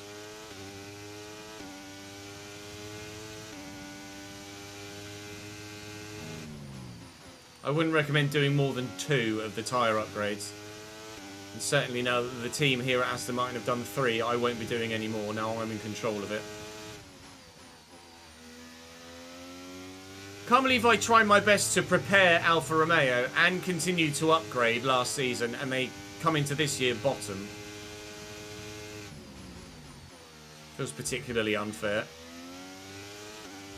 Imagine if we'd elected to stay and it put us bottom. I'd have been so pissed.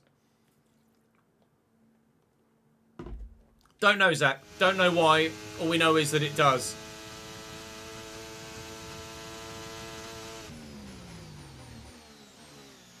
The car will slow. The car just doesn't slow properly.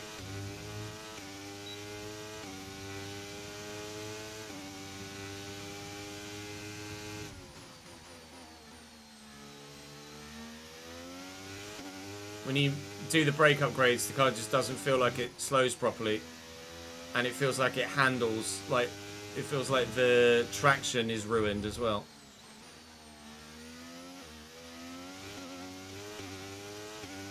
I don't know whether the traction is tied to the tyre upgrades or whether it's inherently into the brake thing as well. I don't know. I'm not sure. You never have any of the team you leave always has better standings. Okay. So maybe it's just really unlucky for Alfa Romeo then. Aston Martin feels fine though.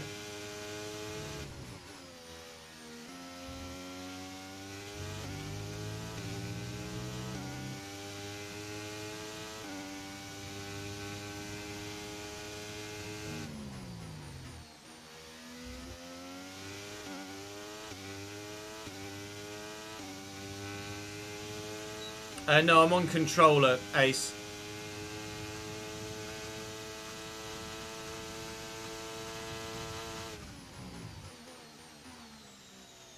Not very quick in a straight line. 10th in the speed trap, apparently.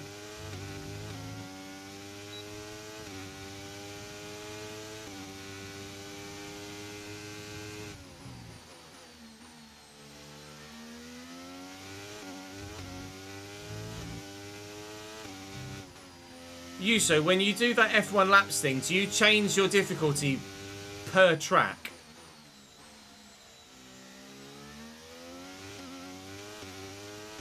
Or do you use it just to find a base difficulty and then race at that difficulty everywhere?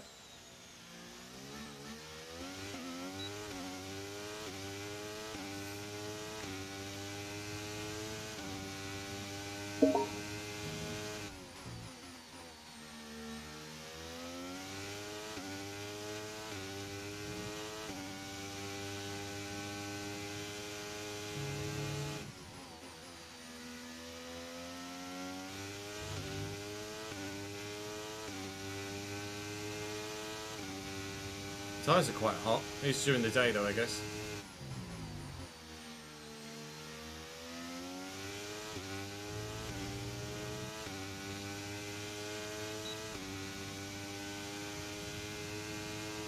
You are right, I'm not using much battery.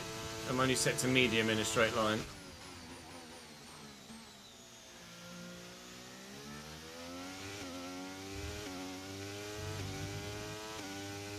Yeah, I use an automatic gearbox, Ace, but I do manually downshift to some extent.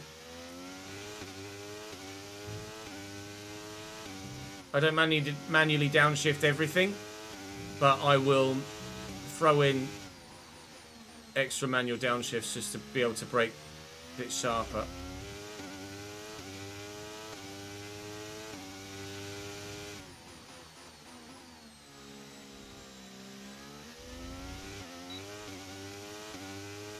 They do indeed play tonight, Ben, you're right. Chelsea have got Middlesbrough in the Carabao Cup semi-final first leg.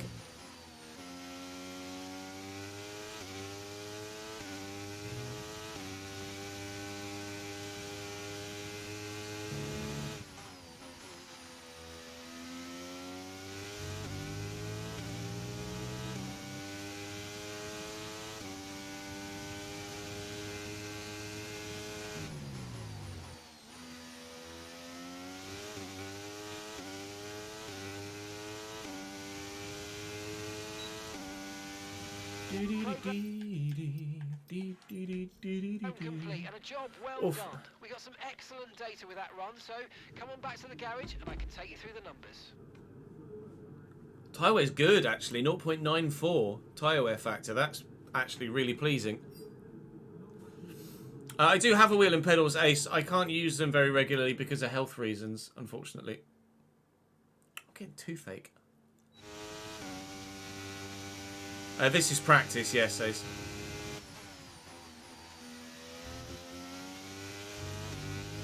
Okay, don't worry about tyres, just give it everything. In this test, we just want to make sure we can lap close to our rival's pace.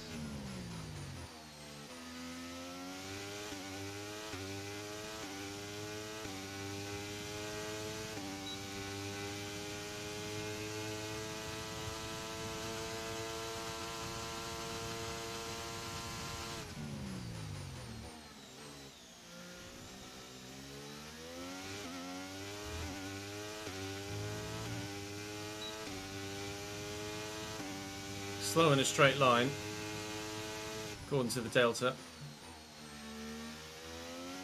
I'm obviously running slightly more downforce, but rather evidently we're decent through the corners.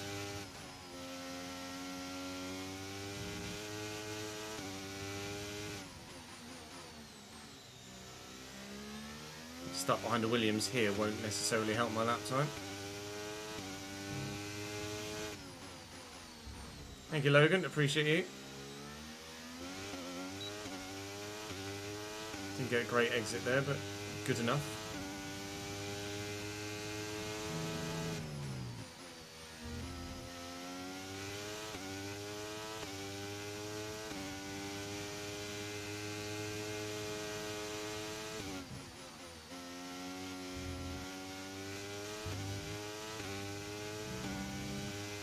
This is going to be really close.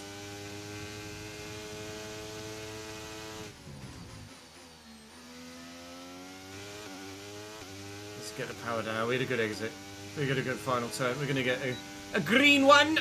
I reckons I'll come 7th in qualifying, which would suit me down to the ground, really. There's some decent data, although far from optimal, and it could still be worth running it again.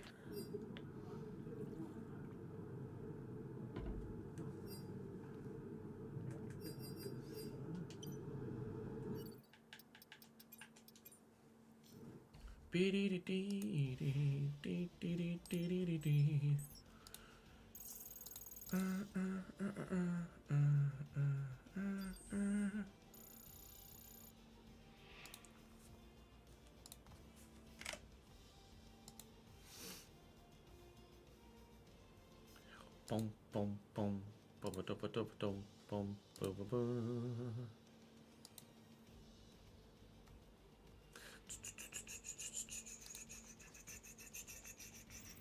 The session is drawn to a close. Car feels good. Well, rephrase. The car doesn't feel bad is probably the better way to phrase it, considering we were concerned about the upgrades. So I'm happy enough with that. We'll sim practice to just maximise all the resource point haul, etc. But ultimately, I think based on that experience, A, it feels like the difficulty might be okay, although obviously we need to see what that looks like in qualifying and the race. And B, the car feels like it's in a position where it's going to be fun to drive, which is good news. We did notice with, come on, 70% of success and it fails twice. We did notice with with Alfa Romeo, that we were better in quali than we were the race. So I'm intrigued to see if that trait carries over to the Aston Martin car or into this second season. But we will go and find out in a moment's time as we go to practice and then come back from practice 3. We'll get all of our resource points haul. We'll see what Lance Stroll is doing with regards to his resource point haul, which hopefully will be decent. It's all right. And we'll have enough resource points to start to upgrade the car. Now, aero is certainly where the car needs some upgrading. The chassis was the car's strongest area. Certainly, we saw that from the performance index. Yeah, you can see that the chassis in that segment is better than everything else. Current potential performance actually isn't that great on the chassis side, so there's not as much room for improvement on that front. We do have, can I see comparatively the chassis compared to everyone else? There is a way to do that, and I can't recall how to do it. But we will be looking to upgrade the aero, certainly. DRS is going to be important too. Drag reduction is going to be important as well. So I'm actually going to do drag reduction here. And then our next port of call will be the DRS. I can't quite afford to do ERS or fuel efficiency. Upgrading the ERS is going to be very important too. That's a big, big help at a number of circuits. The powertrain is not great. Durability is decent. Chassis supposedly well advanced, but not actually that competitive. And then, yeah, we'll wait and see what happens here. Driver moves, as you can see there is actually an email for it, as pointed out by someone in chat. So thank you for that. Alexander Albon moves to Alfa Tauri to replace Ricciardo. I moved to Aston Martin. Alonso is no longer driving this season. Joe has moved to Williams, replacing Albon, and Ricciardo is moving to Alfa Romeo, replacing me. Here is the driver moves. Okay, well, it says actually it might get a bit overcast towards the end of quali, but we won't see any rain in Bahrain, I don't think. Qualifying to come. Now, the quali practice program not recommended 7th. You'd recommend 1st every time, but suggested 7th would be where I would qualify. So let's go and see how accurate that was.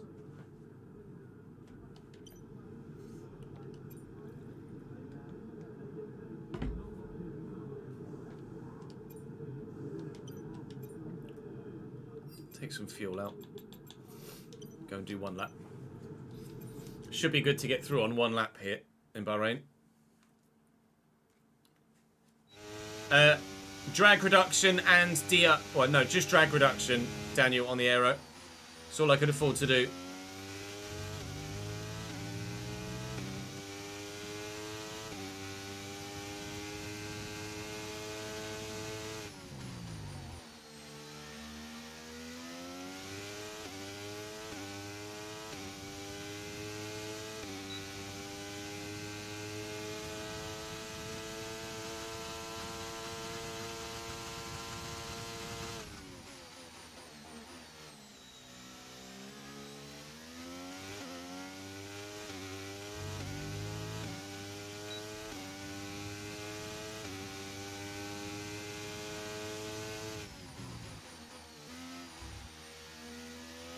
Felt slow.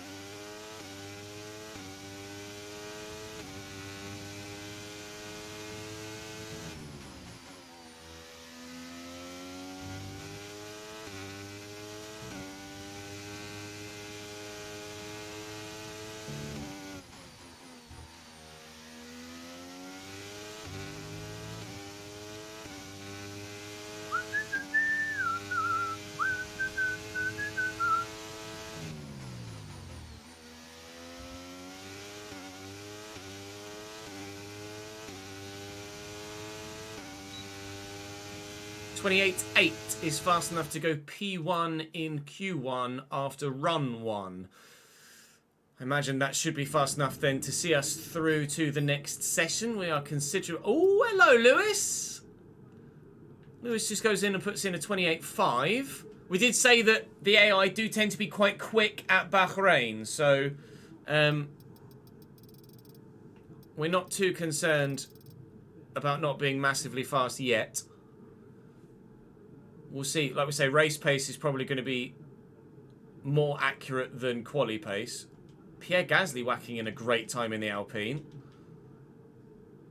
We are currently P4. We drop a bit, but we will comfortably be through with just the one run, which is good for tyres. P10 in the end, 128.3 from George. Okay, and Lance is comfortably through too as well, which is good. Be great to have a competitive teammate this season. I'll add the health commands. I'll add the health commands. Although it's hard because Botrix doesn't have, on YouTube, it doesn't have the, it doesn't have a full splurge. So what I can do actually is, what I'll say is, go to the Twitch channel and type in !health. Add.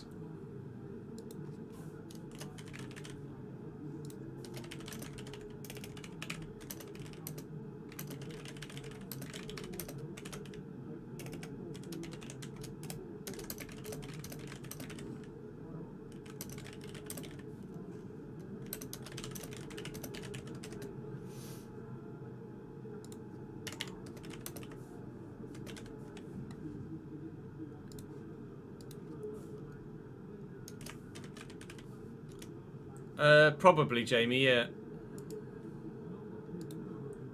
Probably could make a Google Doc link, but... Right, let's see if that works on YouTube now.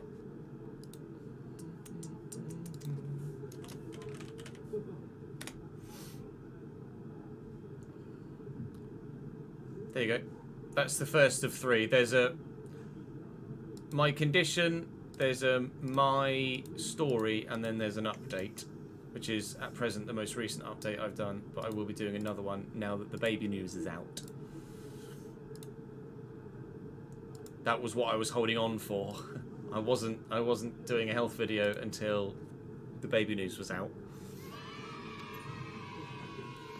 Mr. Freckles! Thank you for the 10th month in a row and 34th month total, and thank you for the message as well, man. I appreciate it, dude.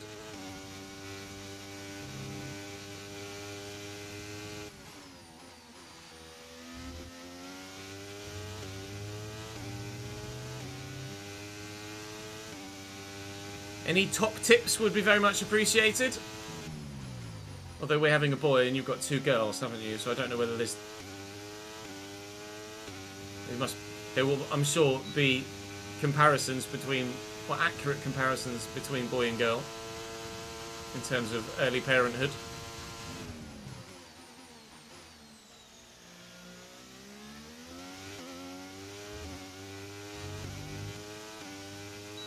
Babies are awesome and it will 100% push you to your limits, yeah. So everyone says.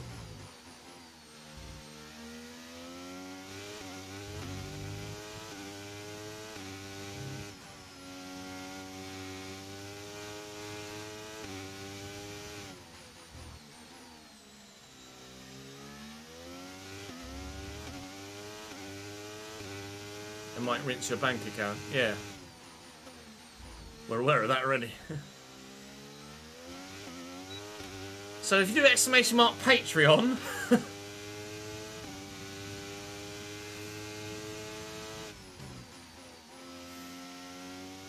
that'd be lovely. One thing you've always noticed about how smart you think he is, he's just that tick smarter. You've learned that with both girls. Yeah, that's fair.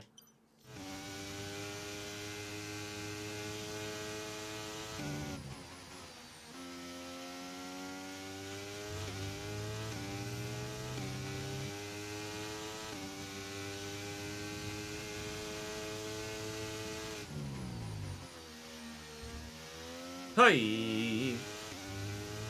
If I know anything about parent or people that have content creators that have children, it's that they're, or content creators that are in the entertainment industry in general, movie, TV, etc. It's that their children think that their work is shit and embarrassing and cringe.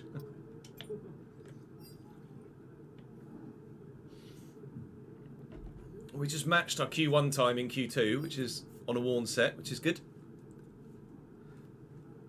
That's the plan, Daniel. Well, that's at least what I will do my best to do. You can't really aim for more, can you? Just try and be the best parent you can. Right, we'll go out now, but we will drive out.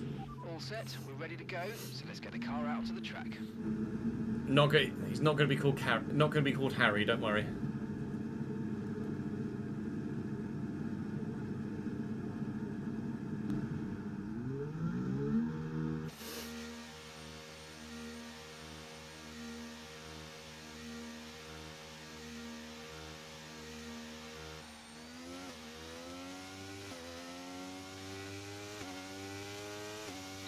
One of the Mercedeses isn't going again. I don't know what Mercedes that is. I imagine it's George Russell, who was P1.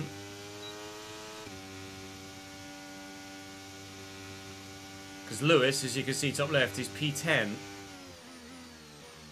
And will certainly want to go again.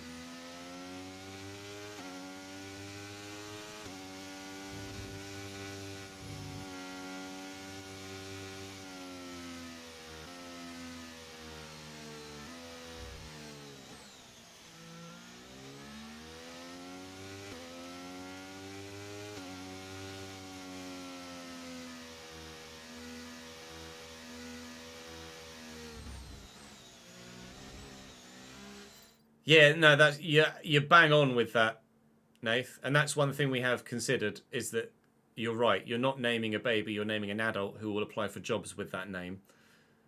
And you have to factor in, like, is that gonna sound good as a 50-year-old bloke? Or is that gonna sound shit? And people will be like, the fuck you called that for? Like, well, you know, I had unconventional parents.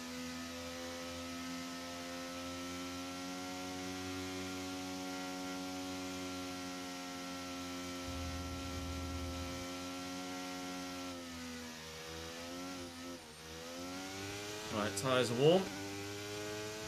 We go.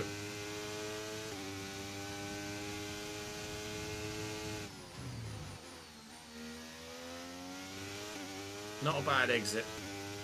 So you can do.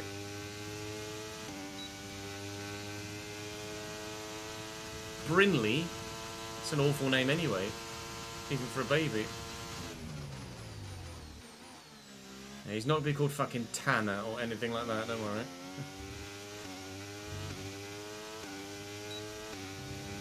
How am I down on my Delta? What the fuck?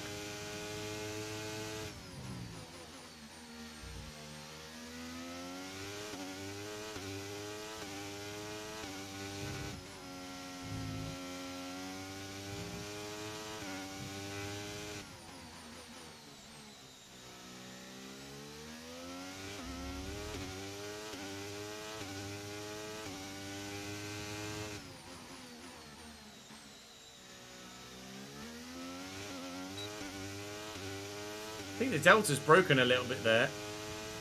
How can I be... Either the track conditions have significantly changed, or I put in a terrible first sector. To be fair, the track conditions probably have changed because it's been getting more and more overcast, hasn't it? And it did say that there was a risk of rain, and that might well have changed the track temperature, which has made things slightly difficult and slightly different. Much better exit the final turn though, and we're going to pop it into P9, I think that was. P9, it is only in Q2, but it's enough to get through. That felt weird though. Like for the first quarter of that lap, first third of that lap, it said I was a quarter of a second down. When actually ended up, to be fair, I did end up only going 0.3 faster on a brand new set compared to a set that had done 2 runs. I did a 28.8 in Q1 and then I did a 28.8 as a banker lap on the same set. So certainly track conditions were changing there, but I didn't get any quick or much quicker. The track didn't evolve as you anticipated that it would do. So what we're going to end up doing in Q3 now, I'm not sure. Like we say, on paper, we have the best car. But on the track, it might not actually end up being that way. Might have had... Oh, I had low fuel as well. It might be weather related. But no, look. Well, at least I'm not sure what the track temperature and air temperature was in Q1. I could check the footage for that. I might do that on the YouTube stream and rewind a little bit, or someone in the YouTube chat could do that for me. But I wonder whether the tracker's evolving here and actually slowing up a bit. That said, Lando did just put in a 27.9, so it might not be slowing either. It might just be me being average.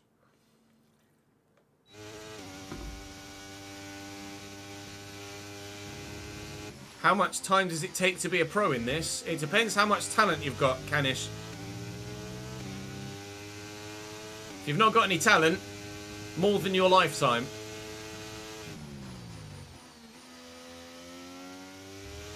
The pro guys are freaking rapid, though. Afternoon, Sid. How are you, mate? How's college, pal? Theo's a nice name. I do like Theo as a name. This is just a bank collapse, so it doesn't matter that we went deep there.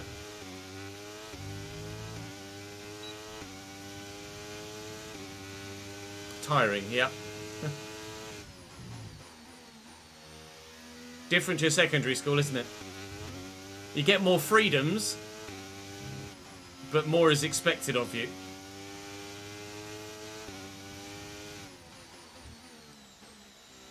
It's a step up from secondary school, for sure.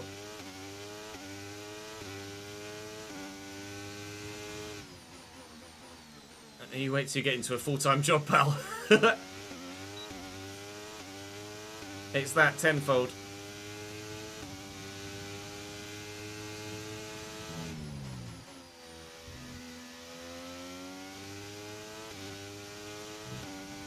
Oh yeah, absolutely prefers college over secondary school. They actually, at least they did when I was there, albeit however many years ago. You feel like you actually get treated like an adult rather than like a child at secondary school, at college, sorry, at the majority of the time. If you don't take the piss, they will treat you like an adult. If you do take the piss, then they will treat you like a primary school child. And rightly so, because you're supposed to be a full-grown adult and you're taking the piss. Creator Series. I'll stream Creator Series as ever, Elite Silver, but I'm not making content on Creator Series anymore because it just didn't get the views to warrant putting the time into editing the videos.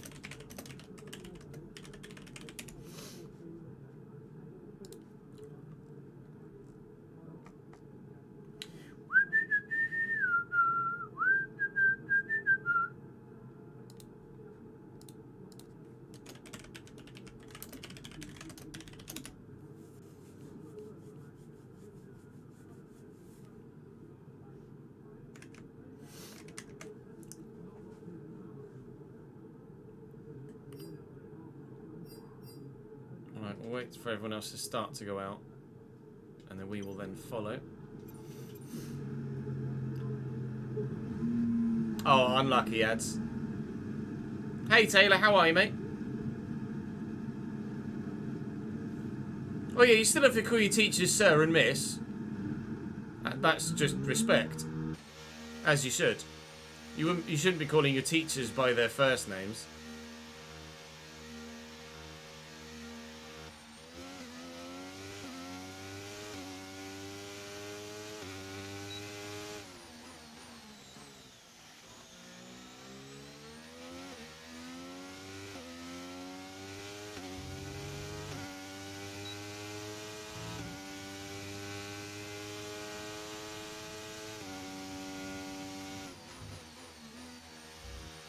Unlucky ads. Yeah, it might depend. Like I say, it might depend on individual school and individual teacher, perhaps priorities or preferences. But I would always recommend showing the respect to your teachers and calling them sir and miss, unless they request otherwise.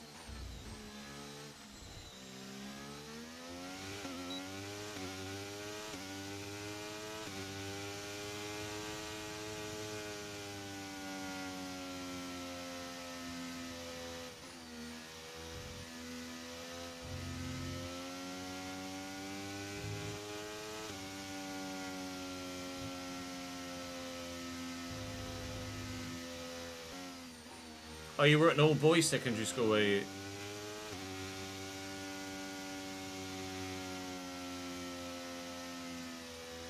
Right, come on then. Currently P7 after one run in Q3.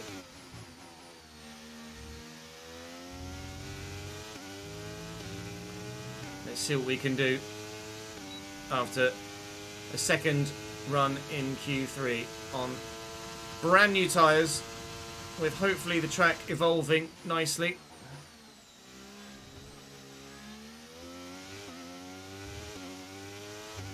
But also, everyone else is going to be mad quick. I was a bit slow through one, but we got a good exit out of one in the end.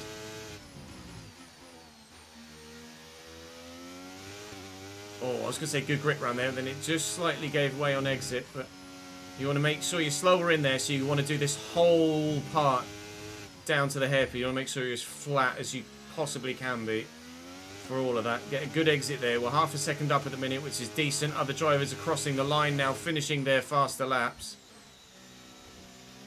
A good exit here if we can, which we have done. The delta's still dropping. We're down to P8 at the minute. George did a 27.2. My Christ, George Russell. Where have you pulled a 27.2 from, mate? That is monstrous. Okay, 105 AI was where we were. I think the AI are just genuinely that bloody strung around Bahrain. We'll wait and see. I'd like to be into the 27s if we can be. We're 1.2 seconds up. I think that will be into the 27s. We do a 27.706. No, 717 it says on my steering wheel, which is good enough for P3. We will start our first ever Aston Martin Grand Prix on the second row. We're all ready for tomorrow's race, but before we begin, let's have a quick look at the Ladies and gentlemen, George Russell is cracked. And Wood. Over 4 tenths faster than anyone else. Lando was 5 milliseconds slower than me. And the gap from seconds to fifth is less than a tenth. There's a big gap to George. Then there's a big gap from Lewis back. And then there's another group that are within a tenth to 2 tenths of each other. But Pierre Gasly and certainly Max Verstappen will has not improved on that second run. I'd argue that Charles Leclerc should have gone faster as well. Although the Ferrari is now the 5th-ish fastest car, isn't it? On the performance index, so maybe it's not a surprise that Ferrari is as low down and as slow as it is. But George putting in that 27.2 is disgusting. I feel like he's taken a shortcut somewhere. That's outrageous. Max Verstappen certainly should have gone faster, but he must have made a mistake. Oh well. Well, we will start P3 then for the Bahrain Grand Prix. But we'll expect to probably go backwards a little bit in race pace, I would imagine, if last season repeats its pattern of faster in quali and slower in the race. Thank you for the follow, Luke. Welcome to the channel, mate.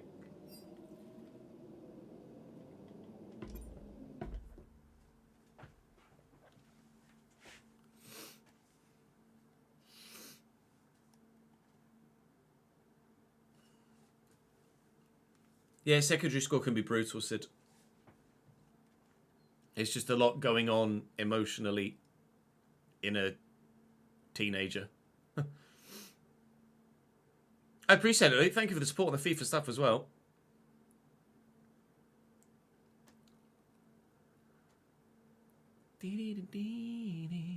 No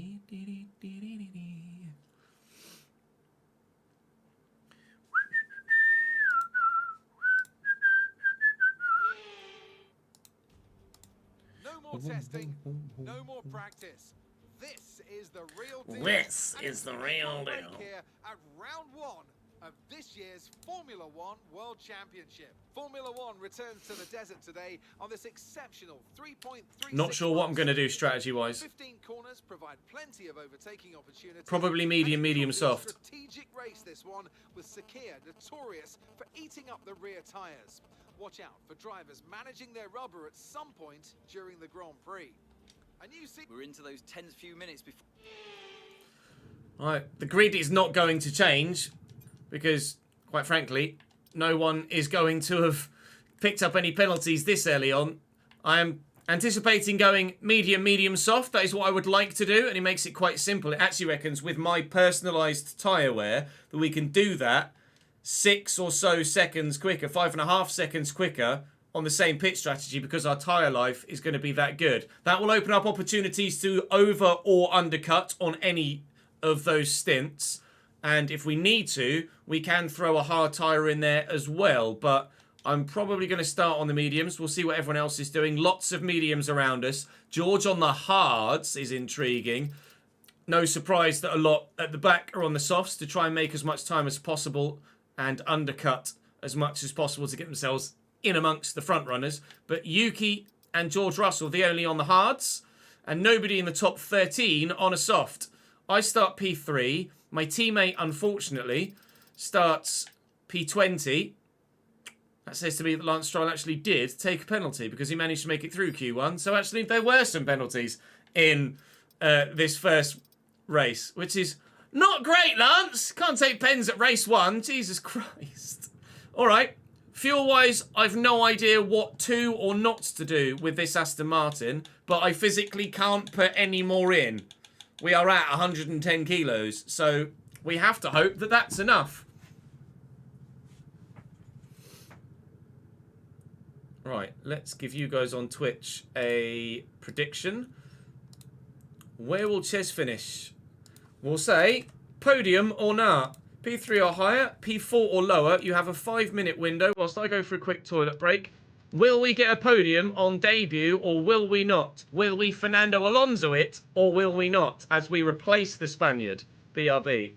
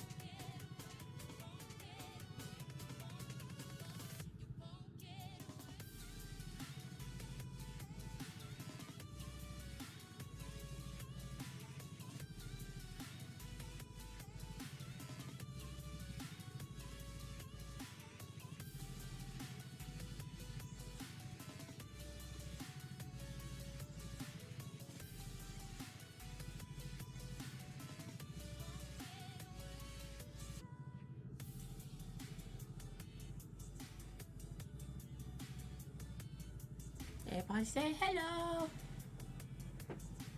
Hello.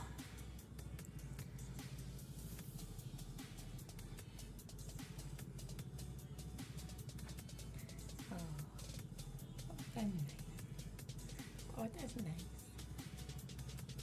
Oh, that's nice. Oh, that's nice. Oh, that's nice. Yeah. Yep, done.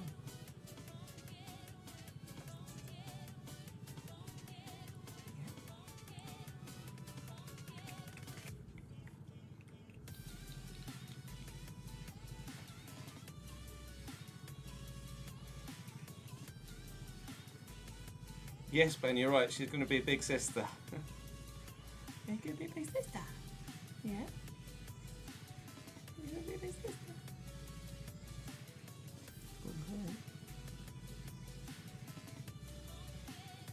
Okay. Okay.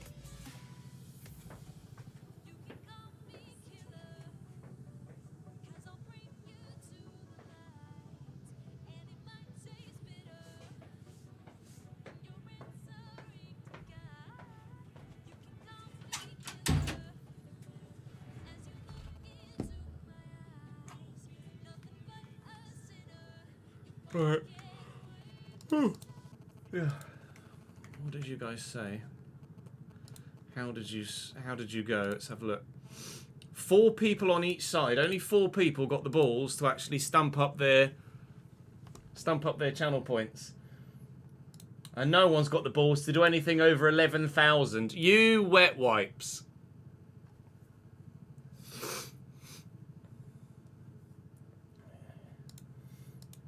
You absolute melts. Come on in.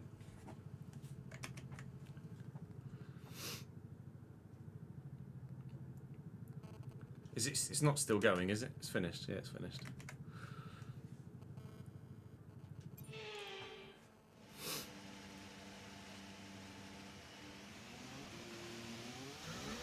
Right, let's get the car up to temperature on this lap, please. We're loading the gears, so let's go through them all if you can.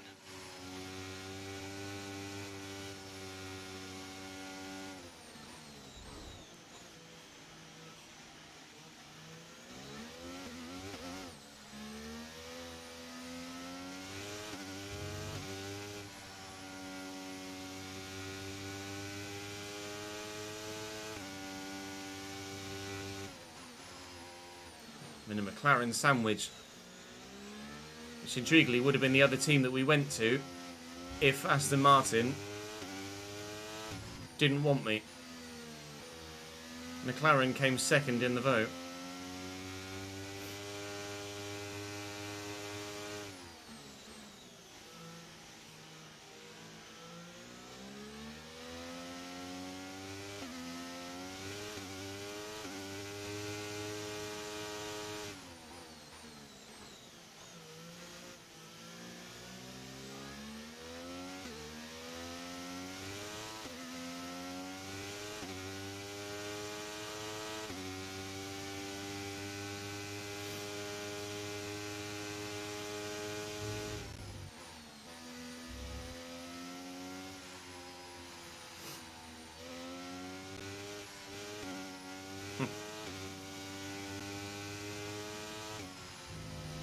Scored on your Bundesliga debut for Wolfsburg. Nice one, Sid.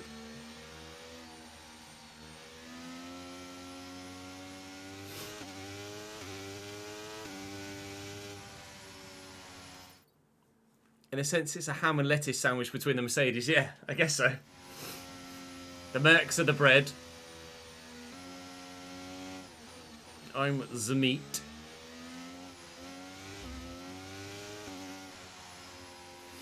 Well, here we go then. Tyres are all up to temperature. This time at Bahrain, hoping to not get crashed out by my teammate, which is what happened last year. Looking at you, Valtteri Bottas. Lance Stroll starts last, so that's not the ideal way for the team to get off to a good start this Constructors season. 0.8 metres isn't a great stopping point, but with George on hards in front, albeit he was rapid in qualifying, we will hopefully stand a chance of ending on the podium come the end of 58 laps.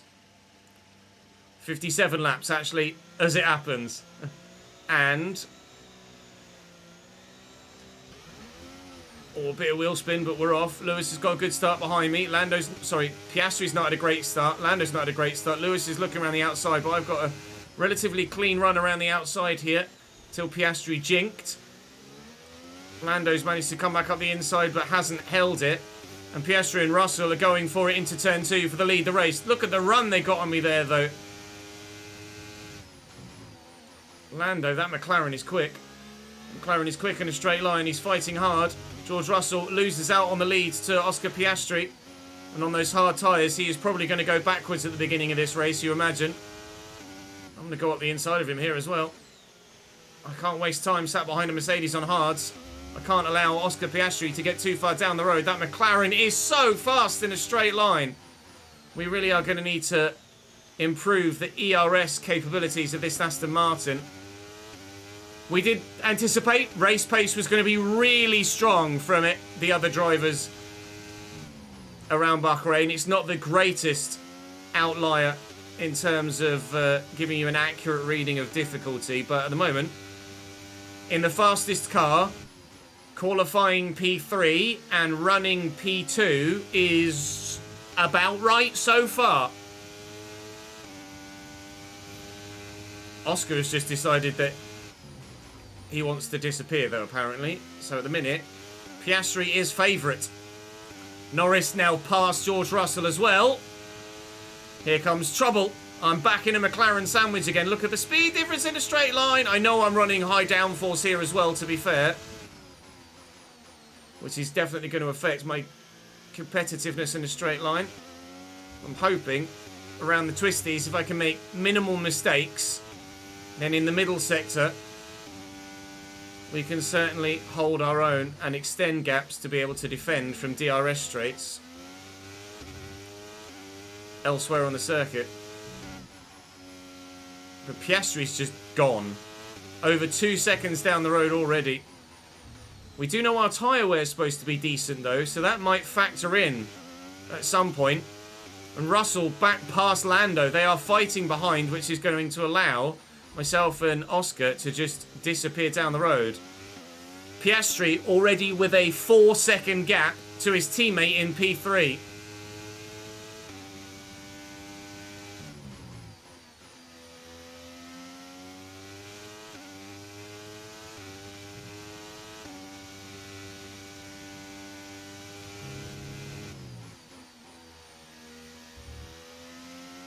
Right, time to try and settle in.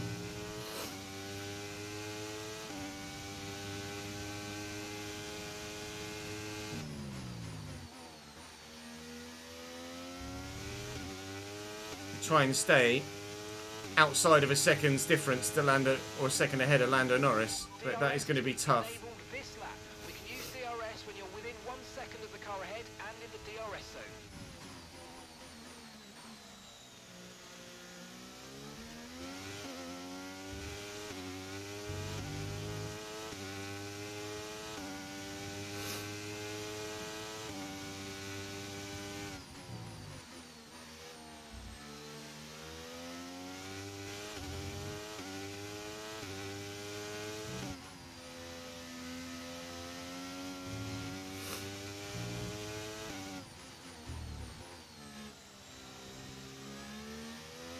I'm imagining that everyone around me is also on a 2-stop.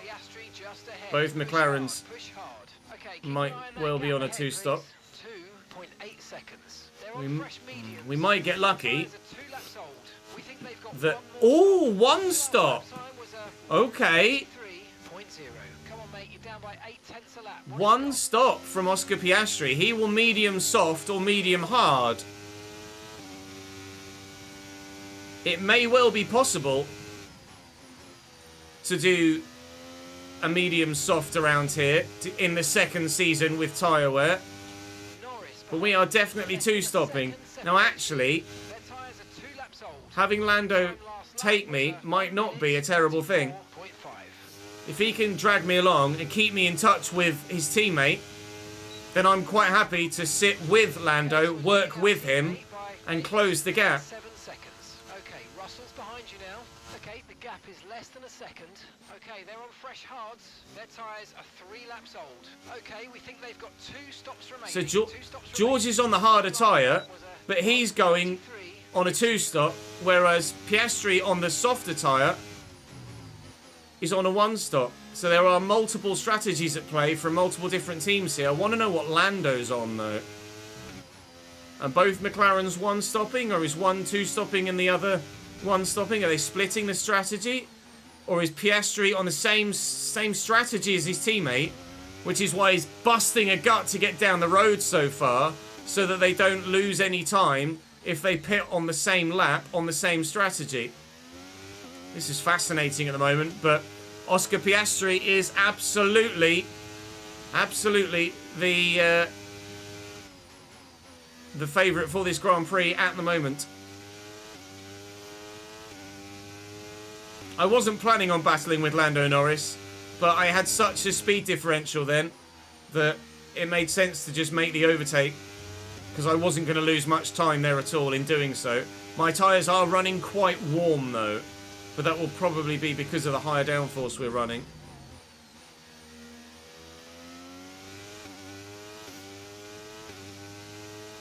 Oh dear.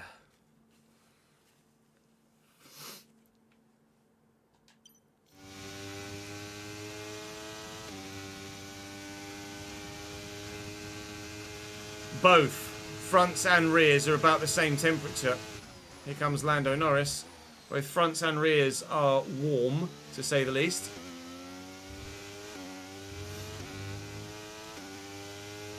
Lando's having another look. George might follow him through here, and I think Lando will just get me.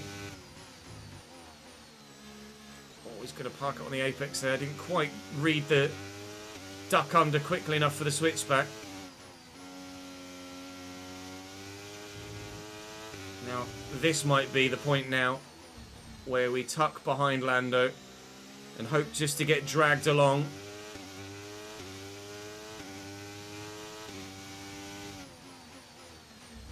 Because we'll have DRS here. We'll have DRS down the main straight. We'll have DRS between turns 3 and 4 as well.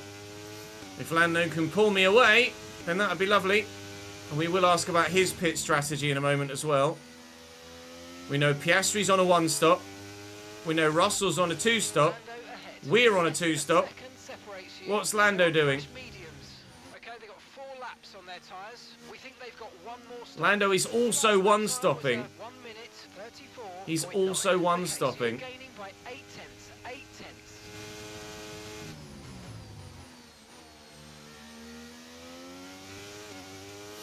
You're mighty in the traction zones. Really mighty. George is gone. I can't fight that. Now Lewis is coming as well. I didn't want to stop there. Didn't want to turn there either. Okay. There's a bit of a gap back to Pierre Gasly at the minute in the Alpine. I'll be intrigued to see how Lance is getting on. I think he's made a couple of positions so far, which is good news. I'll ask about my teammate in just a second. It may even just be George that we hang on to the back of at the moment. All I know is I want to stay with this group of 4 around me. Both Mercedes and both McLarens are who we're going to be fighting with for a podium in this Grand Prix. And maybe the Ferrari might have decent race pace. Let's ask about my teammate. How's Lance doing? Started 20th. 17th so far for Lance. Made 3 places. Don't know what stop strategy he's on, but presumably a 2-stop, having started on the softs. I need to make sure I get a decent exit here. Otherwise I'm going to get swallowed by another Mercedes in a DRS zone, just like the last lap. There was a better exit this time. Although, Lewis is still coming at pace. We definitely have a higher downforce setup here for Bahrain, don't we? I think that's easy. Quite obvious. Still got to fight to try and keep the position, though. What's Lewis doing strategy-wise? Because both the McLarens are on the same tyre, whereas the Mercedes are on different tyres, but they are both on a two-stop strategy. Oh, bit of Tony Hawk's in there.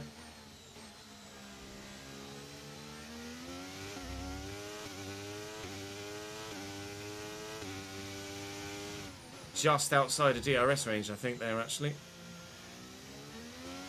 Indeed, we were. Let's use quite a bit of battery to stick with here. I want me to stop on lap 19.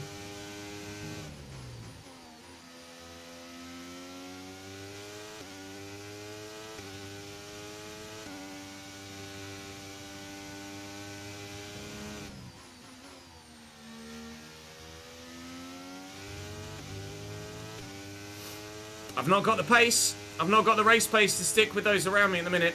These Mercedes and these McLarens are too fast. Helps when Lewis Hamilton locks up, though, and makes a mistake like that. Especially when he went through the DRS detection point before me. And I get DRS off the back of him. Cheers, pal. Toodaloo. See you later. He says. Even without DRS, he's closing up on me. George having a look at Lando now. They're going to start battling in front and coming back towards us, which is only good news for me. Be careful.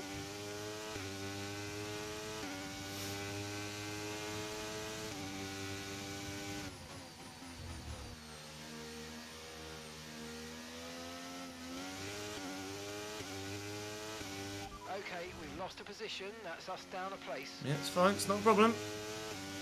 Playing the long game. Especially if they end up going medium, medium, hard. And we're on softs at the end of the race. We'll be in a good position still. We are playing that long game. Still, Piastri streaks away.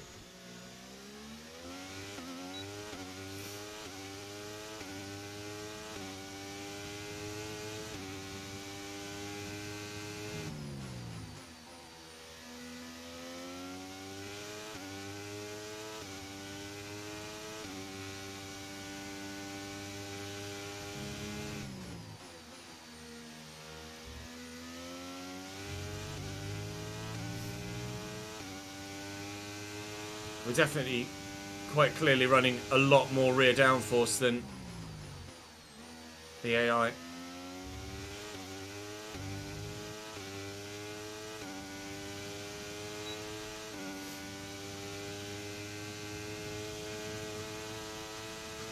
You have to go around the outside, mate. I'm not just going to let you through. Bye. Hello again.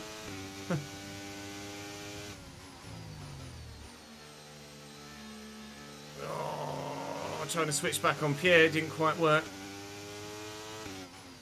Cede the position. Again, we're finding that we had really good quali pace, but maybe not the race pace here in Bahrain. It will differ track to track, certainly, as it did last season.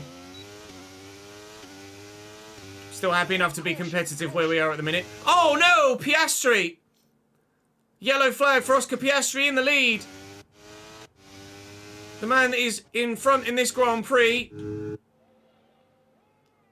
on his own, with the race waiting to be handed to him, has spun at turn 11. And is sat sideways in the middle of the track. That changes how this race might pan out. You silly, silly boy, Oscar.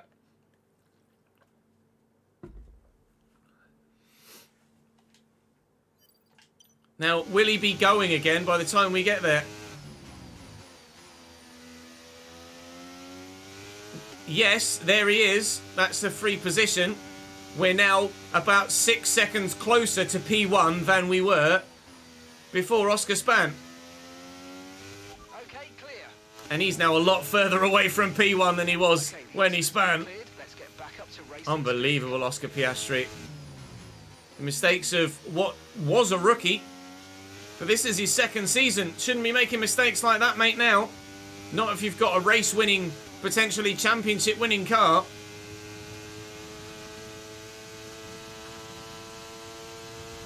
Extra downforce here really is killing me in a straight line.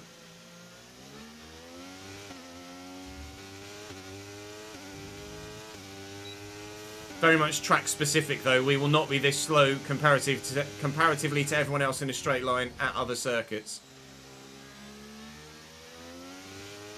Some we will be. And some we won't.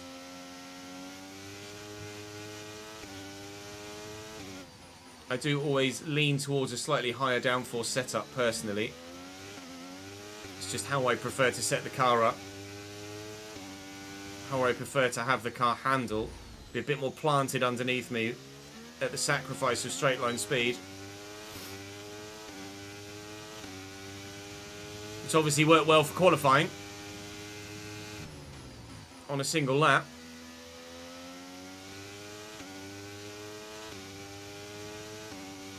But soon is when the tyre wear, or our better tyre wear, will start hopefully to come into play.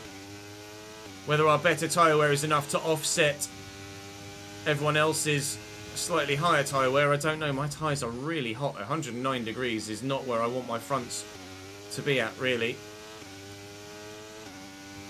But it is what it is. We'll deal with it. The car in front is a second a lap faster. 1 second. Piastri now down in 11th, I believe. From 1st to 11th. Unbelievable. From one mistake. Out of the points.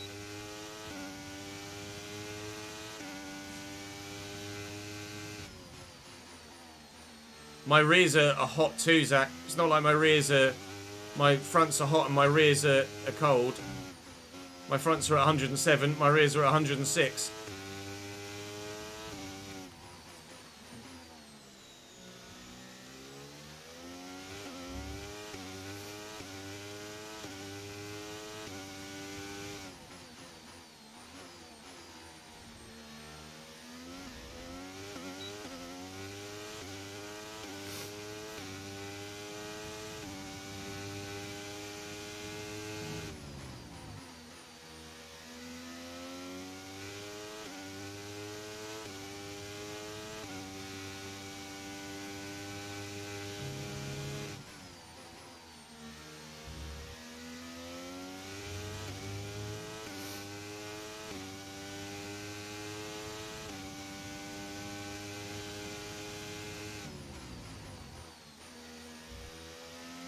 Yeah, I want that extra downforce though.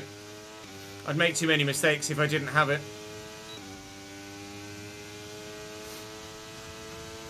I'm not bothered by this at the moment.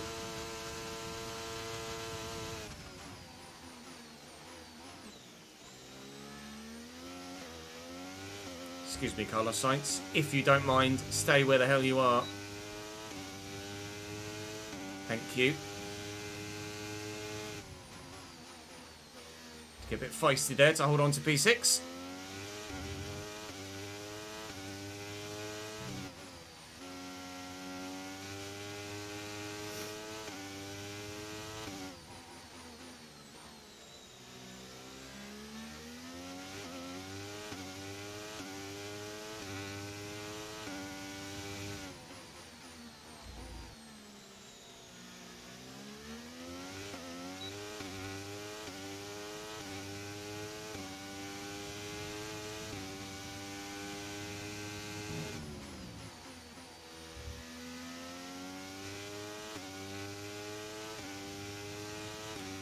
Not sure if Gasly's just holding Checo up here. That Alpine might be just a little bit too quick in a straight line for the Red Bull to get past at the moment. I'm not quite too sure who's having the better time of it here.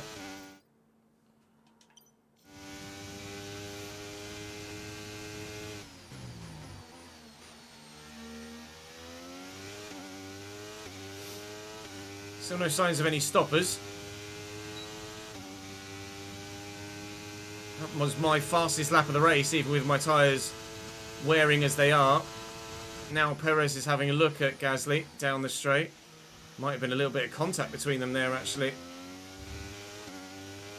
Nothing flew off Perez's car, but certainly it looked like Perez changed direction rather sharply there, either with contact or to avoid contact.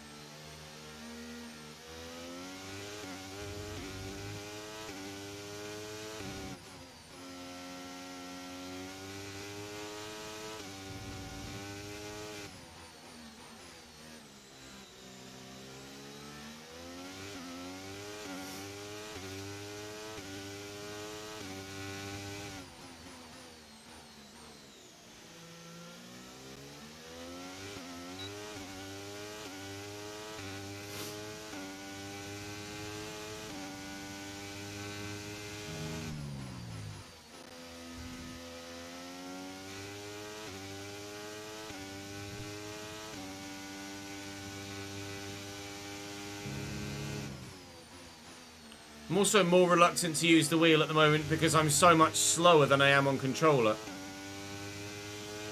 Previously, when I used the wheel back in F1 20,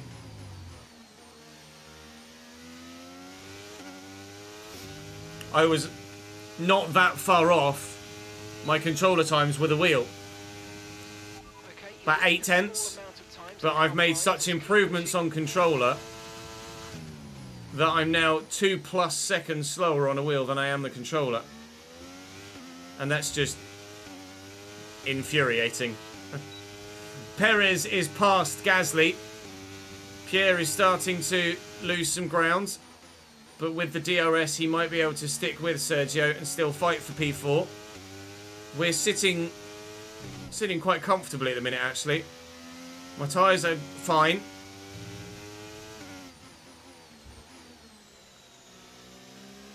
Pace-wise, we're fine. We're not planning on pitting until that 19. But if no one else has started to pull the trigger by 17, I will certainly consider stopping on 18. The plan was to do 19 laps per stint. So 19 laps on this set, 19 laps on the next set. Whoa, copy Pierre there. And then 19 laps on the soft set. Which is absolutely doable.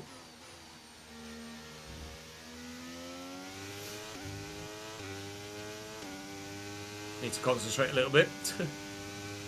But I might throw in an undercut or an overcut here or there, depending on the scenario. I could maybe consider going and stopping like maybe that 15 and going on to hards. And do a slightly longer middle stint on a harder tyre. And that might gain me more time. And that then would allow me still the option to go to mediums or softs at the end of the race. But if there's a safety car earlier than lap 30 or so, or earlier than lap 25 or so, it would lessen my options. I would be tempted to go to a hard tyre now, you know. Depending on where I'd come out, which says 19th, which is behind the Williams, but ahead of the Haas. We could try that. It might be worth a go. Let's take a risk. Why not? Let's box now. Significantly earlier than initially planned. With our tyres now basically at that 25% drop off.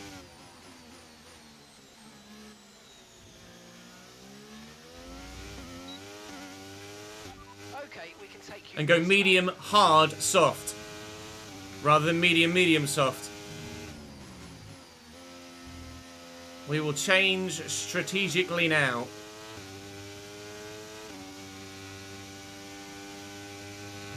It is a gamble, but it's one that might work for us to help us get back in touch with those front three. Some are on a one stop, some are on a two. There's a lot left to happen in this Grand Prix. But if I can box now for hards and be faster than I am on the worn mediums, then ultimately we'll have made the right decision. And those soft tired runners will be pitting soon as well.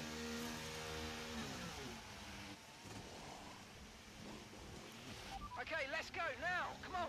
Perfect job on the turn in there, mate. Looks like a nice stop time. We're happy with that one. Now what I want here Okay, is effectively free air to pump in laps. Penalty for dangerous driving if you cross onto the track. And then when those guys all with their soft tyres start to pit, they'll just get out of the way.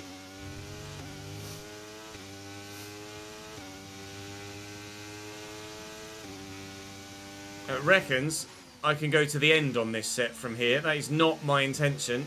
I do want to stop again about between lap 38 and 40 for mediums or softs. Not yet decided. Depends on how this set wear and what happens between now and then.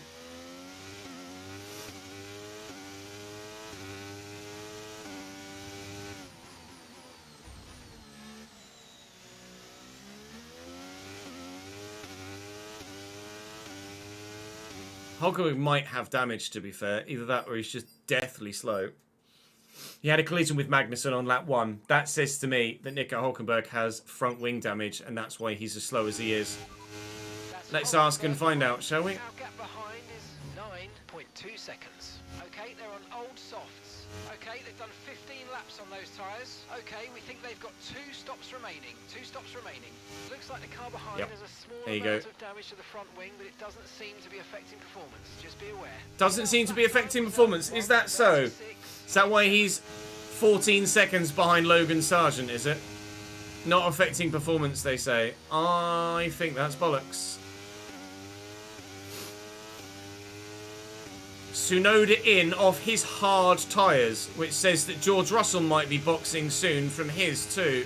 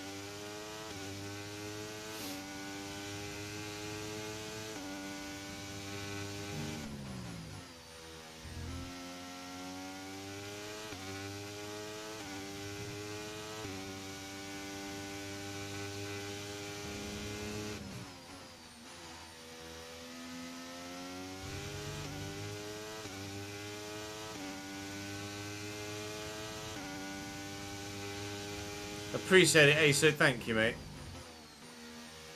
I'm in a better position now than I was then. Fortunately. Still struggle with the health, obviously, but it is better than it was. Just trying to get within DRS range of Logan for this part of the track, which we have now done, which is good.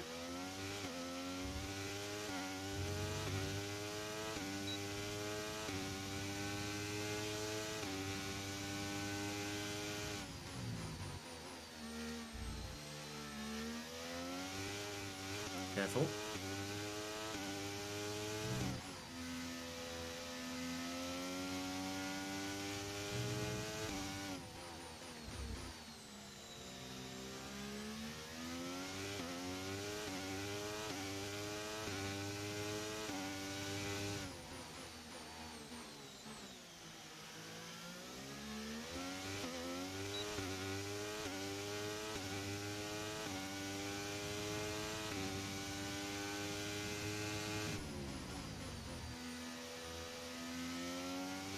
The extra grip, mate. Look at that extra grip. You still have the straight line speed. but I've just got the extra grip. Nice move. Good job. All the way around the inside, then outside of Logan Sargent. We should see some more pitters soon. And as we say that, there's an Alfa Romeo in the pits. And a Mercedes has boxed.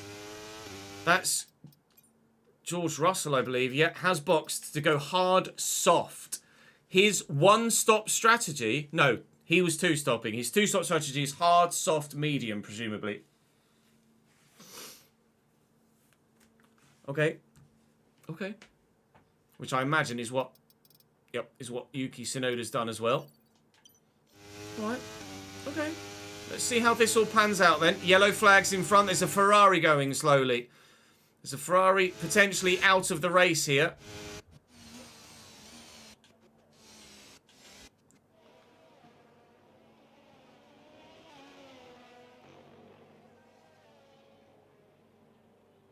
And it is Charles Leclerc. Charles Leclerc is full throttle here. And then just pulls off. His engine has gone. Ferrari, engine troubles. That's a free position. We'll take it. Charles Leclerc is out. Logan is not really going to get in the way here. It just gives me the DRS here. Cheers, pal. Sorry, Charles. See you later, pal. Bye-bye. I feel sorry for him, but nah. Green flag.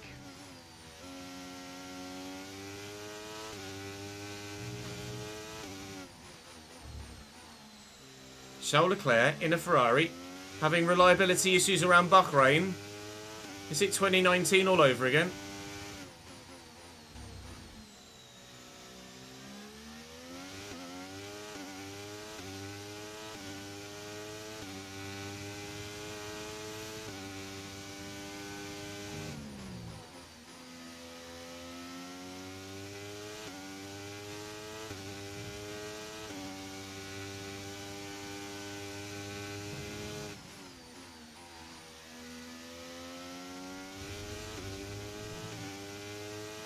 Feels fine. Feels absolutely fine.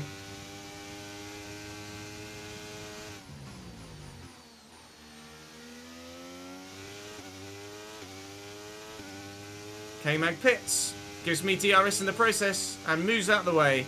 Thank you, bye! Ocon's also in the pits. As is the Williams from behind me as well, which is Sargent, because there's Zhou Guanyu and the other Williams right in front of me now. Battling with Daniel Ricciardo, who's in my old Alfa Romeo.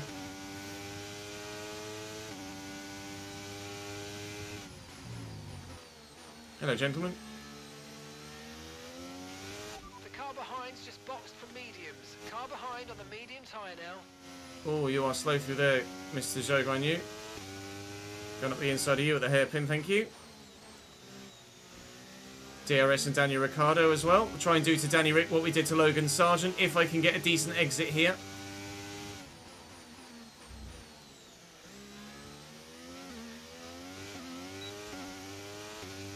Which I have done. He's going to go defensive. I'll go around the outside of him.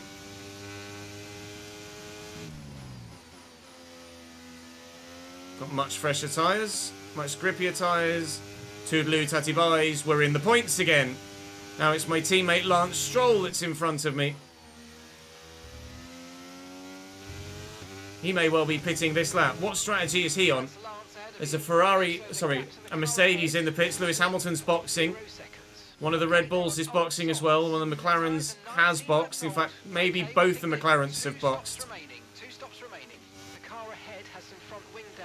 Oh, Lance has got front wing damage. Hopefully they'll change that in the box.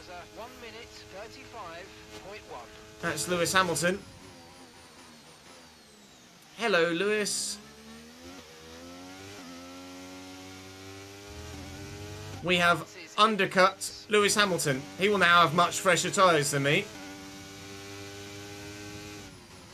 But that decision to pit significantly earlier has gained us a decent amount of time on Lewis. A good 3 to 5 seconds or so.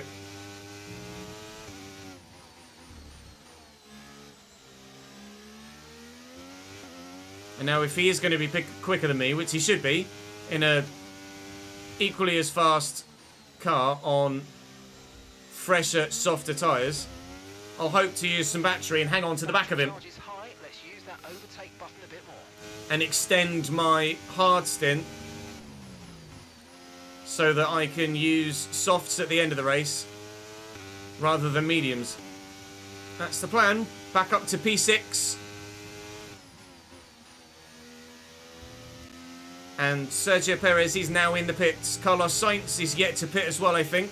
George Russell is going for a move on Piastri and has that move done. Lewis goes for a move on me. Gets it done. He'll have DRS as well, so we'll use a bit of battery here just to try and stick with him. But we'll still be within a second for the next DRS zone, so it's not a problem. Quite happy with how this race is panning out so far.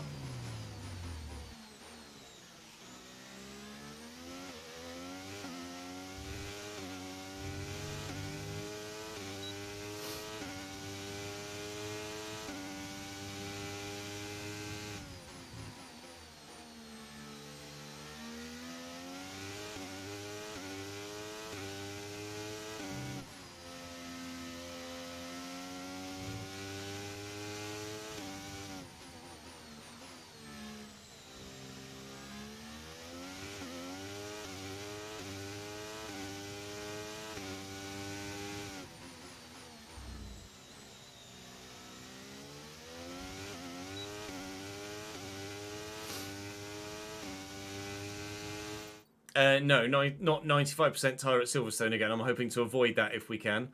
Duncan, thank you very much for the follow, mate.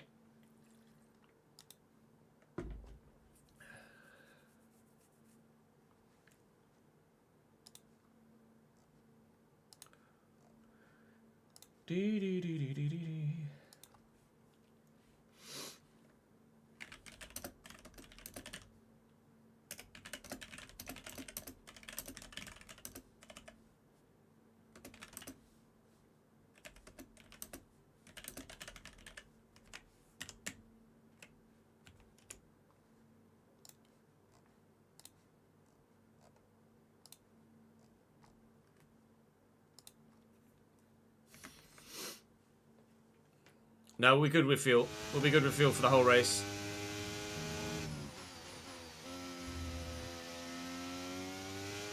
I could maybe even have taken some fuel out, which might be partially why I'm as slow on the straights as I am, because I might be running heavy comparatively to everyone else.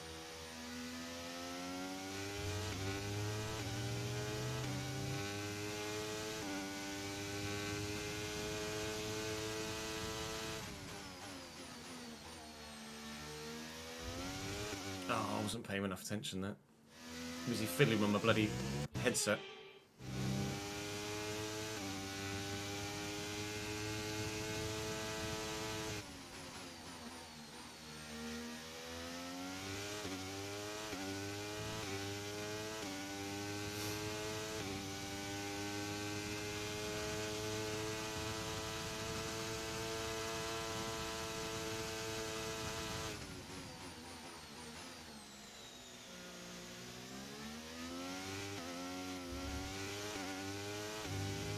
Didn't quite use enough battery down the main straight. It was about 100th of a second outside of DRS range, which is annoying.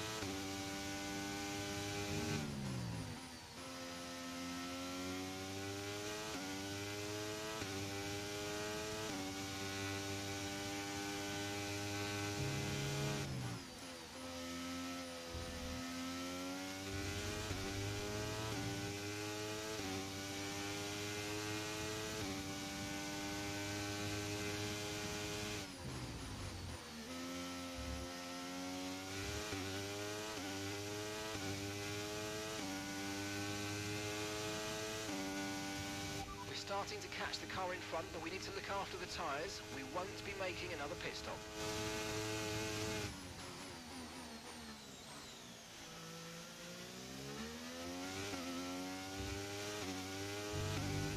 I think Oscar Piastri has wing damage. The gap to him is coming down, whereas the gap to Lewis is growing, and the gap to even Gasly behind me is coming down, even prior to him getting within DRS range.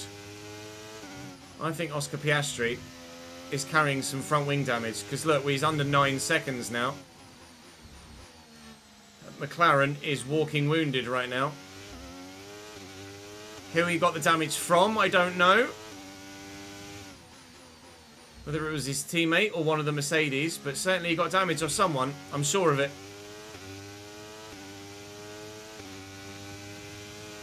Either that or he's got an engine issue of some description that we haven't heard about yet. But here's Struggs. Lewis is gaining on him hand over fist. We're gaining on him quite considerably as well. Over half a second a lap we're gaining on Oscar Piastri at the moment. We should be with him before we make our next pit stop, maybe. As soon as Lewis gets past, I'll ask. Provided I'm still ahead of Pierre Gasly, that is.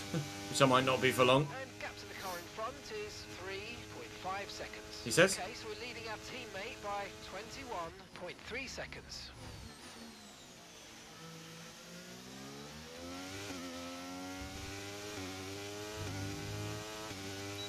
Gasly in this Alpine has shown some really good pace this weekend. And to be fair, Ocon is right with Max Verstappen as well. Alpine got a decent car. In Bahrain, at least. Long season, though. 23 races.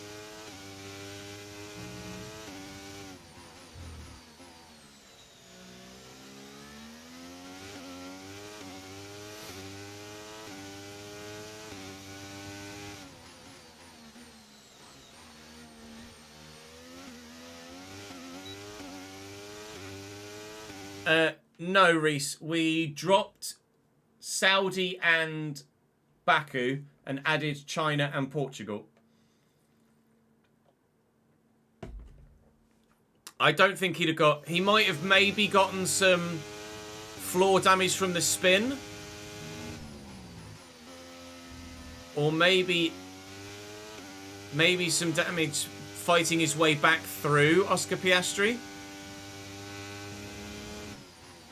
May well actually have come against the back mark, not necessarily a back marker, so to speak, but one of the lower running cars when he dropped back a bit.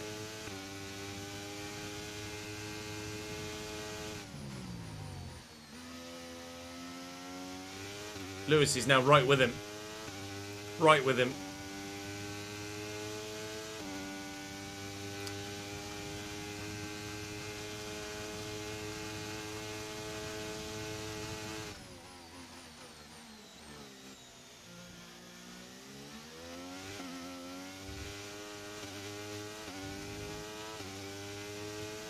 Okay, some information on Piastri. They seem to have an issue. There you go. Confirmation. Piastri does have a mechanical issue of some description. We suspected it was damage. Confirmed now that it's not damage. Or if it is damage, he's got more than just front wing damage. It may well be floor or side pod damage. Because he was slower. He was slow around the turns, not in a straight line. Which says to me that it's aero-based, not engine-based. But Lewis is now past him. And Piastri is 5.5 seconds down the road. That was 12 or so when we came out of the pits.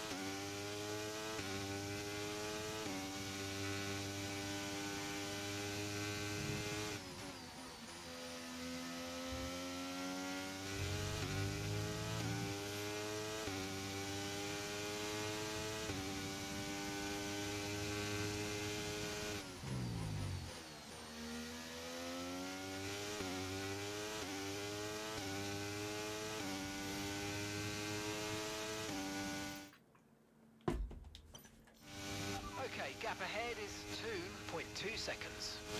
Driver changes, Harif, were Fernando Alonso retirement, me from Alfa Romeo to Aston Martin Behind is lapping faster than us by to around replace seconds a lap. Fernando Alonso. Daniel Ricciardo then went from Alfa Tauri to Alfa Romeo to replace me. Alex Albon went from Williams to Alfa Tauri to replace Daniel. And Zhou Guanyu has come back from the wilderness to drive at Williams in place of Albon. They are the driver changes for Season 2. And PTFC, thank you very much for the brand new Tier 1 sub, mate. Very good of you, appreciate that. PTFC. There's Peterborough United, there's Port Vale. Portsmouth are just PFC. Who's PTFC? Off the top of my head, I can't think of who the PT would be. Preston North End as well, but I can't think of any. It might be Portland Timbers, to be fair, Josh, yeah. 5 seconds. They're on old mediums. They've done 26 laps on those. Oh. We think they've got one more stop. That's why Piastri's going slow. He's got a mechanical problem, which is adding to his issues because he's even slower because he hasn't stopped yet. Neither of the McLarens have stopped yet. So not only is he on super old tyres, but he's got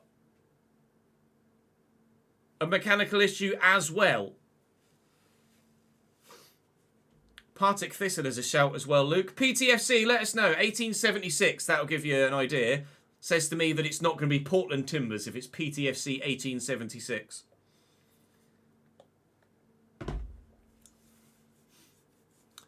Partick Thistle, there you go. We'll always love Cambridge for taking Adi Aziz and David Amu in the same window. You're welcome. Thank you for the sub, mate. Appreciate it, dude. Luke's happy with himself. Okay, you're catching the car ahead. Hi, Max. Remember, we need to get to the Bye, end of the Max. race on these tyres. Yep, I know.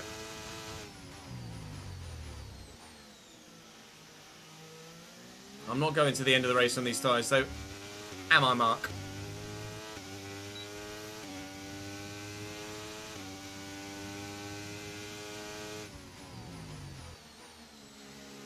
Can't afford to lose time behind Piastri.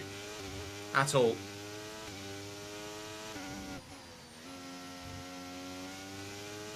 Verstappen, if he's got anything about him, should go for it into the hairpin here. See you, pal. That's 2 positions, 1 corner. That was a career mode only move. I was intending, really, only to go for Max, but ended up taking Piastri as well, and I'm not going to complain about it. P5. Max will come back past me, but we certainly didn't lose any time behind Oscar Piastri, and that was ultimately what I was hoping to avoid. Yeah, FM knowledge, you're not wrong. Okay, gap to the car ahead is 3. I was purely thinking English leagues. I hadn't gotten as far as Scotland. Yeah, do that in an open lobby, and I definitely don't have any wheels left, you're right.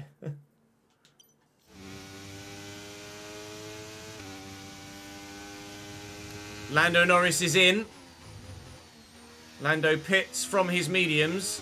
28 laps on mediums, and he's gone hards. So Lando is hard to the end. Gap to your teammate behind is 19.1 seconds. I don't know about that, Lando. I really genuinely don't.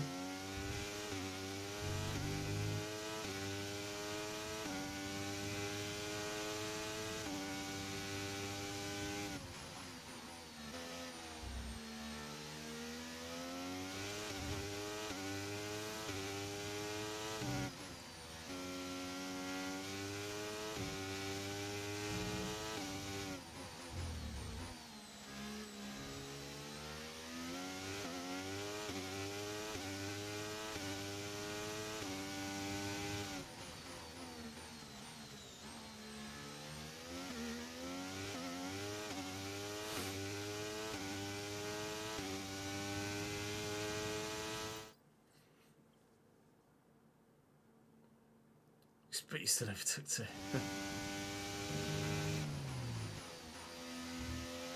I think at the front end of our open lobbies, you absolutely can do it.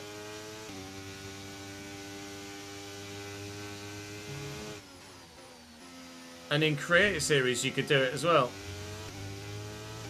But regular lobbies, no. They're all stuck behind Piastri now behind Leclerc. I imagine Piastri will box this lap. But there's Verstappen behind me, then Perez behind him, and then just 5 cars all in the same corner. Very much expecting Piastri to box now, and indeed he does. Piastri's in. He needed to do that. Might be able to recover some of the pace he's lost with a mechanical issue with fresh tyres, but it's still not looking good for Oscar Piastri for the rest of this race.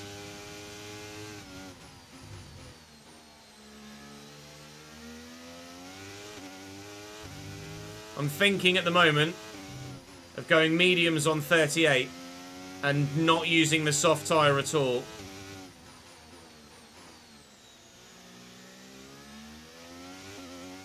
But we'll play it by ear. If there's a safety car at any point between now and 38, we'll definitely go mediums.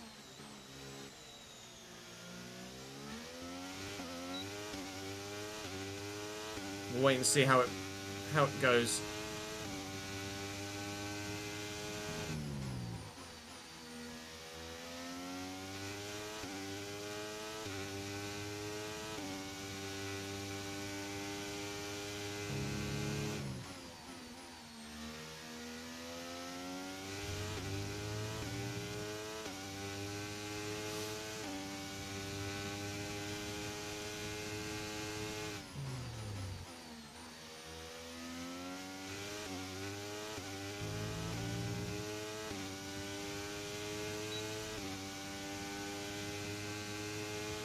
So I think Piastri was P1 by 5 seconds and then binned it.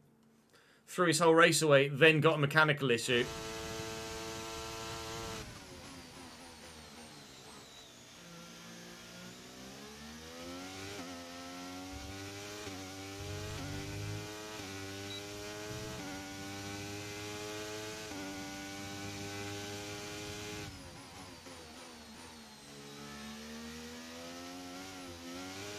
Bugger.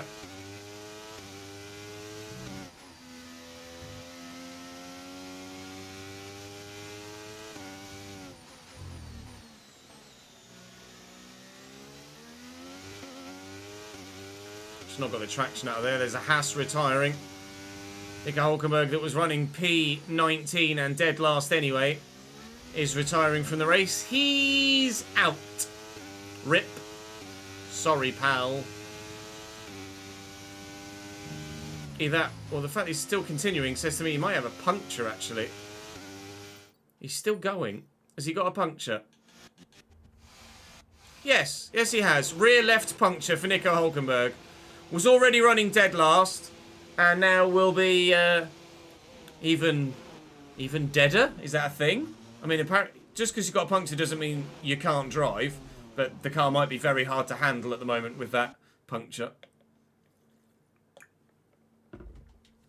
Nico won't retire, but also won't finish anywhere other than P19 without a safety car now. Checo's getting very interested in the back of my car, isn't he?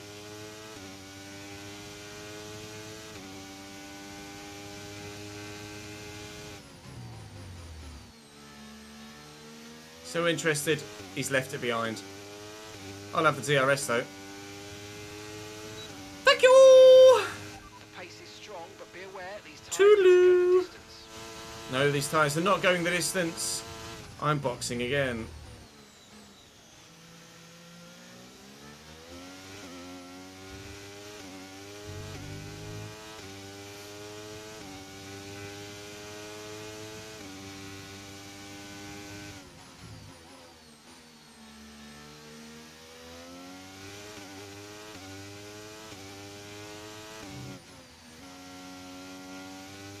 One Mercedes pit significantly before the other, I think.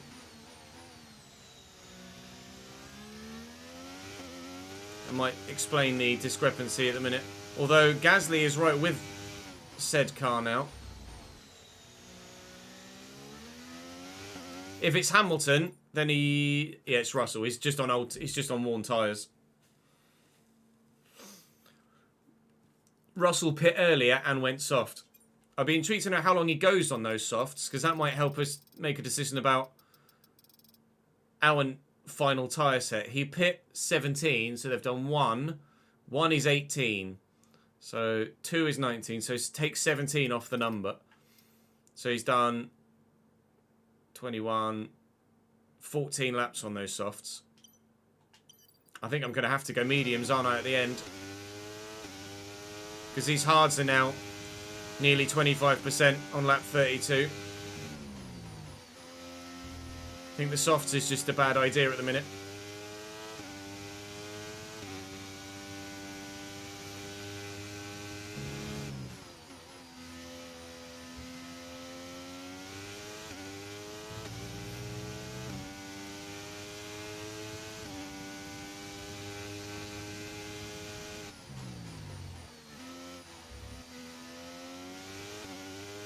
We can have a look at his car and see if there's damage. If you're certain, there may well be, but can't see any damage to that Mercedes.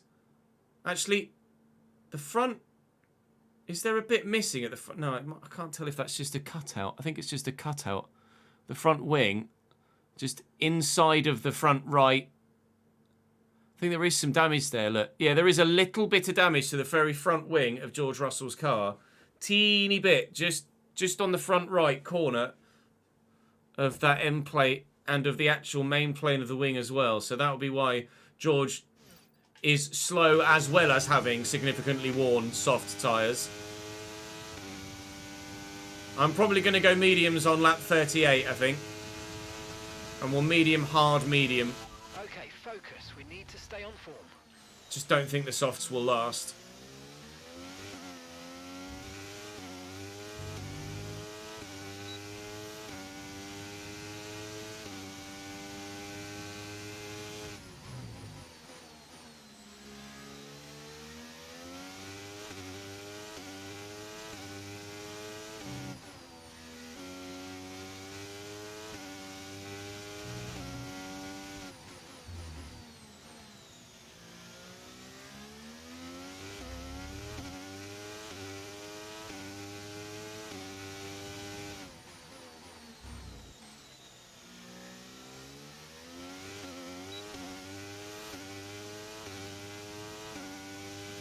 If it's no safety car, I don't know where I'll finish.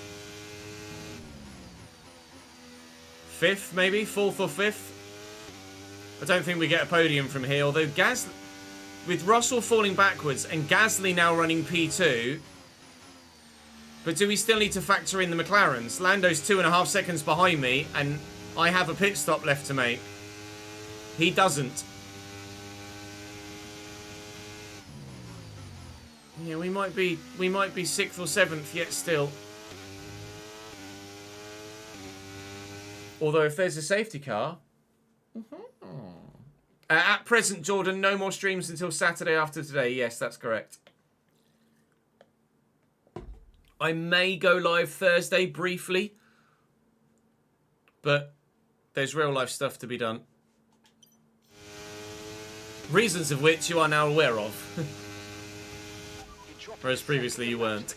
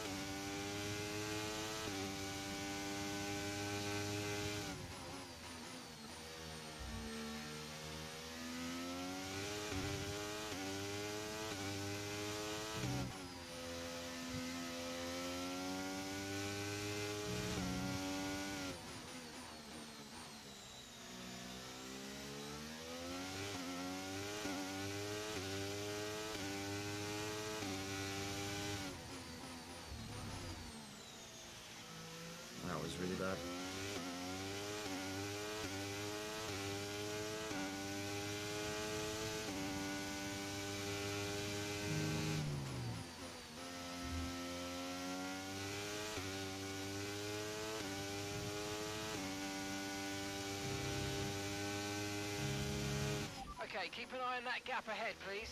1.9 seconds. Yeah, no, that's fine, Jordan.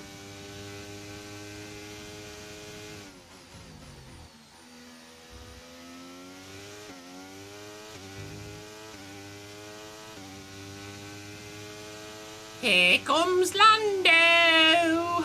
Managing Bye. your tyres, manage your tyres.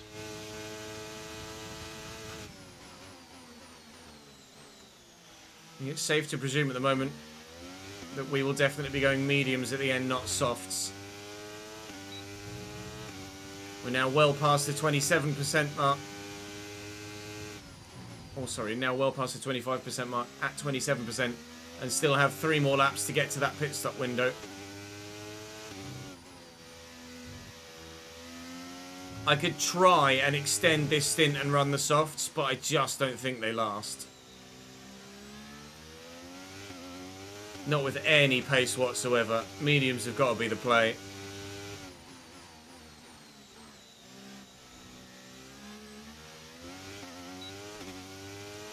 Mediums on lap 38 is the plan.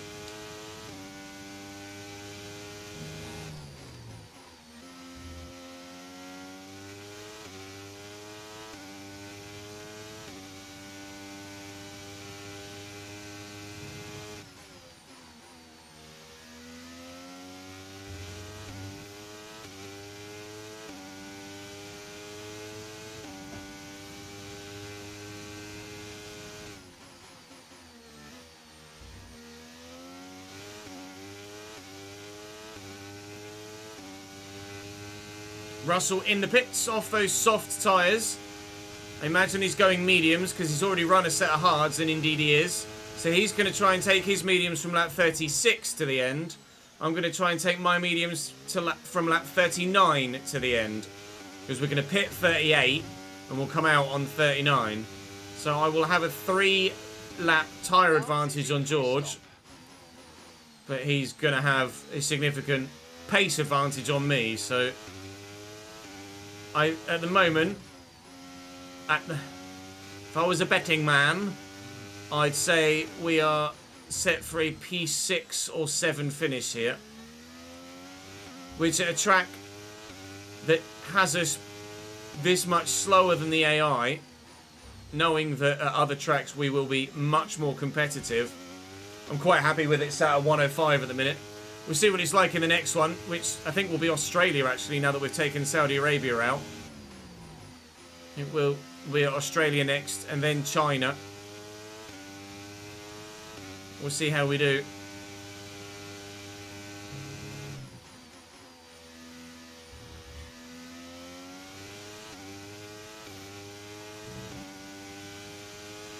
Car on the performance charts is number 1, Reese.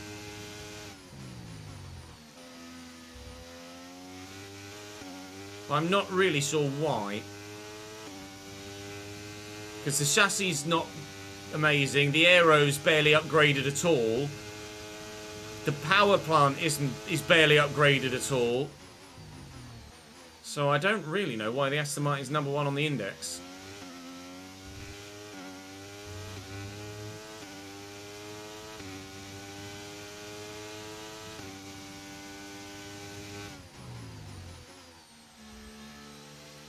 Marbles. Okay, so the gap to the car ahead, 3.5 seconds.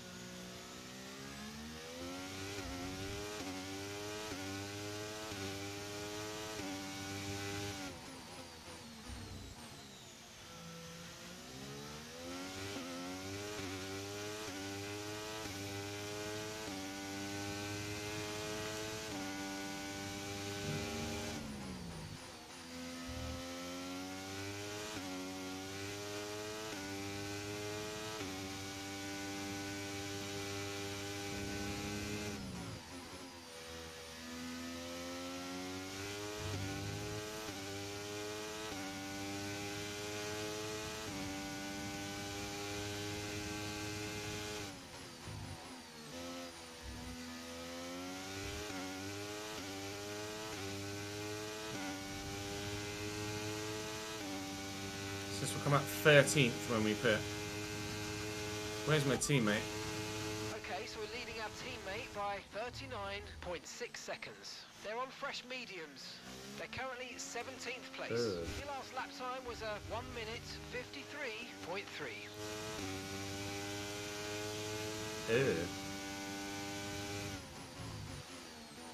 Come on, Lance. Be better.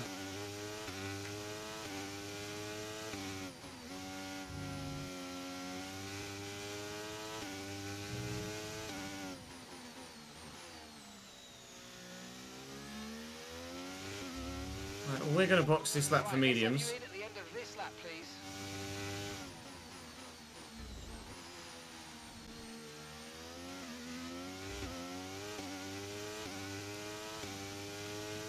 So 30% basically now on the tyres all round. That 38 was the original stop lap. We were going to go, or we anticipated going medium, medium, soft. But tyre wear has been slightly higher than we expected it to be. So I don't anticipate the soft tyres being able to do 19 laps. But equally, I can't really take these hard tyres any further because they're just too slow. So we're going to pit in the middle. And we're going to do a medium, medium, hard run rather than a medium, medium, soft run. Albeit the hard stint is in the middle. 2 sets of mediums and a set of hards rather than 2 sets of mediums and a set of softs.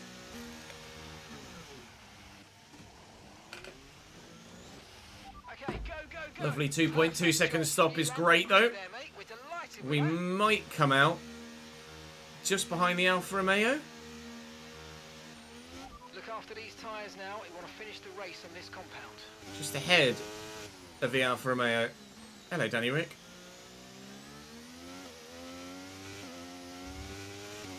Right, the Piastri's on hard tyres. I presume still has this mechanical issue as well. Okay, they're on fresh hards. Their tyres are 9 laps old. At the time last lap was 9 lap old tyres are not fresh. I'm sorry. It sounds like he might have fixed his mechanical issue though, judging by that. But he's still going to have his damage, right?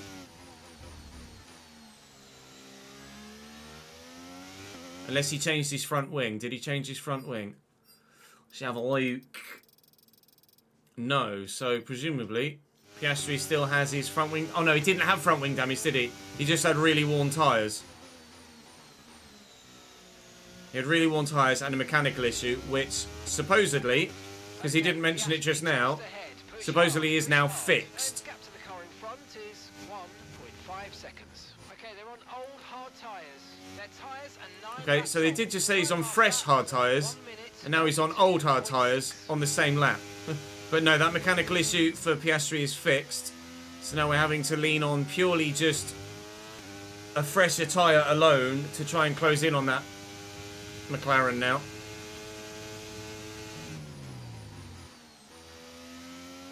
Ocon's in the box. He was just behind us by about 4 or 5 seconds before we pit. He's gone softs. Ocon is going to be a problem at the end of the race. It's going to be very quick on those. But they will wear fast.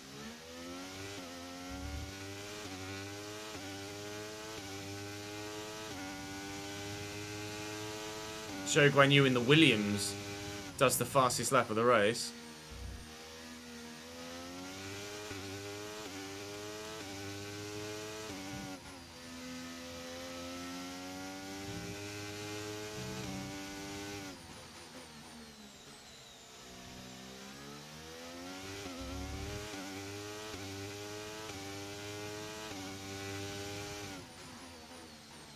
Safety car about lap 45 would be wonderful actually.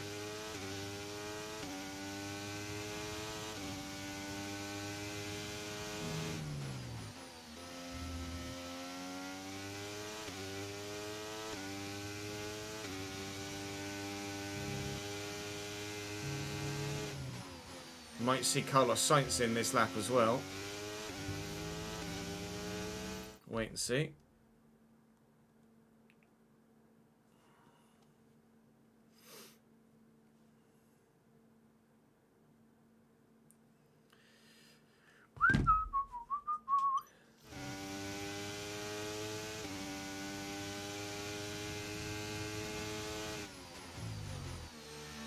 Okay, so Sainz isn't in this lap, but Verstappen was. And he's gone to hards, Max Verstappen. So we will have a pace advantage over Max Verstappen for the rest of the race. Hello, Oscar. We'll also soon, hopefully, have a positional advantage over Max Verstappen for the rest of the race as well. I'm going to try and catch Max now on those hards. Get myself up into P7. We believe Sainz still has to stop again.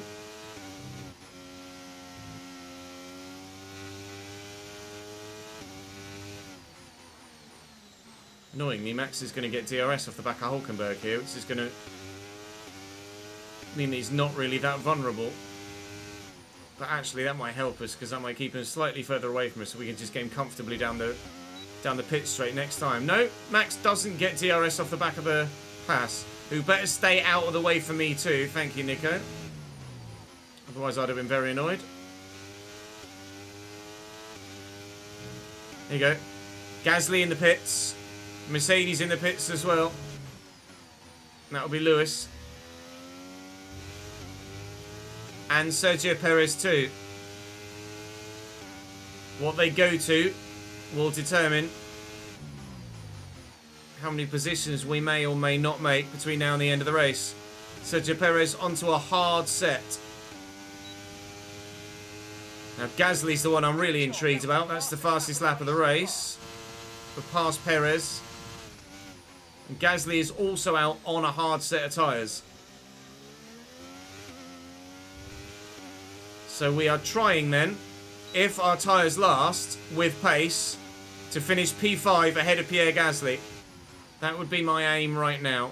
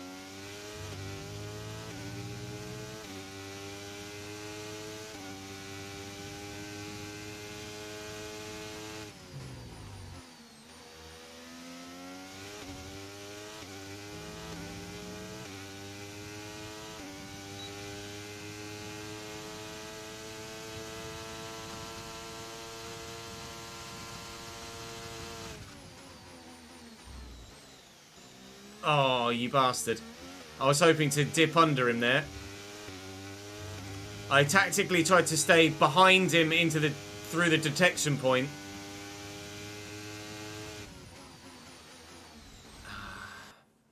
That was just desperation. I purposely tried to stay behind him through the detection point, so I could get DRS here, hoping to get him into or out of turn 1. I'll purposefully not take the position here now.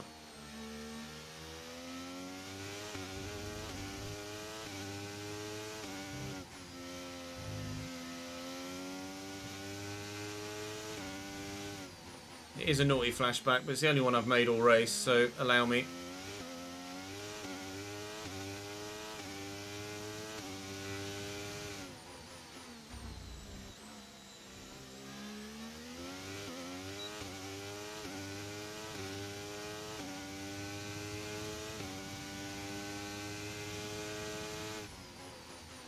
Hello, Max.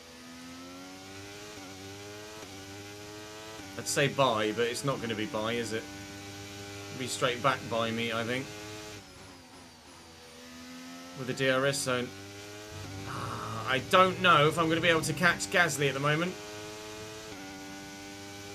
I'm praying that we can, but it might be P6 or 7. Oh no, never mind. Carlos Sainz is in the pits. Well, it'll be, hopefully, P5 or 6 then. Okay, gap ahead is Bye, Max. 5 seconds. Back down to Gasly P7 we go. behind is 16.2 seconds. Ocon took my fastest lap as well.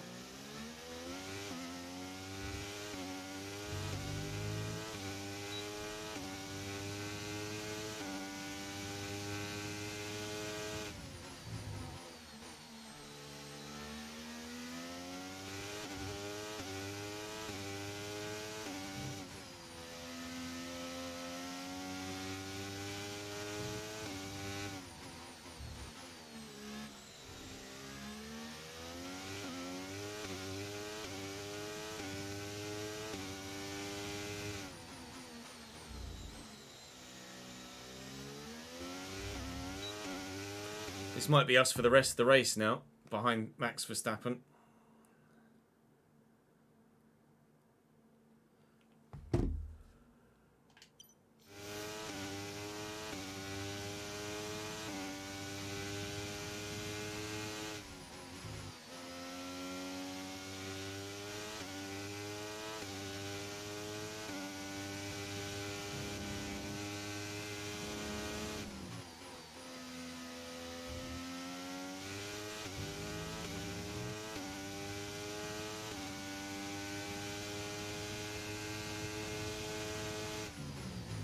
Put Max offline here.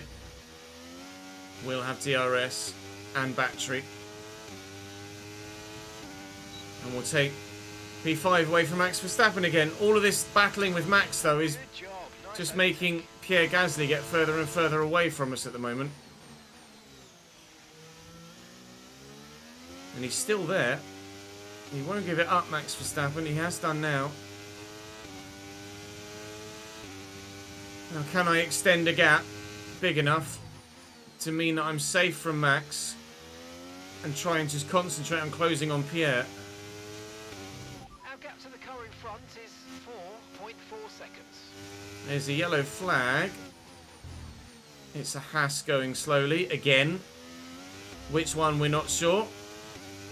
Might be Magnussen, actually.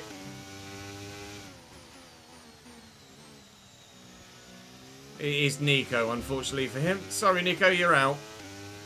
He had a puncture, had front wing damage, and now retires with a mechanical issue as well. Not a great season opener for Nico Hülkenberg, bless him.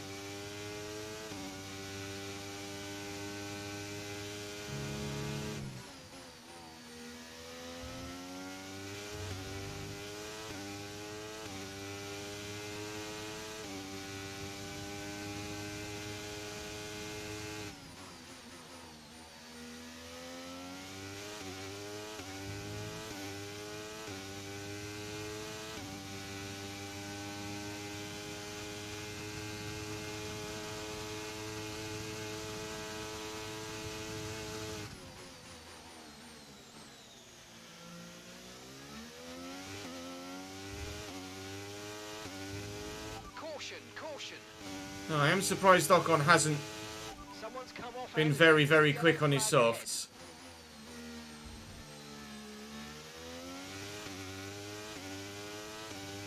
Okay, clear. Gasly at the minute is actually very quick on those hards. Struggling to catch Pierre. Oh, that will be why Pierre has extended and gotten away then, actually. Pierre Gasly's in George Russell's DRS. That will be why the gap to Gasly was getting bigger. Because he's had DRS where I haven't. He is now battling with George Russell, which hopefully will only bring the two of them closer to us, at least briefly. And maybe there might be a sniff of a podium, but I doubt it.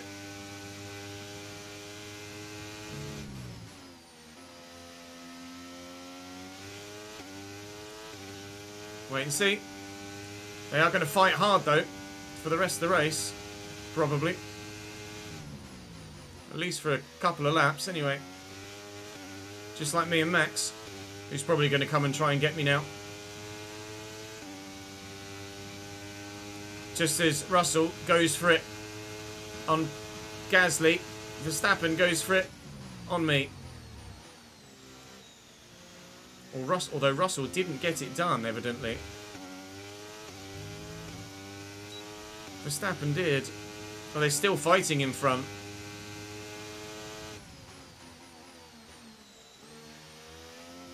And we're back past Max. Gasly's back past George.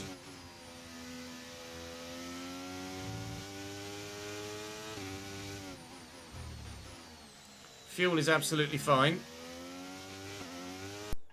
Oh, I've just lost audio. Just lost audio. Thankfully, I'm not racing online, so we will mid-session save. And I'll load the game again.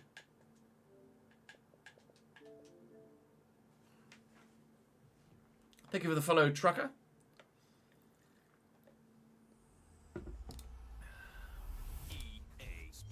It's in the game.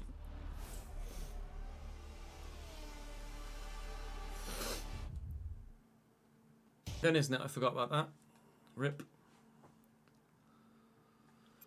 Playing a video game! Don't put it in the video game if you don't want it on YouTube. Piss off.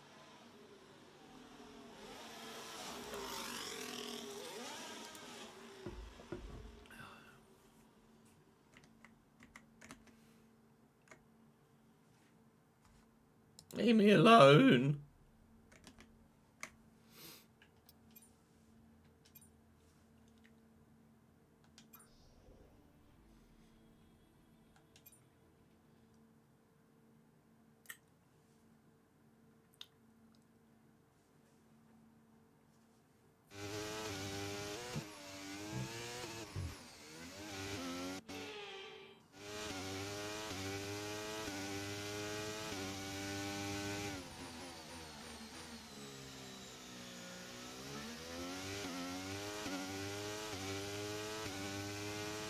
You can tell from the schedule, Jordan, when the stream starts on Saturday.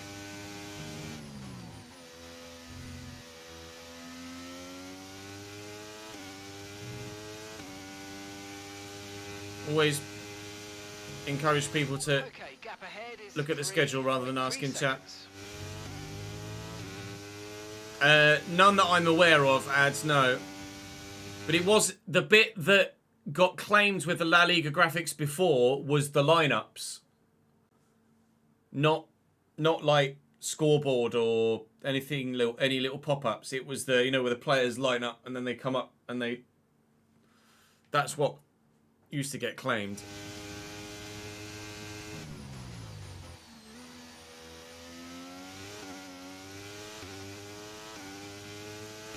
I've just remembered that George Russell had front wing damage. And if they've not changed that, then George Russell still has wing damage. And I just got distracted looking in my mirror because it is now full of 2 Red Bulls, not just 1. Sergio Perez has joined the party, and we might be 3 wide into turn 4.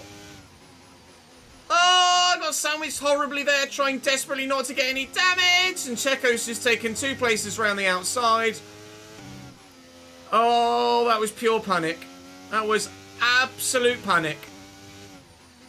It's cost us a second and a half or more to George Russell.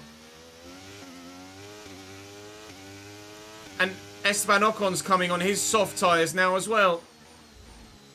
Where has Checo come from? Have Max and I been battling that hard that Checo just arrived?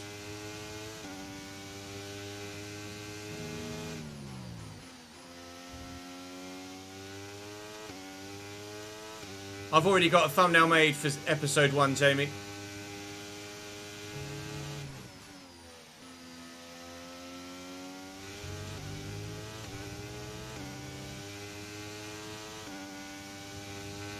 That was scary.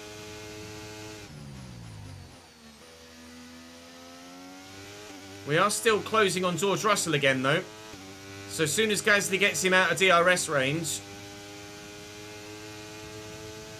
George will tumble back towards us again.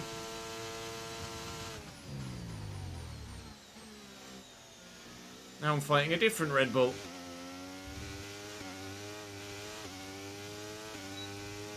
When my tyres are starting to get quite worn. 9 laps to go.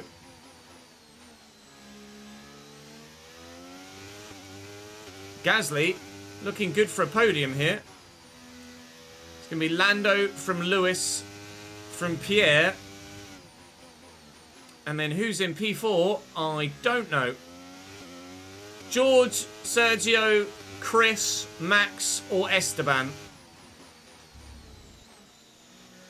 There is currently a 5-way fight for a 4th placed position.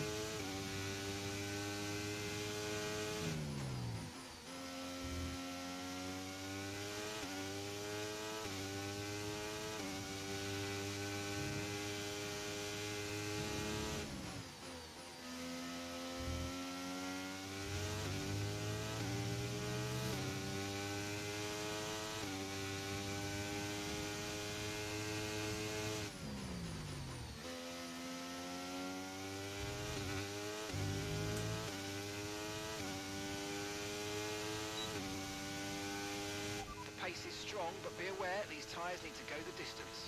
Yeah, I know.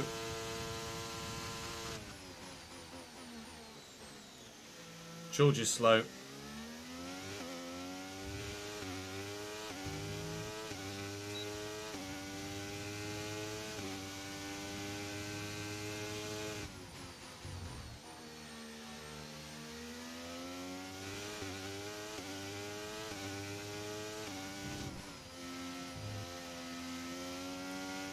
AI are at 105, Daniel. That was close. Huh?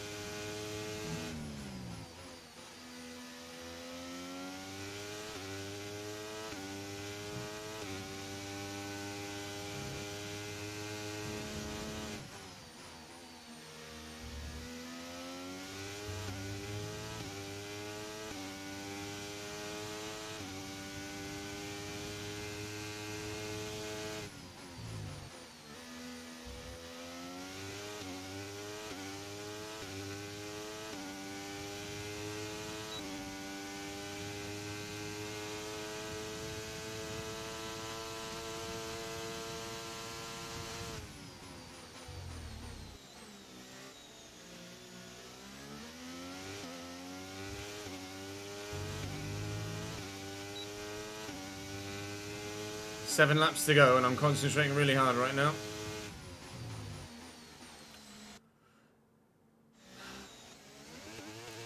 That's why I shouldn't talk when I'm concentrating.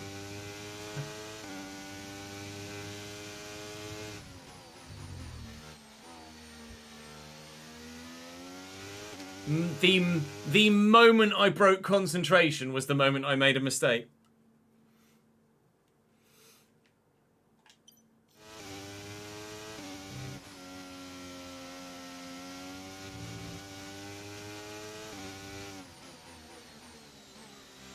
That's why I don't do too much talking in Creator Series.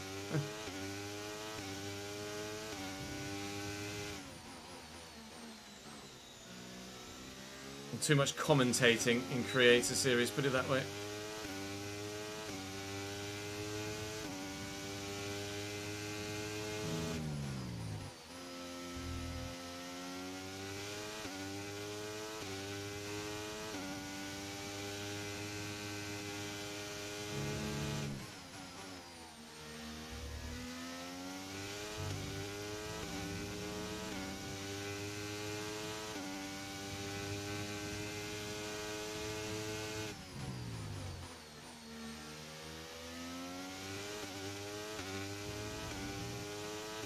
Checo's going to go for George here. Hopefully they screw each other over at turn 1.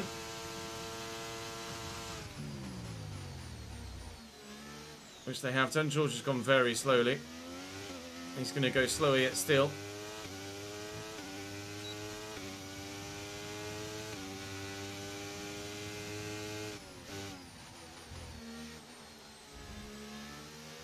Worried about getting tangled up here.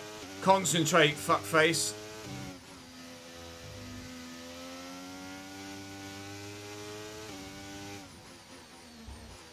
Let the pictures do the talking.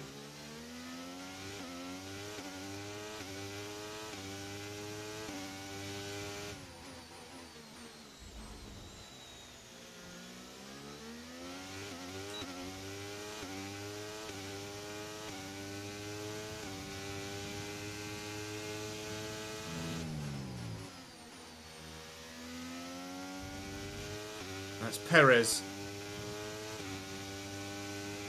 Hoping the pictures are doing the talking right now, because I'm not doing any.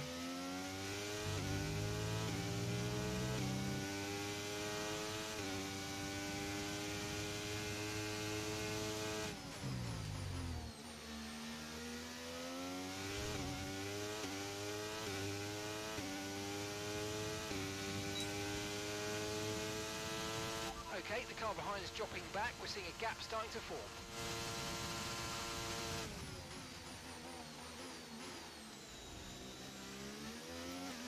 Play DRS check in there. Just to make sure I got it here. George is still ahead of the two Red Bulls. Verstappen actually is fighting with his teammate now as well. Joy of joys. Get me down the road.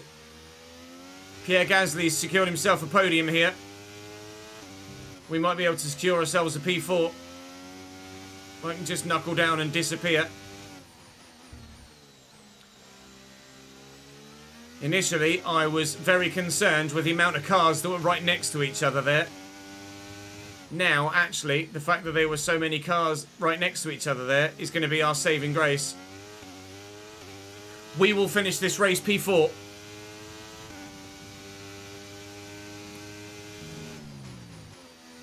Special note of Pierre Gasly, driver of the day for me. A podium in that Alpine is very respectable indeed.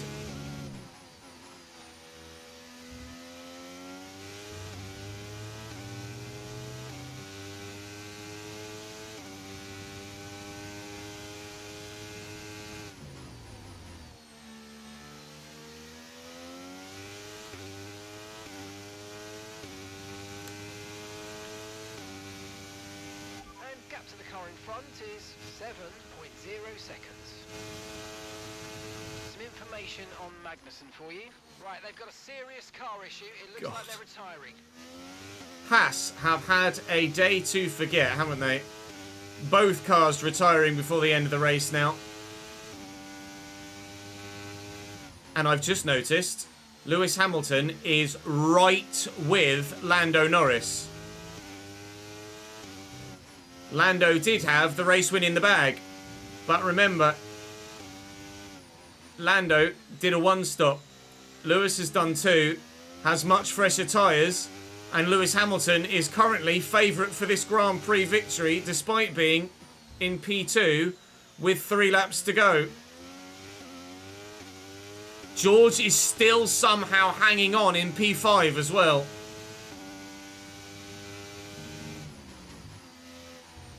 Concentrate, Ches. Lewis Hamilton leads. But who went first through the detection point? Who's going to have DRS? Lando Norris is now back in front. I think you can tell by that Lewis Hamilton has the DRS. Or does he? Lando's fighting back. No, Lando might have the DRS. I have no idea right now. All we know is that there is a battle going on for race number 1 of this calendar season. Verstappen is now past. No, he's not. George Russell's got DRS behind. Drivers just moved into first place. Okay, so we're leading our teammate by 29.4 seconds. 3 laps to go. Lewis now leads from Lando. Perez is now past Russell, and Checo takes 2 positions at turn 1 again. Actually, it was turn 4 he took 2 positions previously, but Checo's still making moves. Lewis should be able to hold on for the victory from here now with a tyre advantage. Lando will certainly hold on for a P2. Pierre will definitely hold on for a P3. And I have to hope now that Sergio Perez can't close on me enough in the next 2.5 laps to steal away my P4.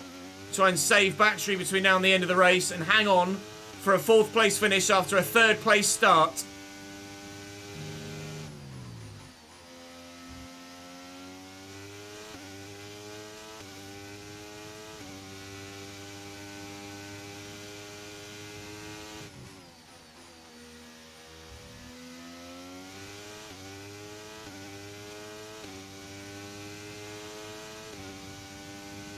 You didn't anger me at all, Jordan. Don't worry, mate. As says, I just use questions like that as a reminder to everybody else that there are commands there as well. If anything, Jordan, you helped me out, mate.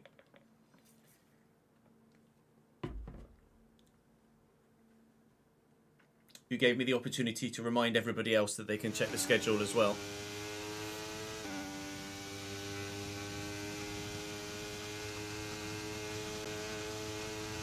Here comes Checo.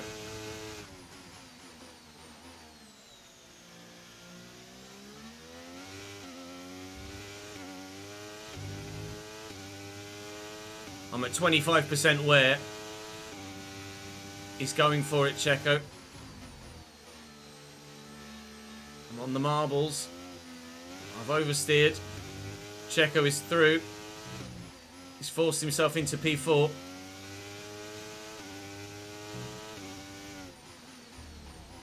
We have 1.5 laps to try and find my way back past.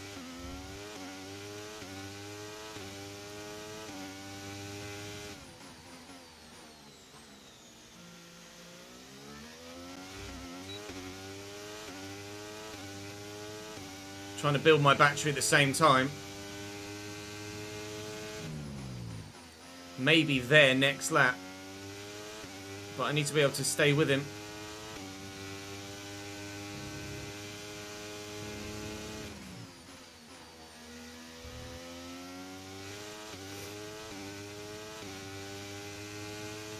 Maybe turn 1. This can be a battle now.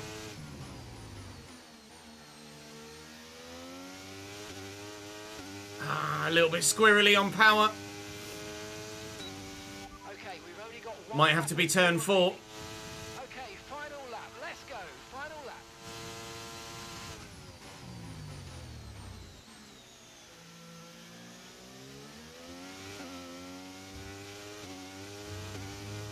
It's not going to be turn 4. Ocon is now past Russell, who's tumbled. Make a mistake, please, Sergio.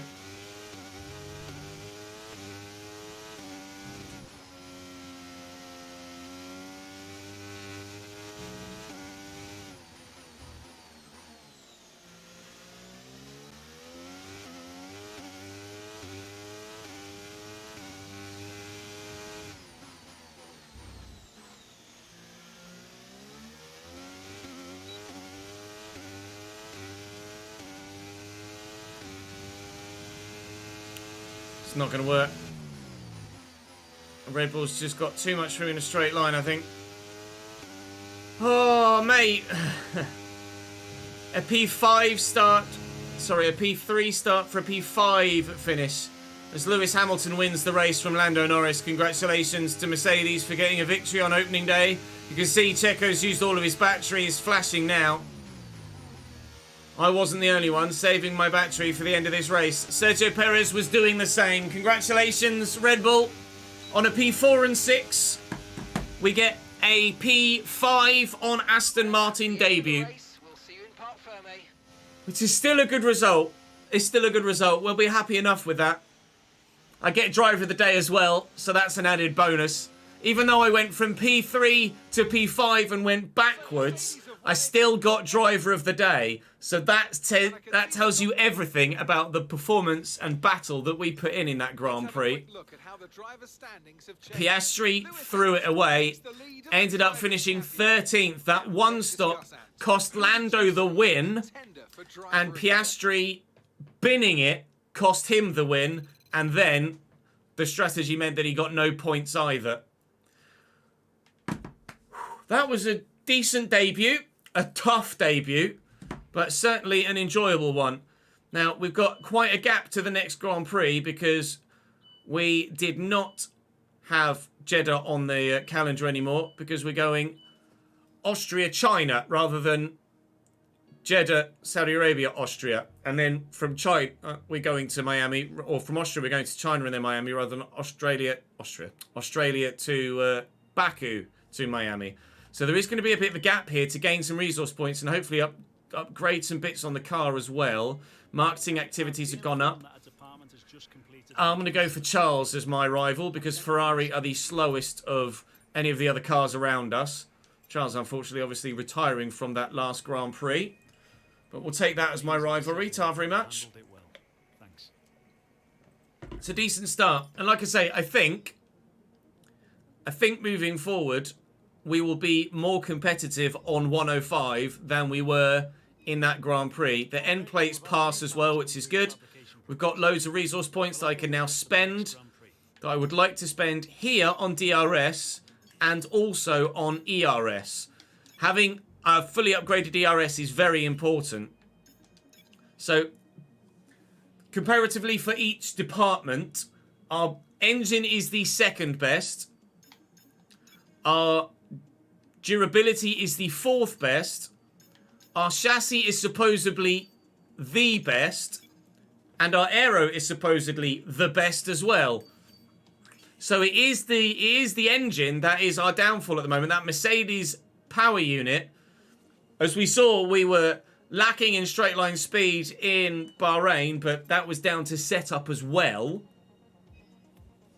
More weekly resource points as we head towards the next Grand Prix. We'll skip and advance that, and we'll show you what the weather is going to be like in Australia for round number 2 of this second season before we end the episode. Whilst I ask you guys to drop the video a like if you've enjoyed this beginning to season 2. It is unfortunately going to have some rain on race day. We will start wet in Australia and end dry.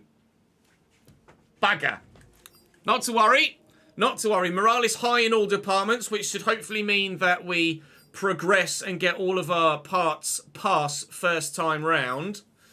Currently 5th in the drivers, currently 5th in the constructors as well, because Lance Stroll managed to finish himself a lofty 15th in that first round. Would have been a lot higher had he not taken a penalty in round bloody 1. So hopefully Lance will be a bit more competitive in Australia. It's not a strong circuit for me, Australia, so I'm probably going to be about where I was in round 2 comparatively to round 1. But that's better than where we were in rounds 1 and 2 last season, isn't it, comparatively? Where last year we were 19th with a DNF and 15th in Australia last season. So we're certainly enjoying things more in Aston Martin than we did in Alfa Romeo. Not that we didn't enjoy the second half of the season in Alfa Romeo, to be fair, but we'll wait and see what happens in Australia. But that is all for round 1, episode 1 of season 2. Hopefully you enjoyed Bahrain. Hopefully you'll join me for Australia. Follow the links in the description to join me on stream live on Twitch or on YouTube. Do subscribe to make sure you don't miss out on any more on this channel as well. I'll see you next time.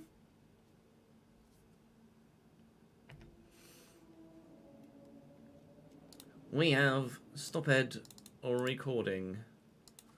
F121 is what we'll save that as. Oiski poiski, that was emotional. That was a tough Grand Prix. A very tough Grand Prix. Who else is live at the moment? Who can we send you to on a raid before we end for the day? Let's send you to Vic, who was enjoying her Formula 2 for the first time in Creator Series this past weekend. I believe she's racing again this coming weekend in F2 as well. So do go and join. It helps if I actually copy the username properly. I'll start again. Do go and join Vic for the rest of the evening. I'm sure she'd love your support. She certainly deserves your support. I will not be live tomorrow. I may be live briefly Thursday. Not yet decided. Don't count on it. Not live Friday. So at present, the next definitive scheduled 100% stream will be Saturday. So join me then. Appreciate your support these past few days. Gonna have a couple of days off, as well as a couple of other things going on as well. And then I'll see you on Saturday for Creator Series and Open Lobbies, and maybe a little bit of FC as well. We'll wait and see. Thank you for your support as ever. Thank you for the follows. Thank you for the bits. Thank you for the subs. Thank you for your support. I'll see you next time.